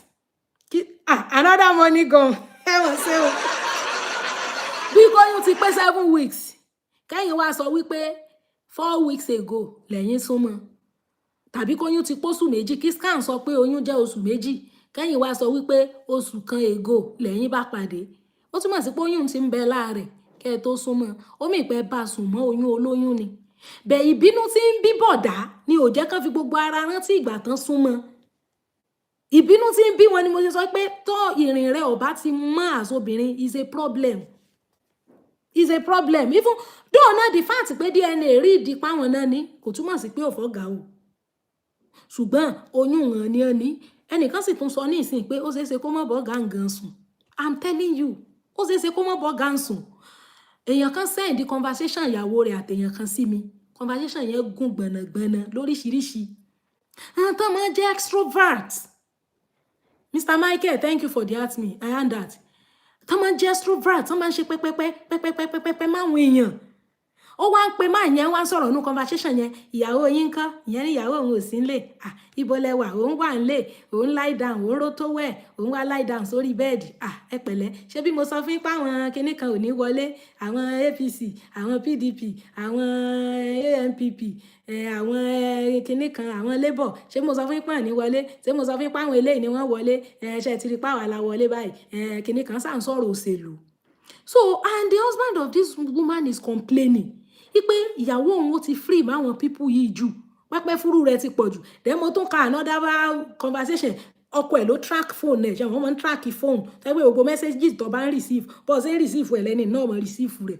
gbogbo pẹ́pẹ́ fúrú tí ń ṣe pẹ̀lú èèyàn bọ́kọ ṣe ní ó ti ń yàlè wọn ọ̀fẹ́ mọ́ mo wá sọ fún wọn mo ní ṣe ẹran obìnrin tí wọ́n bá rí tán wá wọn ṣe pẹ́pẹ́ fúrú yìí wọ́n yàlè wọ́n jẹ́yàn tó jẹ́ extrovert àwọn tán máa ń ṣe pẹ́pẹ́ máwọn èèyàn wọ́n bẹ́ẹ̀ ni àwọn máa ń nínú mímọ́ but what makes it dangerous is the fact that àwọn ọkùnrin tó ń bá ṣe pẹ́pẹ́ mọ́ yìí àwọn inú tí wọn ò ní mọ́ sí ẹ pẹ́pẹ́ fúrú tí wọ́n ń ṣe ọkùnrin yẹn máa fi òpó fẹ́ bóun sùn ó fẹ́ jẹ́ kó máa fẹ́ ẹ ni ìwọ lè má ní irú intention yẹn so pẹ́pẹ́ ń làwọn yẹn máa lò láti catch ẹ even tí ò bá ní intention àti báwọn ṣe zìnà pẹ́pẹ́ náà máa lò against ẹ so ẹ̀yin máa address pẹ́pẹ́ fúrú tí máa ń ṣeun lẹ́ máa address ẹ má attack ẹ yí pé bóyá ó ń fẹ́ àwọn people yẹn kò fẹ́ wọn mo ti mọrú èèyàn wọ́n ní yes they are social God bless you àwọn tó máa ń wà social yẹn ni gbogbo conversation yẹn mo ní irú ẹni tí ń sọ pé àwọn sùn àwọn ló tó wẹ̀ yẹn kò yẹ kí àwàdà yẹn tó yẹn kò yẹ kó tó bẹ́ẹ̀ yẹn but the ọkọ does not have to start thinking ìwọ lòun ọkùnrin yẹn kó máa wà insecure o ò lè máa báyàn sọ̀rọ̀ mo sùn lórí bẹ́ẹ̀dì mo ló tó wẹ̀ ìyàwó mi ò sì lé o ò lè máa bá ìwọ náà married woman ní ẹ o ò lè máa bá married man mi sọ̀rọ̀ bẹ́ẹ̀ yẹn inú máa bọ́kọ tiẹ̀ inú máa bí ìyàwó ẹni yẹn náà ìwọ ò fẹ́ wọn èmi ti mọ irú èèyàn wọn tó máa ń ṣe pẹ́pẹ́ fúrú náà máa ń dísẹ́ǹtì àwọn obìnrin tí wọn máa ń yàlè lè fura sí wọn àwọn máa kó ayẹ́ẹ̀tì ni àlè tàn dó gan tó bá kí wọn lè má dà lóhùn wọn lè má dà lóhùn woman kan ló lọ jẹ́wọ́ lórí péèjì madam TNT ìjọ kan tó lọkọ òun ègbélé ó lẹ́nìkan wà ládùúgbò ọmọ tó yọǹga ìní tó máa ń bá sùn ó ní débi pé tọkọ òun bá wálé tọkọ òun wà nù mọ́tò tó ń jókòó wájú tí yẹn bá ń kí ọkọ òun pé ẹ ra sà dáàdì o kìnnì kan ó ní tó bá kí òun báyìí mọ́mí ó lóun ò tiẹ̀ ní dá lóhùn ó lọkọ òun yóò tún mọ́ bí òun léèrè pé kí lè tó wá gbé ọmọ gbọ́nrán báwọn tó wá ṣe bíi pé ṣe bí ń kí ọ ni ó lóun ní kó ó láwọn dẹ̀ ń dóran ẹ wo irú obìnrin ẹ rí pé ìyẹn lè ṣe kú pọkọ àwọn obìnrin tí ń yàlè lè fura sí wọn bẹ́ẹ̀ lóhun pẹ́pẹ́ fúrú yìí pẹ́pẹ́ fúrú ló níwọ̀n ní nǹkan bó ṣe wà àwọn ẹlòmíín lè má bá sùn rí lẹ́yìn ọkọ rẹ̀ ṣùgbọ́n pẹ́pẹ́ fúrú ni ìyẹn lẹ máa address tẹ máa sọ fún pé ẹ fẹ́ bẹ́ẹ̀ ọkùnrin the moment tó ti rí ọpẹ lẹ́lòmíín ó ti end relationship nínú ọkàn tiẹ̀ ó ti assume ọmọ tó ti bí 10 years ago gan ó lè ní ìsòǹlò tó ní mọ́ adamẹ́rẹ́ àǹtí rẹ́rìn yó ìwọ honestly ó lè má rí ọ pẹ̀lú pọ̀ rìnrìn ààrẹ o kódà ó lè jẹ́ pọ̀ òfẹ́ yàn rí tó fi fẹ́ o ó lè jọ́ òun ló kọ́kọ́ fẹ́ o but yóò ti sáré zero mind ẹ̀ especially kó tún wá járúgbó lọ fẹ́ kó tún wá járúgbó lọ fẹ́ kó wá mọ̀ bọ́ young guys tí iṣan wọn tó iṣan wọn ṣì strong kó wá mọ̀ bọ́ rojọ́ Mr. Dolapo, thank you for the perfume. Ẹ kú náwó, more blessings and more money to your account. So bó ṣe rí nìyẹn, you know, bó bá lọ́lọ́run rí ọ ó jẹ́ èèyàn náà ò rí ọ wọ́n ní yes the quiet ones are most dangerous they are coded olóṣó of course so nǹkan tó ṣẹlẹ̀ nìyẹn and eventually when the man now discovered that ìyàwó òun ò ṣe immorality pẹ̀lú rẹ̀ ẹni yẹn ló fẹ́ lo torí pé ó ti bímọ fún un rígbà kan ló fẹ́ lo against ẹ̀ láti damage marriage yẹn this man was the one who stood by that wife if not the person has even ended that marriage in his heart. May you sit down jejely. May person send your wife note to you.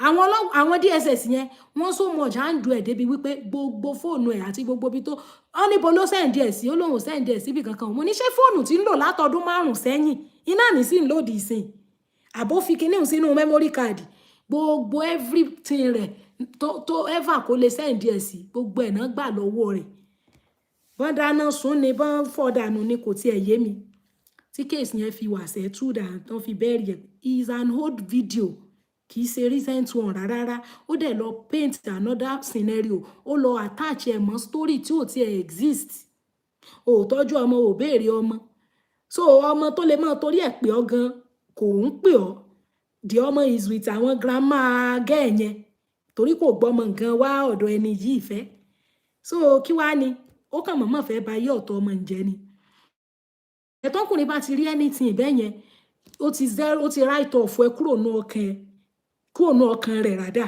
so ó ní irú ti bọ̀dà tí wọ́n fún mi ní money gun yìí ní ìsìn àbí òye yín wọ́n ti suspend gifting mi. Kí ló ṣe TikTok tó ń suspend gifting mi báyìí? You know, mo ti appeal ẹ̀ 10 minutes time ó máa lọ. So bó ṣe wà nìyẹn.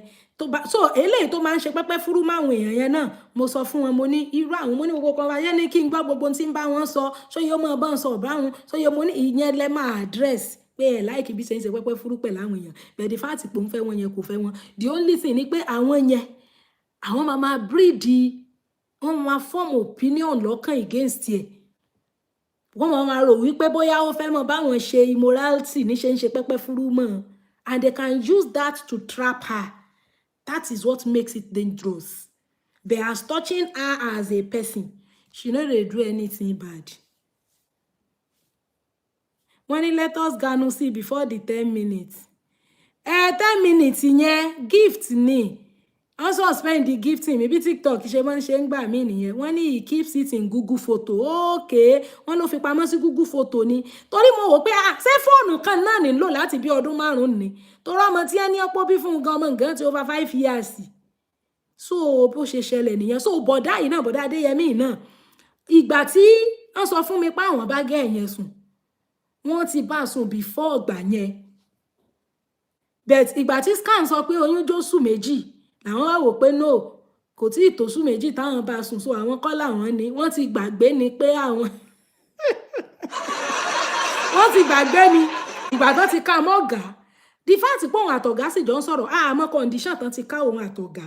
Nígbà tí ṣe pé kan tí wọ́n jọ sùn pọ̀, bóyá kan jọ ń gist ní bọ̀dá àzúmù pọ̀ ń fẹ́ra wọn. Bí bọ̀dá ṣe yarí nu pé ìsàn náà ni.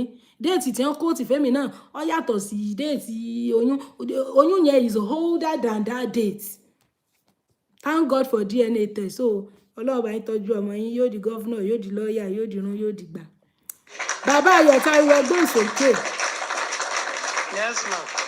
Ẹ máa tún kú ẹ̀dẹ̀ ti fẹ́ bọ́lẹ̀ látẹ̀kan. Bẹ́ẹ̀ rí nǹkan. Ọlọ́run ló ní ẹ má yìí lọ. Bẹ́ẹ̀ ni wọ́n ní I have 12 years photo.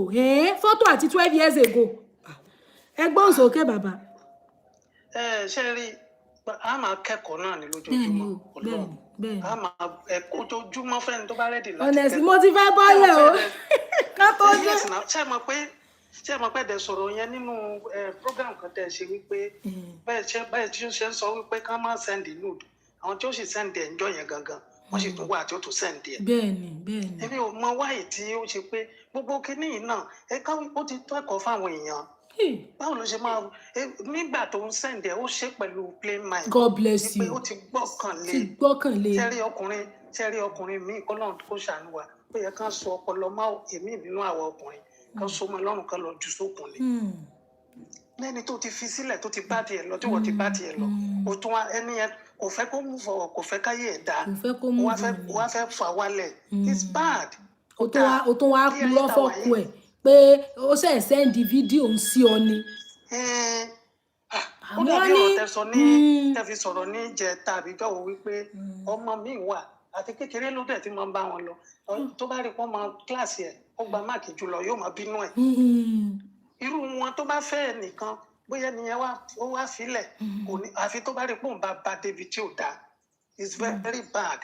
Nídìí gbogbo nǹkan báyẹn nídìí Ọlọ́run náà nísìn ẹ̀kọ́ tún ló tún jẹ́ again anybody tó bá tún ń gbọ́ ẹ má sẹ́ndì ìhòòhò yín sọkùnrin mọ́ ọkùnrin tó bá ti ní ẹ sẹ́ndì ìhòòhò ẹ gbé ṣépè kẹ blọọkì ẹ má trust anybody don't trust anybody pé mo fẹ́ nítorí pé mo ti wò pé tí n bá sẹ́ndì ẹ ó lè lo irú aṣọ wo ló wọ̀ níbi tó ti ń bẹ̀rẹ̀ nìyẹn irú búra wo ló wá lò jẹ́ kí n wo bó ṣe fẹ́ sùn kẹrẹkẹrẹ ìwọ náà wà kárí ìdèwé is bad kan stop ẹ tún máa pariwo fún wọn adẹ kíbọdá tibí náà pé wọn kú oríire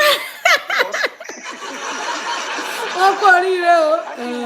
Wọ́n ti ṣe fàájì gbàgbé nígbà tí wọ́n fi kí ọmọ yẹn mọ́lẹ̀. Bẹ́ẹ̀ ni so ìgbà tó wá fura sí un náà ṣe gbàgbé ìgbà àkọ́kọ́ yẹn. Ṣé rí fífura náà kó ló ń ṣàánú àwọn ọkùnrin apaniniwa ìfẹ́ wọn mú dàkọ̀dá já lọ ń pàkó ìwà èèyàn tí àwọn tá lè ronú lọ ọbẹ̀ yẹn àwọn náà ń dára ń gbòòrò. Mo fi yín iṣẹ́ yín lógo náà ni o. Ó yé mi. Mi ìpè yín ní aṣẹ́wó mi má dẹ̀ pè yín láṣẹ́wó aṣẹ́wó gbogbo àwọn. Ṣé bọ̀dà àwọn náà rẹ́rìn-ín o. So bó ṣe wà yẹn wọ́n ti ṣe fàájì bóyá ó bọ́ síjọ́ thank God it's Friday so tí fàájì ti wọra so ńgbà tó máa wọlé ìyẹn ti gbé sẹ̀mó sílẹ̀ wọ́n wá wò pé àṣẹ́mi náà mo dẹ̀ ní kébè yìí wọ́n bá fa nǹkan wọn mọ́ra ló wá padà wá fẹ́ dìjà yìí. àwọn kankan o ẹ jọ̀ọ́ bóyá ká gbé wọn wọlé padà ṣé wọ́n rí tó ń bọ̀gà rẹ̀ sọ̀rọ̀ ni àbí kí lè tán fi rò pọ̀gà ló lóyún gan.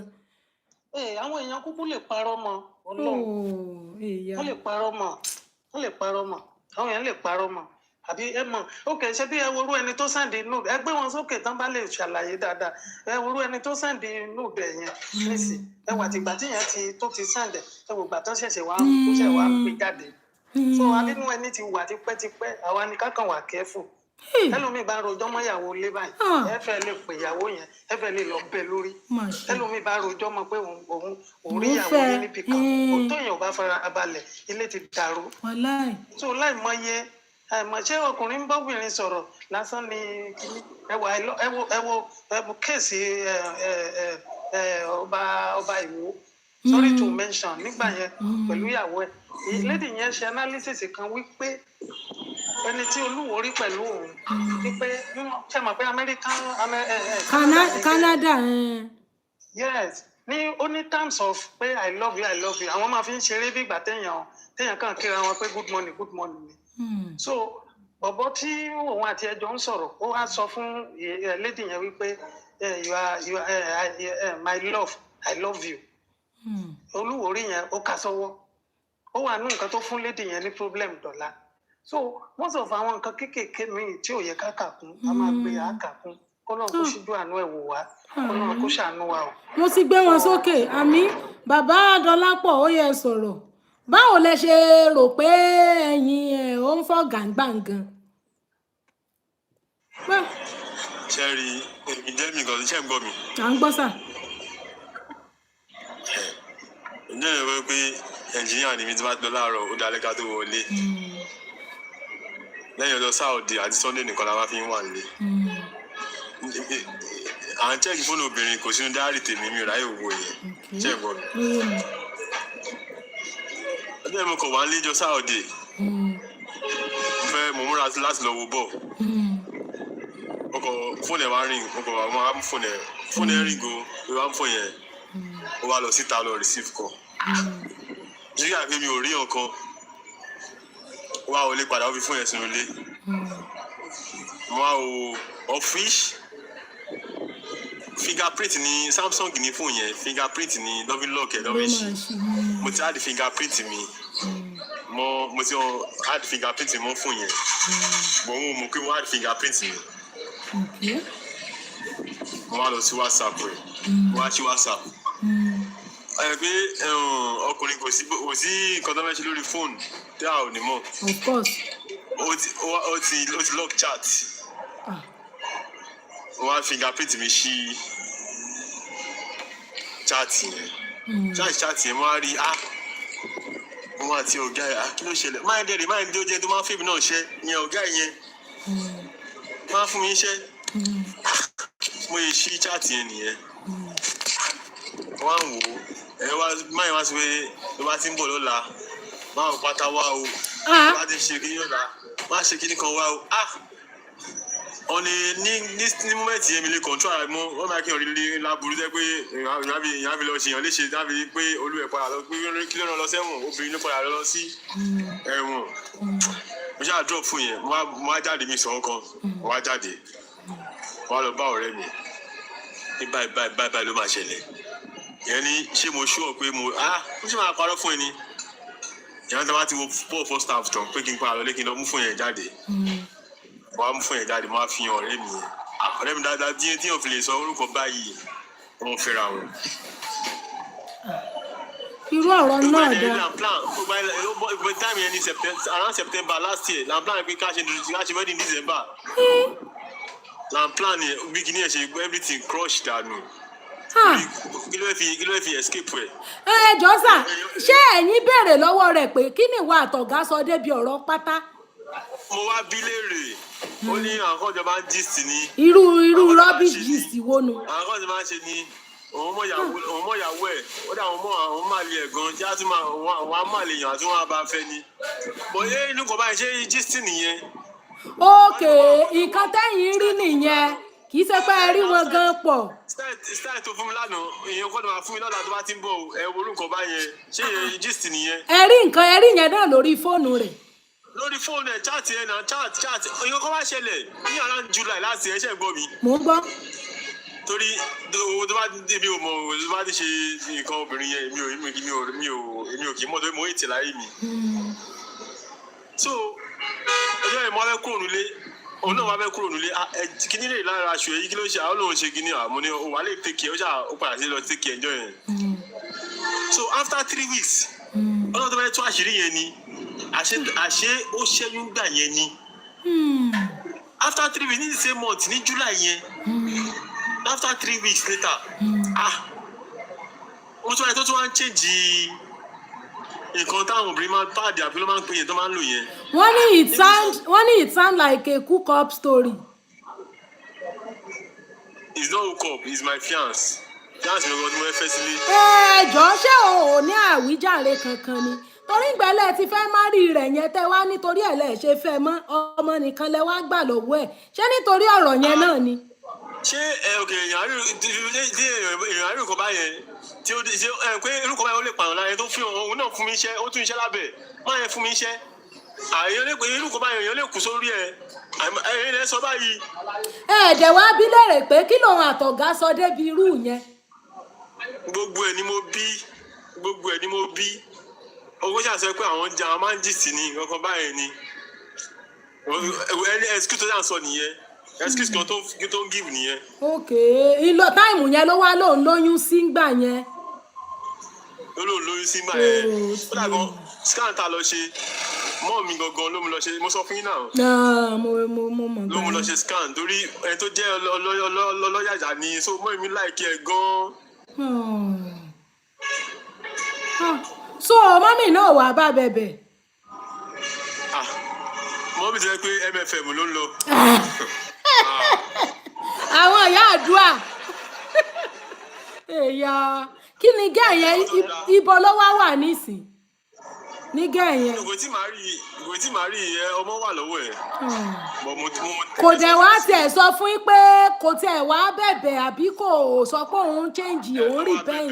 ṣé ẹ gbọ́ mi ó bẹ̀bẹ̀ even though gan àwọn brother tẹ́gbà tí ń plan nígbà yẹn wọ́n pè mí èmi wá fi lọ brother yẹn pé tó bá jẹ́ àwọn ni nǹkan báyìí ṣẹlẹ̀ sí àsọkùnrin tí mo já àbúrò yín ṣe máa ní continue wọ́n wá ní nǹkan tó wù mí ní mo ní life mi àwọn olùsọ pé nǹkan báyìí ní kí n ṣe just decide on what you want. ó kàn kó bá rẹ̀. mo wá ní ok ó wá bẹ̀bẹ̀ ní ìsìn tí gbogbo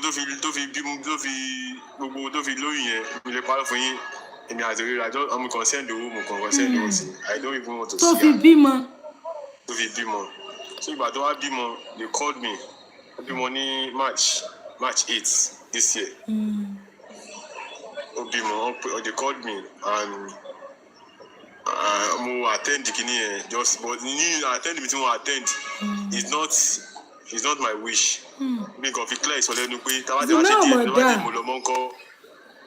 immorality ò dáa yìí máa ba ayé èèyàn jẹ́ ni. DNA tó bá jẹ́ ìmọ̀ lọ́mọ ńkọ́ ìlú ẹ̀ mo fi attend the naming ceremony yẹn. ṣóbìnrin lọmọ yẹn. obìnrin ni yes. tí ò bá dẹ̀ ti ra mari tí ò bá wà nílé ọkọ ẹ̀ jẹ́jẹ́ ẹ jọ ṣé ọ̀gá náà ṣẹ́yìn àtọ̀gá yẹn sọ̀rọ̀ rí. the man now called me máa ẹ pè mí wípé òun gbọ́n kan báyìí kíní kan but ta ló fẹ́ believe nǹkan báyẹn mọ́. kí lọ̀gá yẹn sọ fẹ́yìn sọ lóun ò fẹ́ ni. Ọlọ́run ò fẹ́ pé àwọn ọjọ́ máa ń ṣe mo ní ẹjọ́ máa ń ṣeré tó bá jẹ́ alẹ́ fẹ́ believe story yẹn. alẹ́ fẹ́ believe story yẹn. ilé kékeré létí àwo gbẹ̀gìrì. alẹ́ fẹ́ believe story yẹn. bójú bá kó ń bẹ̀ sọ̀kan ó kó ń bẹ̀ ni. ẹ jọ mà ṣe rí situation like this àwọn ọ̀gá yẹn ó lè má bàa ní nǹkan kan bẹ́ẹ̀ ṣe rí àwọn eré burúkú kan wà táwọn ọkùnrin burúkú kan máa ń bá àwọn obìnrin míì ṣe tí á dẹ̀ bá yé ẹ̀jẹ̀. ìwọ ló ti máa kọ irú eré wìndìnwìndìn yẹn. tó bá ti too much of familiarity lè kọsẹ̀ náà. ẹ bó ṣe lọ pàdánù ntọ́nà ń ṣètò fún. bẹ́ẹ̀ ni ìgbà tó máa sọrú ẹ̀ fún tó máa rí pé má wọ pátá wá ti bìṣẹ́ lọ́la o irú pátá báwo tọkùnrin bá tó ọkùnrin obìnrin yẹn ò ní padà sínú ilé yẹn lóòótọ́ rádaràda notwithstanding. tí ì ṣe pé bóyá ó ti ṣẹlẹ̀ sẹ́yìn kó tiẹ̀ tó pàdé ọkọ ẹbí irú the other story tí mo sọ yìí it is not a recent video it has happened even before kó tó pàdé ẹni yẹn àti pé àánú ọlọ́run ló tún rí gbà gan irú rádaràda wo nìyẹn. tó jẹ́ pé mo sọ fún yín pé ní around middle of July yẹn mo ti rí another period mo wá rí àfúnṣe bó sọ pé o ṣe nǹkan báyìí ní báyìí mo wá lọ sí mo wá ọjọ́ náà tó fẹ́ tó àṣírí ẹ̀ ní ọjọ́ wa lọ́jọ́ dé mi ibiṣẹ́ mi lọ ibiṣẹ́ you know I went to the health center la lọ a lọ rí doctor a lọ ṣe test doctor wa ní oyún bàjẹ́ mọ́ lára oyún bàjẹ́ mọ́ lára ó ní dókítà sọ pé ó tẹ gbígbà tẹ máa tẹ nǹkan tó lè hàmù oyún pé nǹkan tó yún ẹ fi bàjẹ́ nìyẹn pé bí dókítà ṣáà lo ọgbọ́n ló ṣe fi sọ̀rọ̀ yẹn but on my own mind ó ṣẹ́yún ni. oyún tó bàjẹ́ yẹn ṣóyún tẹ̀yìn ni àbòyún ẹlòmíì. èmi ò mọ báwo ni fẹ́ mọ̀ nígbà yẹn mi ò mọ. owó báwọn obìnrin míì ṣe mọ́ kó bára wọn. ẹ wo ọ̀rọ̀ ẹ̀ gùn gan mi lè parọ́ fún yín o no be small matter o pé pé ẹjọ ṣé mo lè sọ̀rọ̀. bàbá Michael ẹgbọn sókè sà. ẹ̀wọ̀n á dá fún yín máa in fact I be following your program long ago máa láti ráyè báyìí mo máa wọ program yìí because despite the fact that I'm a pastor I gain a lot from your program honestly I do gain a lot from your program.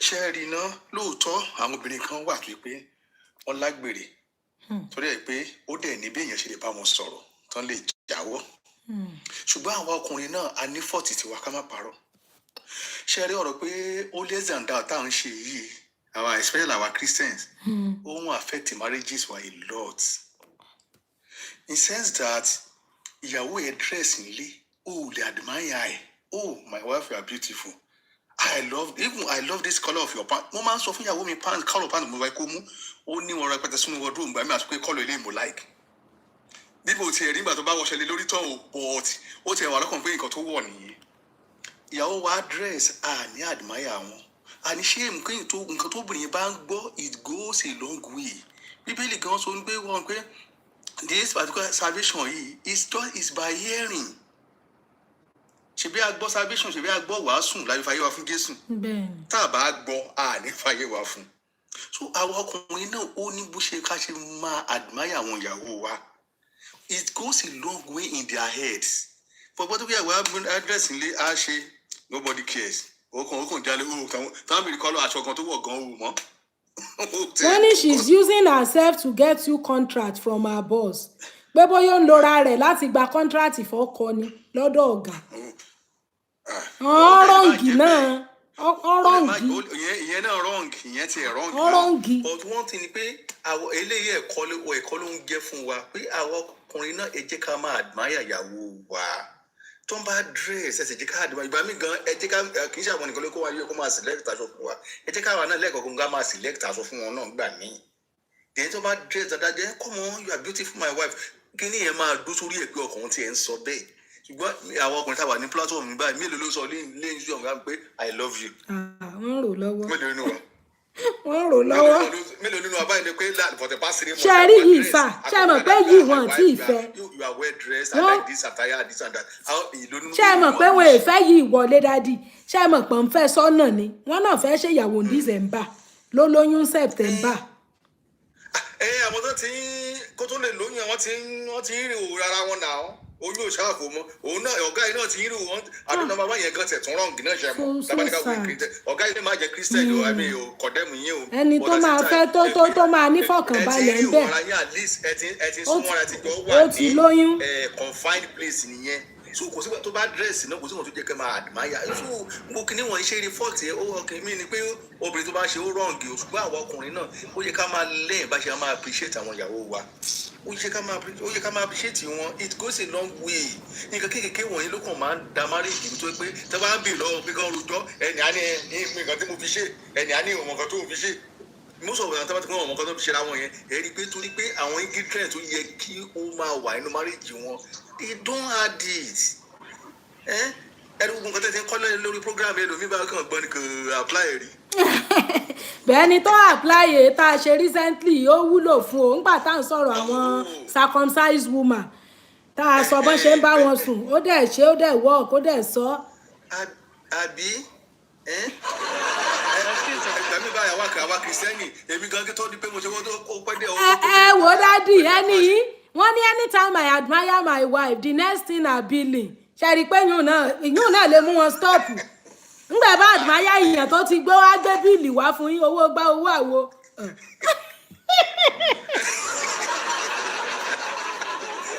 àmọ́ wá ṣe kan báyìí. ẹ wo àṣẹ nǹkan o ọ̀hún bá ti admire ẹ̀ báyìí bíìlì ló kù àwọn ọjọ́ yà kíìpù admire wọn.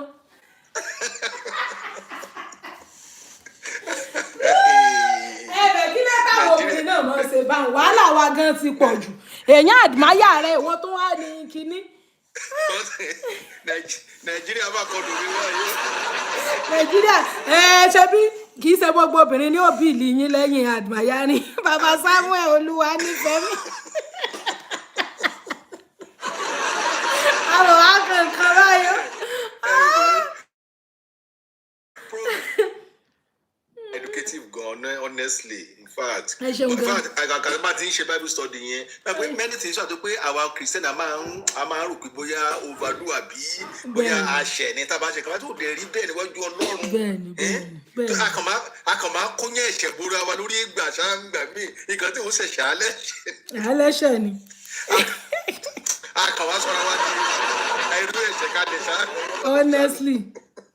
honestly it is well o àmín ẹ ṣeun bàbá and thank you for the gift o ẹ ṣeun sir ẹ ṣeun thank you so much sir thank you for your gift sir.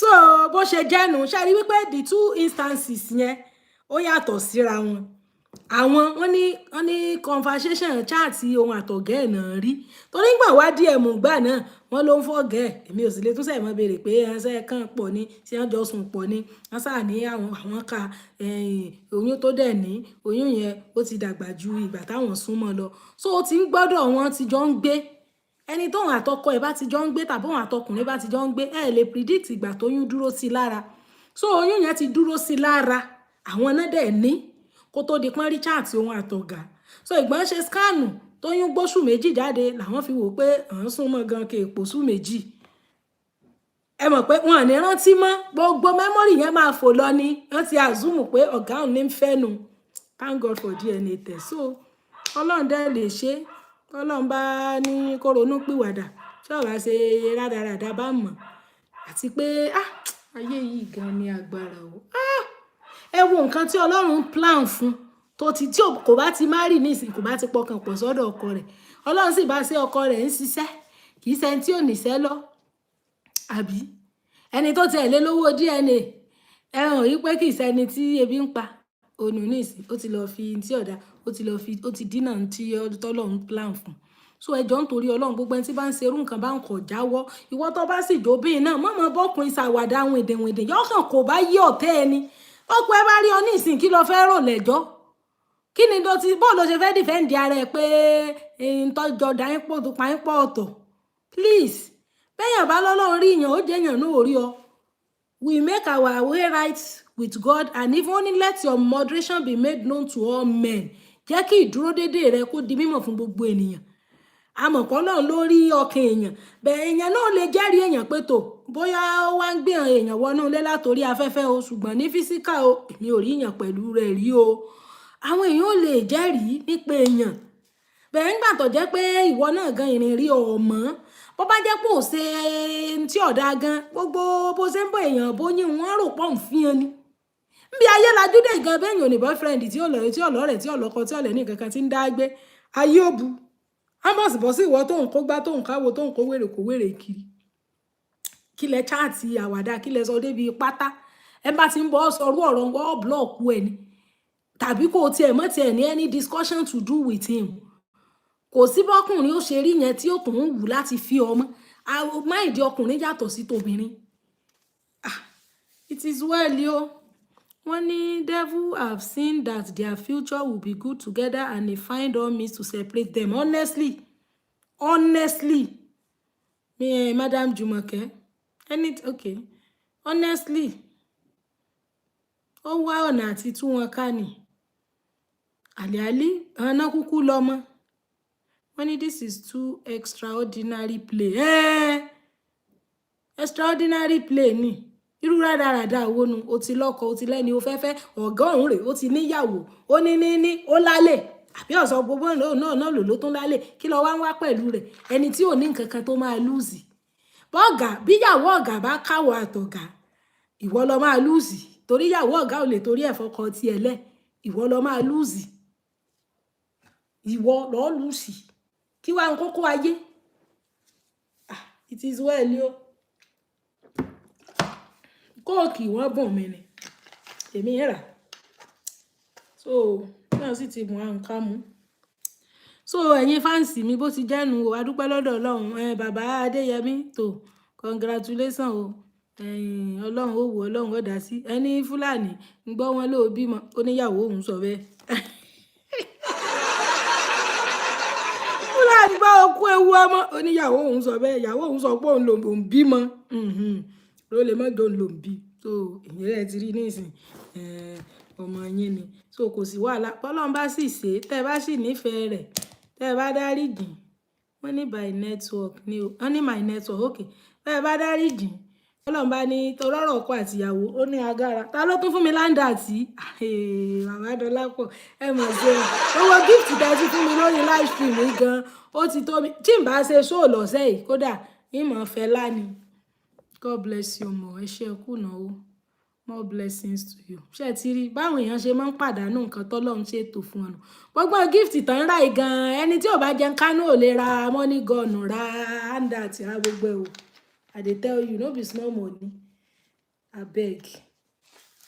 Tó bá ronú pìwàdà, tó bá repent, tó bá lóun ò ní ṣe bẹ́ẹ̀ mọ́. Àbí ẹ̀yin fáǹsì mi, ẹja bá ní fún ọmọràn ká tó lọ. Wọ́n ní that one has gone. Wọ́n ní yẹn ti lọ nìyẹn. Ṣé àwọn nǹkan tó bá yẹ pé nǹkan tó ti ṣẹlẹ̀ sẹ́yìn kó tó pàdé yín, ẹni yẹn tún fẹ́ wú jáde láti lo against ẹ̀, àwa gan a máa gbìjẹ́. Honestly, irú àwa gan máa gbìjẹ́ pé kí ni kò fi ọmọ, so kí wá ní wàhálà. Bẹ́ẹ̀ tí ń tọ́ ṣe pé báyà kíní dé, eléyìí tún ti fún mi ní gift restriction. Mo ti appeal ẹ̀. Àbí òye ń báhùn. So, in 2 minutes time, ẹ já sáré fún wọn ní parting word before we go. Ẹ ṣé o, thank you for all the gifts. I'm truly grateful.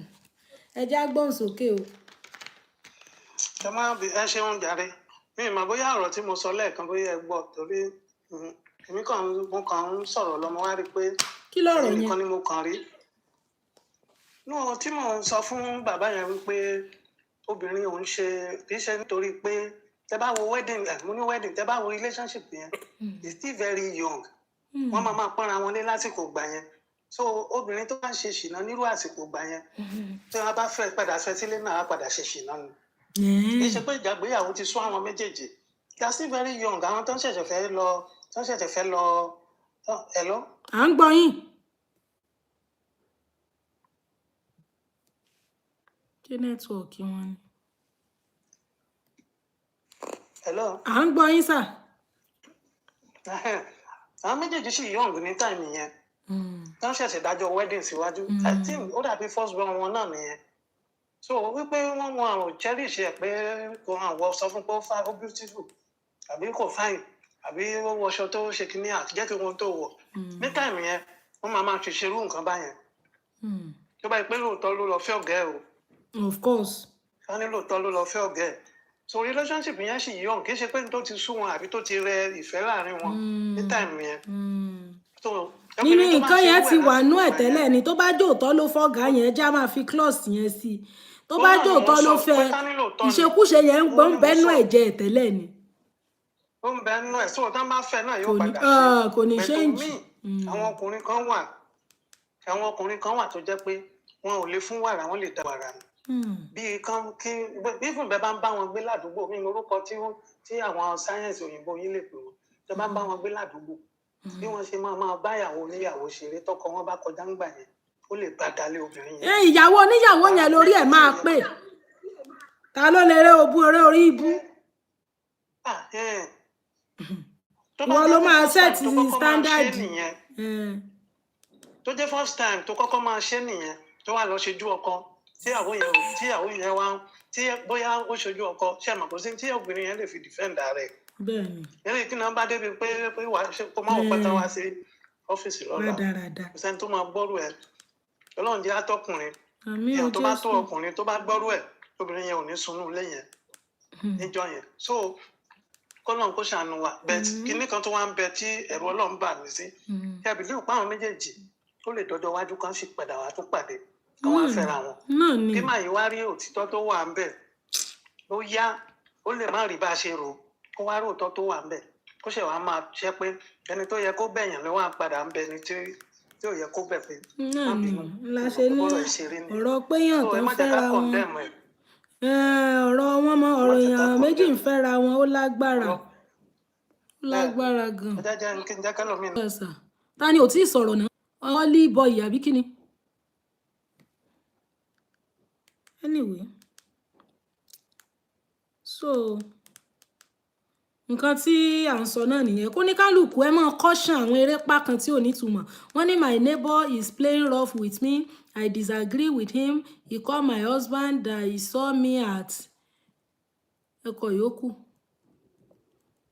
ẹ má mọ tí ẹ máa lọ mọ bóyín ẹ ń lọ nú fúláàtì ó ń fúláàtì ẹ lọ ń rojọ́ kan tí ò nítumọ̀ béèyàn bá wà nú ilé gan ṣe béèyàn ò dé júmọ́ nú ilé ni he saw me at hotel my husband said she sent me can you imagine ta ló lè rè wìndìnwìndìn tó bá fẹ́ fẹ́yàwó kọ́ lọ bá sí àbí single mother ṣé ẹ mọ̀ pé àwọn ọkùnrin míì wà married woman tí wọ́n bá yé ẹ̀jẹ̀ ni wọ́n máa ń wá ńgbà bá wọ́ ṣeré wìndìnwìndìn kan tí ò ní túmọ̀ ńgbà ọkọ wọn bá wá rí bó ní kẹ́ni ẹlẹ́ni ó ṣe ìgbésí ayé ẹ̀sìn bẹ́ẹ̀ náà gáìsì kan ní wọ́n bá wá báyà kan lé kan tí mò ń gbé wọ́n bá ní ọ̀dà náà ò ṣe bẹ̀ kàn má bọ́ wá kán fún ọ lọ́bẹ̀ ẹni yẹn bá bùn wọn 1000 pé kán lọ ra oúnjẹ tán jẹ ìgbà yẹn owó dẹ̀ nìyí 1000 lè bọ́ ó lè bọ́yàn náà níjókòó ẹ̀ kan pé ìyàwó lè lo òun ò lè gbé ọbẹ̀ ẹ̀fọ́ kó ń gbé fún ọkùnrin àbọ́kọ ọlọ́kọ kan bó ṣe fún 1000 nù pé kán lọ ra fùfú kò lọ́bẹ̀ ibẹ̀ lè rẹ́ wìndìnwìndín tí máa bẹ̀rẹ̀ bọ̀bẹ̀ fún ọ tó bá jẹ́ àwọn àjọbẹ̀ tán àyè alágbájá ọbẹ̀ yìí mọ̀ dùn ọlọ́wọ́ síbí ní ibẹ̀ ní kùrùkẹ̀rẹ̀ lè sùkè ó ti máa wọ rárá ìwọ náà dẹ̀ máa kó bá adẹ́tẹ̀ wọn tí ò lè fún wàrà tó lè dá wàrà nù èèyàn tilẹ̀kùn mọ̀rí gan-an ẹ̀ ń bá kànlẹ̀kùn gan gbọ̀ bá síkùn fún kò ní mọ̀ bá tiẹ̀ lọ ká lè yín orí ibú tẹ́jọ́ mọ́ bóyín lọ. Holly boy. tí ẹ bá ṣe pé à ń gbọ́ yín bàbá. tí ẹ bá ṣe pé rádaràda èwo ni tí bátìlọ̀ máa wá lọ gbọbẹ̀ lọ́wọ́ ìyàwó rẹ̀.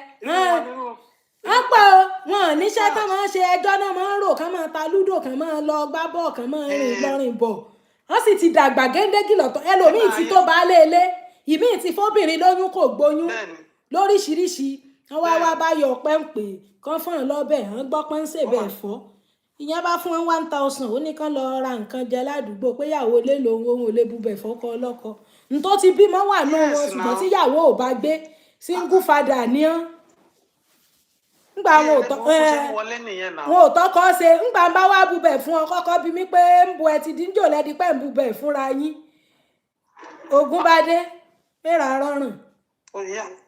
èsókè ó wà wọ rárá wọn náà bá ṣe rè ibi ó yá ẹ ṣe bẹ́ẹ̀ lọ́bẹ̀ ẹja fún yín gàrí. God bless you. obìnrin mi lè máa ṣe pẹ̀lú inú tiẹ̀. pẹ̀lú inú mímọ́. at the end of the day ó máa kó bá rẹ̀. bẹ́ẹ̀ni. ó máa kó bá rẹ̀.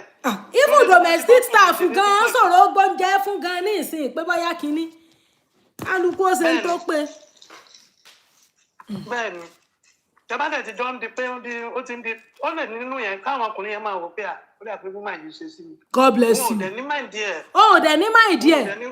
ó lè lọ ń ṣe sàn ìyí sì rẹ ọkọ ẹ̀ ìgbélé ọkọ máa ń wáyé máa ń lọ tọkọ wọn máa ń travel tán máa ń lọ tán máa ń dé ní nìyá yẹn wá ń sọ fún mi pé òun sọ fún wọn pé ìyàwó ilé lòun ò lè búbẹ̀ ẹ̀fọ́ fọ́kọ lọ́kọ kán gbowó kán lọ ra tí wọn ò jẹ ẹran náà odidi ọkùnrin géńdé tán ẹgbẹ́ wọn ti jí tí wọ́n ti ṣiṣẹ́ lọ ẹ máa rojọ́ òṣèlú ẹ máa rojọ́ Buhari God bless you wọ́n máa ta lúdò tán bá wá ti rí pẹ́ni ẹlẹ́ni kan ṣe bẹ̀ wọ́n máa yọ bọ́ wọ́n yọ bọ́ rẹ bẹ̀ wọ́n rè gbóre tọrọ ọbẹ̀ single father tí wọ́n ti fún ọmọ àdúgbò lóyún tán gbóyún tán gbọmọ tán wá ń dá gbé tó bá wáyé ní wá ń kán bẹ́ẹ̀ fún wọn wà lẹ́nìkan ló ń fi ìyá alágbájá ní fún wọn lọ́bẹ̀ wọ́n lè róòpù ẹni ẹlẹ́ni gan kan ló fẹ́ mọ bọ́n sùn ni gbọ́n ṣe kó bá lọ́dọ̀ ọkọ nu mẹ́ra rọrùn tó kò sí eré wìndìnwìndì kankan tẹ́nibọ́dì lè mọ bẹ́nibọ́dì ṣe ìfún wọn lé àjùmọ̀gbé tí wọ́n máa ti mítà mọ́ pa wọ́n pọ̀ tómi mọ́ pa wọ́n pọ̀ tí nǹkan mọ́ pa wọ́n pọ̀ wọn bàbá alágbájá ẹ̀ tí ìdáwó náà ti yín bàbá tàmọ̀dọ̀ ẹ̀ tí ìdáwó kínní ti yín gan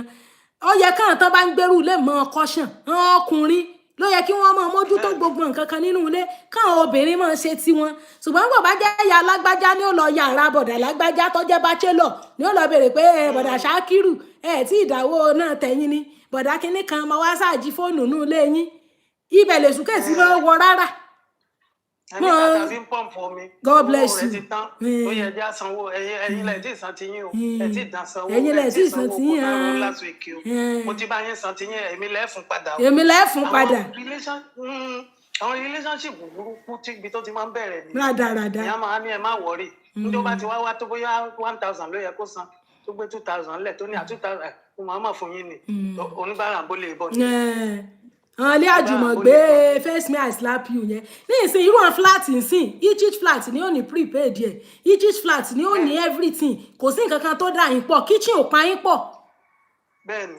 àwọn tá máa ń fẹ́yàwó nínú ilé face me I face you yẹn ibi wọn bá ti ń lọ ṣáàjì fóònù tó ti ń lọ ń wo tẹlifíṣàn nínú ilé onílé àìlẹ́kọ̀ọ́ náà ni láti kékeré náà ti máa ń sọ fún ayé mọ́ tójú bọ ilé onílé ibi tán bá pè yín sí ibi ẹ̀ ní kẹ́ ẹ̀ jókòó sí ntọ́ bá lọ sẹ́ńbì kan ní kó gbájú lọ́mọ tọrọ ọ̀ṣáná lọ́mọ tọrọ epo tọrọ magi tọrọ òróró ẹni tó fẹ́ yàwó sínú ilé face me I face you tí ò dẹ̀ take care responsibility gbogbo tíyàwó yìí ó nídìí ń gbọ́ ni òní mọ́ lọ yàrá kẹta tí ó lọ mọ́ tọrọ magi tọrọ ọ̀ṣàná ń bẹ̀ yóò wà rọrò mọ́jà lọ ọbẹ̀ láàárọ̀ kùtùkùtù ó bóyá bachelor ní gbé ibẹ̀ yẹn tí yẹn ní girlfriend tí mo wá tí mo lọ tí mo wá tí mo lọ. bẹ́ẹ̀ni. rádaràda.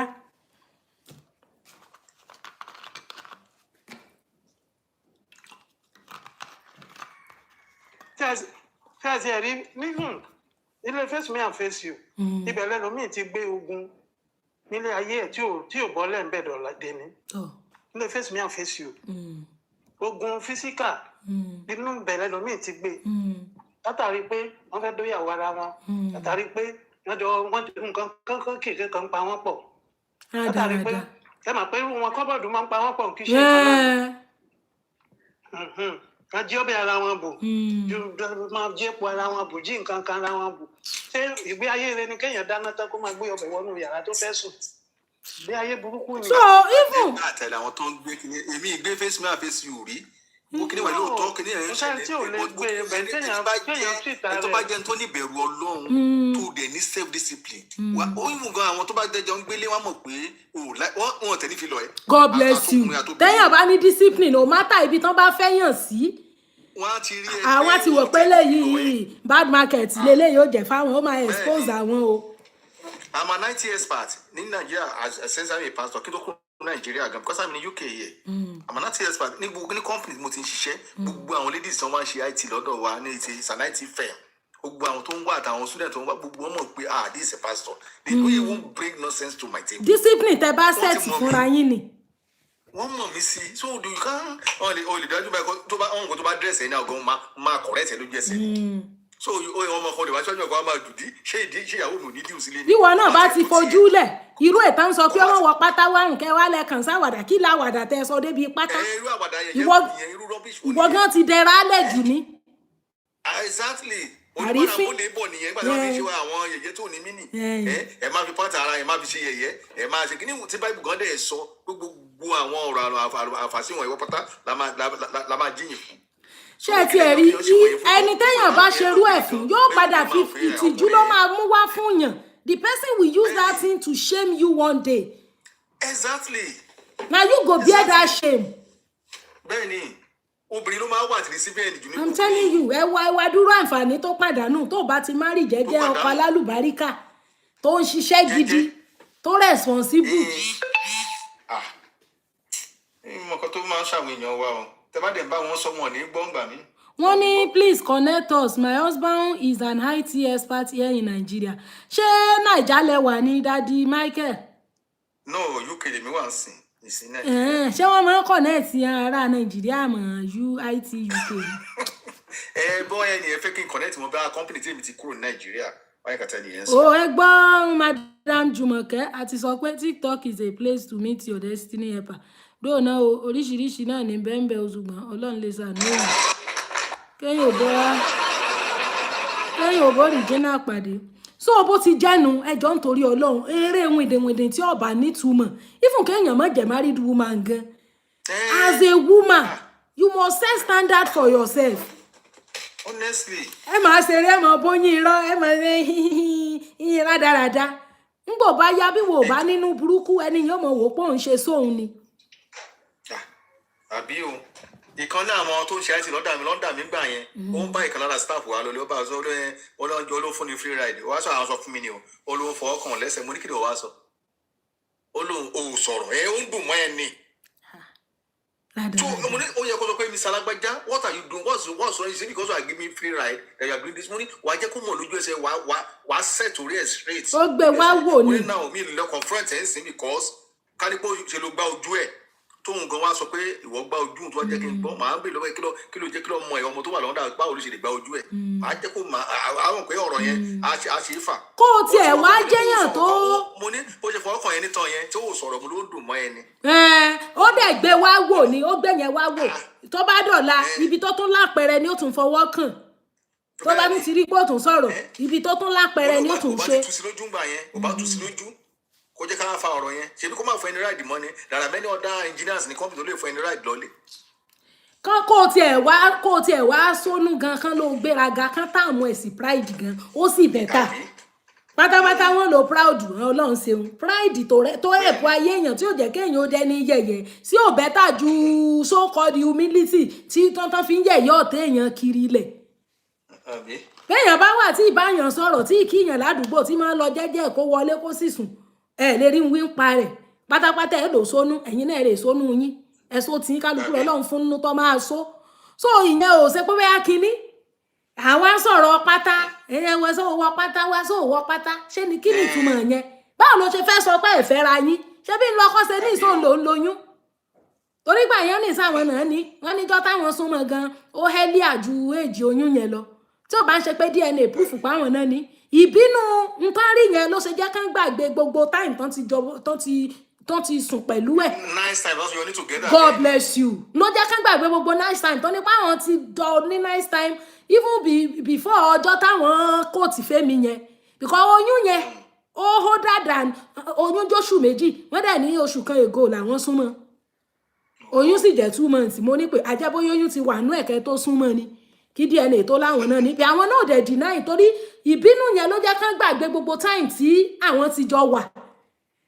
So ẹni ó bá lọ hùwà burúkú òun ló máa forí kó wàhálà àti ìtìjú rẹ̀ gbogbo dáadáa tọ́lọ́run ṣètò fún ọ na you go lose am kọ́lọ́mọ yẹn ká jẹ́ loser ni kò bá ti marry ní ìsìn kò bá ti ra pọkàn pọ̀ sójú kan so it is well with us.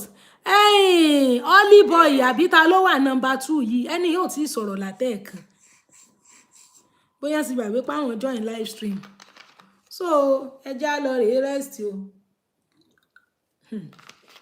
Àbí o. Ẹ ṣeun o thank you everybody. So abẹ́ẹ̀rí mo sì ti fẹ́ sọ̀kalẹ̀ lẹ́ẹ̀kan o kí bọ̀dá yẹn tó sọ pé thank you for last year o wọ́n ní I had the same issue like this in but we recently know the person charm her. Mr. Dolapo, I appreciate you too. Ẹ ṣeun ẹni tán ra gift lódìdí fẹ́mi tí wọn ò mọ̀ rí ṣé ìwọ tó wá jẹ́yàwó wọn tó fẹ́ ṣé ìwọ náà ní fún ní nǹkan kí wọ́n tọ́jú rẹ o ti lọ fi tí ò ṣe o ti lọ fi bá ń tọ́ dáa jẹ́ torí pé ọlọ́mọjòrí èèyàn ta kò yàn àǹdẹ́dẹ́gẹ́ bí bàbá Ayọ̀ Táíwò ṣe sọ life is unpredictable ó lè di later in future kọ́lọ́n tún reconcile wọn padà sí tọ́lọ́run ò lè ṣe tó bá ti sọ pé òun ọjọ́ ọmọlúàbí tí ò ní mọ̀ ṣe rádaràda ṣùgbọ́n tó bá jẹ́ pé n ti ń ṣe ni tí ì ṣe yí pé bóyá ọkàn fara pẹ́ kò sí tẹ́ndẹ́nsì pé òtún ní mọ̀ ṣe bẹ́ẹ̀ o kọ́lọ̀ ń ṣàánú èèyàn. Ta ló fún mi ń káàpù? Bàbá Michael, ẹ ṣe kú náwó. God bless you sir. Holy boy yìí mo rò wípé wọ́n ti gbàgbé pé àwọn send request. Gbogbo ẹ̀yin tẹ́ gift mi, ẹ ṣe kú náwó. More blessings to you and more money to your account. Ẹ ṣe gan. Show ta ti ẹ ṣe gan oní show how to go viral. Ó dẹ̀ wá lead wá sí other discussion. So ẹ jọ̀ọ́ nítorí Ọlọ́run ẹ̀yin obìnrin àtò márì o àtò márì o mọ̀ minimize eré wìndìnwìndìn tọ́mọ bọ́n ọkùnrin ṣe. Ọkàn ọkùnrin yàtọ̀ sí tobìnrin.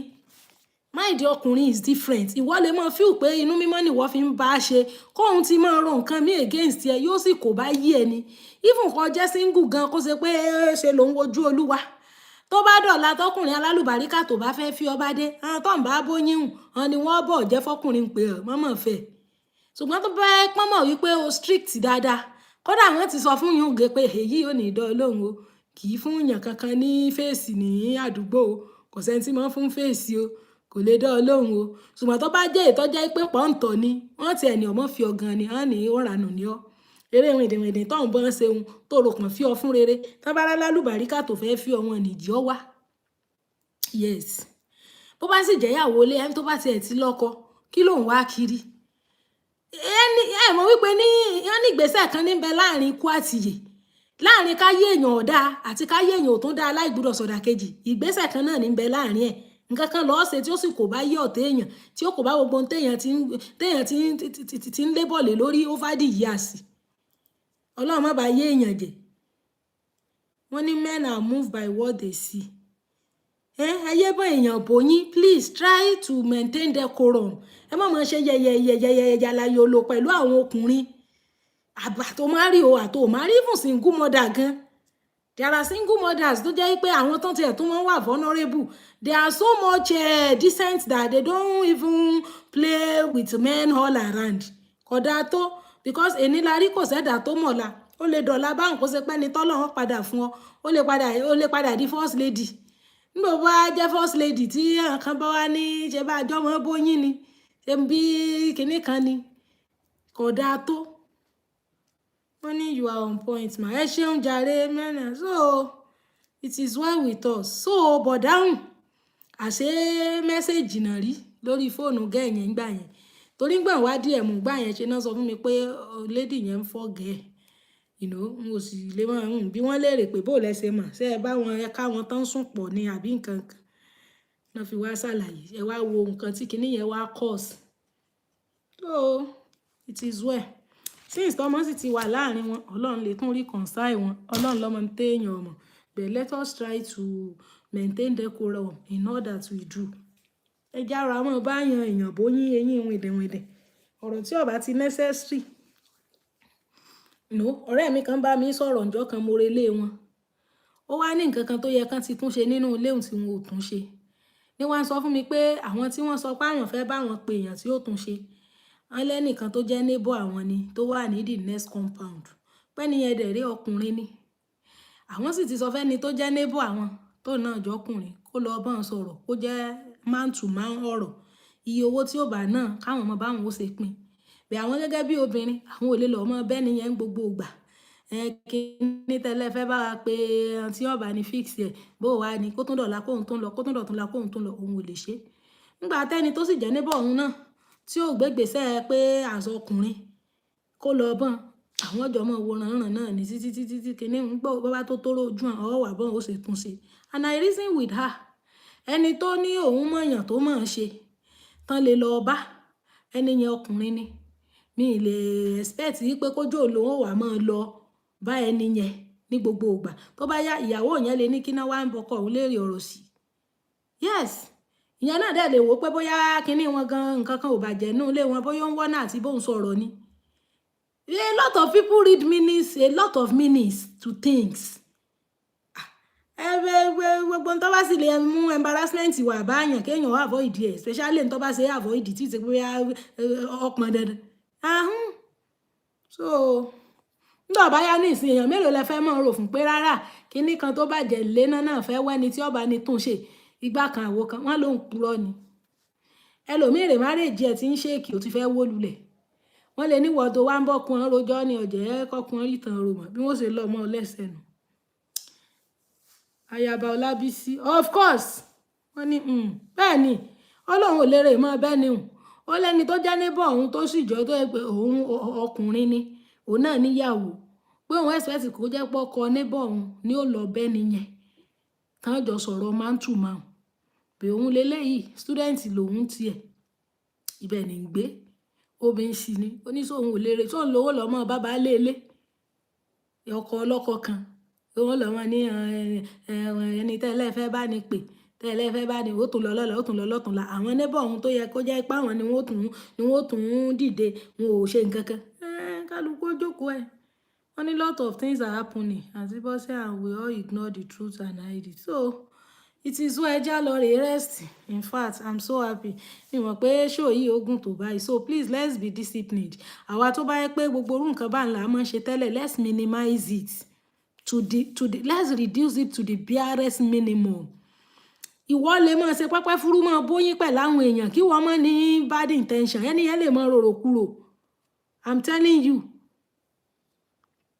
òun lè máa rorò kúrò inú ẹlòmíì dọ̀jì ti ju nǹkan míì lọ àmọ́ ńgbà tó ọ̀bà dé gbèrègbèrè ẹnu ọ̀nà wọn rí tí wọ́n wọn ò sí ẹ̀ sọ̀rọ̀ rí tó ṣe pé bí wọ́n bá kí ọgán tó bá wù ọ́ láti dá ní wọn ò ní pé ń tó wíre wọn ò ní pé ń tó ṣe rè ò ní di pé ẹ bẹ̀rẹ̀ sí ní chaati ibú kan tí ò ní túmọ̀ so it is well with us ṣe rí i pé tó bá yẹ mo yáwọ́ ń gbà ní gbogbo orú àwọn gift àwọn money gun tí mo gbà kò ní wọlé mo ti sọ lẹ́ẹ̀kan tí mo ti ń round up tí mo ti fẹ́ mọ́ lọ bàbá Michael ẹ ṣeun sà wọ́n ní some Christian women respect their oga in office and disrespectful at home with their husband that one is a general phenomenon is a topic for another day Madam Veronica Olúwatóyìn yàtọ̀ fún pé àwọn ọ̀gá wọn gan pásítọ̀ ń ṣọ́ọ̀ṣì gan wọ́n respect yan pásítọ̀ wọn more than their husband so ẹni ìgbà tí wọ́n gbọ́n ní ìsìn náà ti ń ṣe ń jì bí wọ́n sì ṣe ń jì ẹni ẹ̀mọ́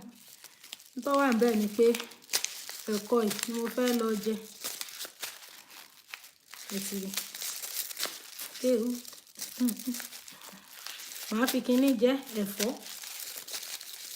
so bó ṣe wà ìmúrí 5 lẹ́yọ kan láyé àtijọ́ ẹ̀kọ́ igan tán máa ń pọ́n ní 2 naira ńgbà náà 3 5 naira kí máa tóbi jù báyìí lọ 100 naira nínú ìṣù ẹni tí ọ̀bà lè rà yọ ọmọ ọ̀dọ̀ ni wọ́n ní ẹ̀fọ́ rírò bẹ́ẹ̀ ni o mo fẹ́ lọ fẹ̀fọ́ jẹ̀kọ́ tí nìkan mo bẹ̀rẹ̀ show ní 10 a.m. Nigerian time and this is past 2 so tí ni mo mu ní 10 yẹn ẹ̀kọ́ ìnílò jẹ́ ní ìṣù mi máa jẹ́ tán mi máa sùn èmi náà mi fẹ́ máa sùn èkó nísìn mi fẹ́ máa sọ mi dẹ̀ tí mi bá ti ń sọ mi dẹ̀ nísìn mi tẹ̀ máma tàbí àwọn ará èkó ni mi tẹ̀ máma sọ mi dẹ̀ wọ́n ní ẹ bá wa fẹ̀kọ́ ránṣẹ́ kò sí problem Ọláolú Jacobs àfẹ̀kọ́ ránṣẹ́ ń rè ẹ̀kọ́ àtọ̀lẹ̀ ló ń jẹ ìlú wa kò sẹ́ni tí ò mọ̀ délé yìí kíní mo fẹ́ fi délé yìí o ẹ̀fọ́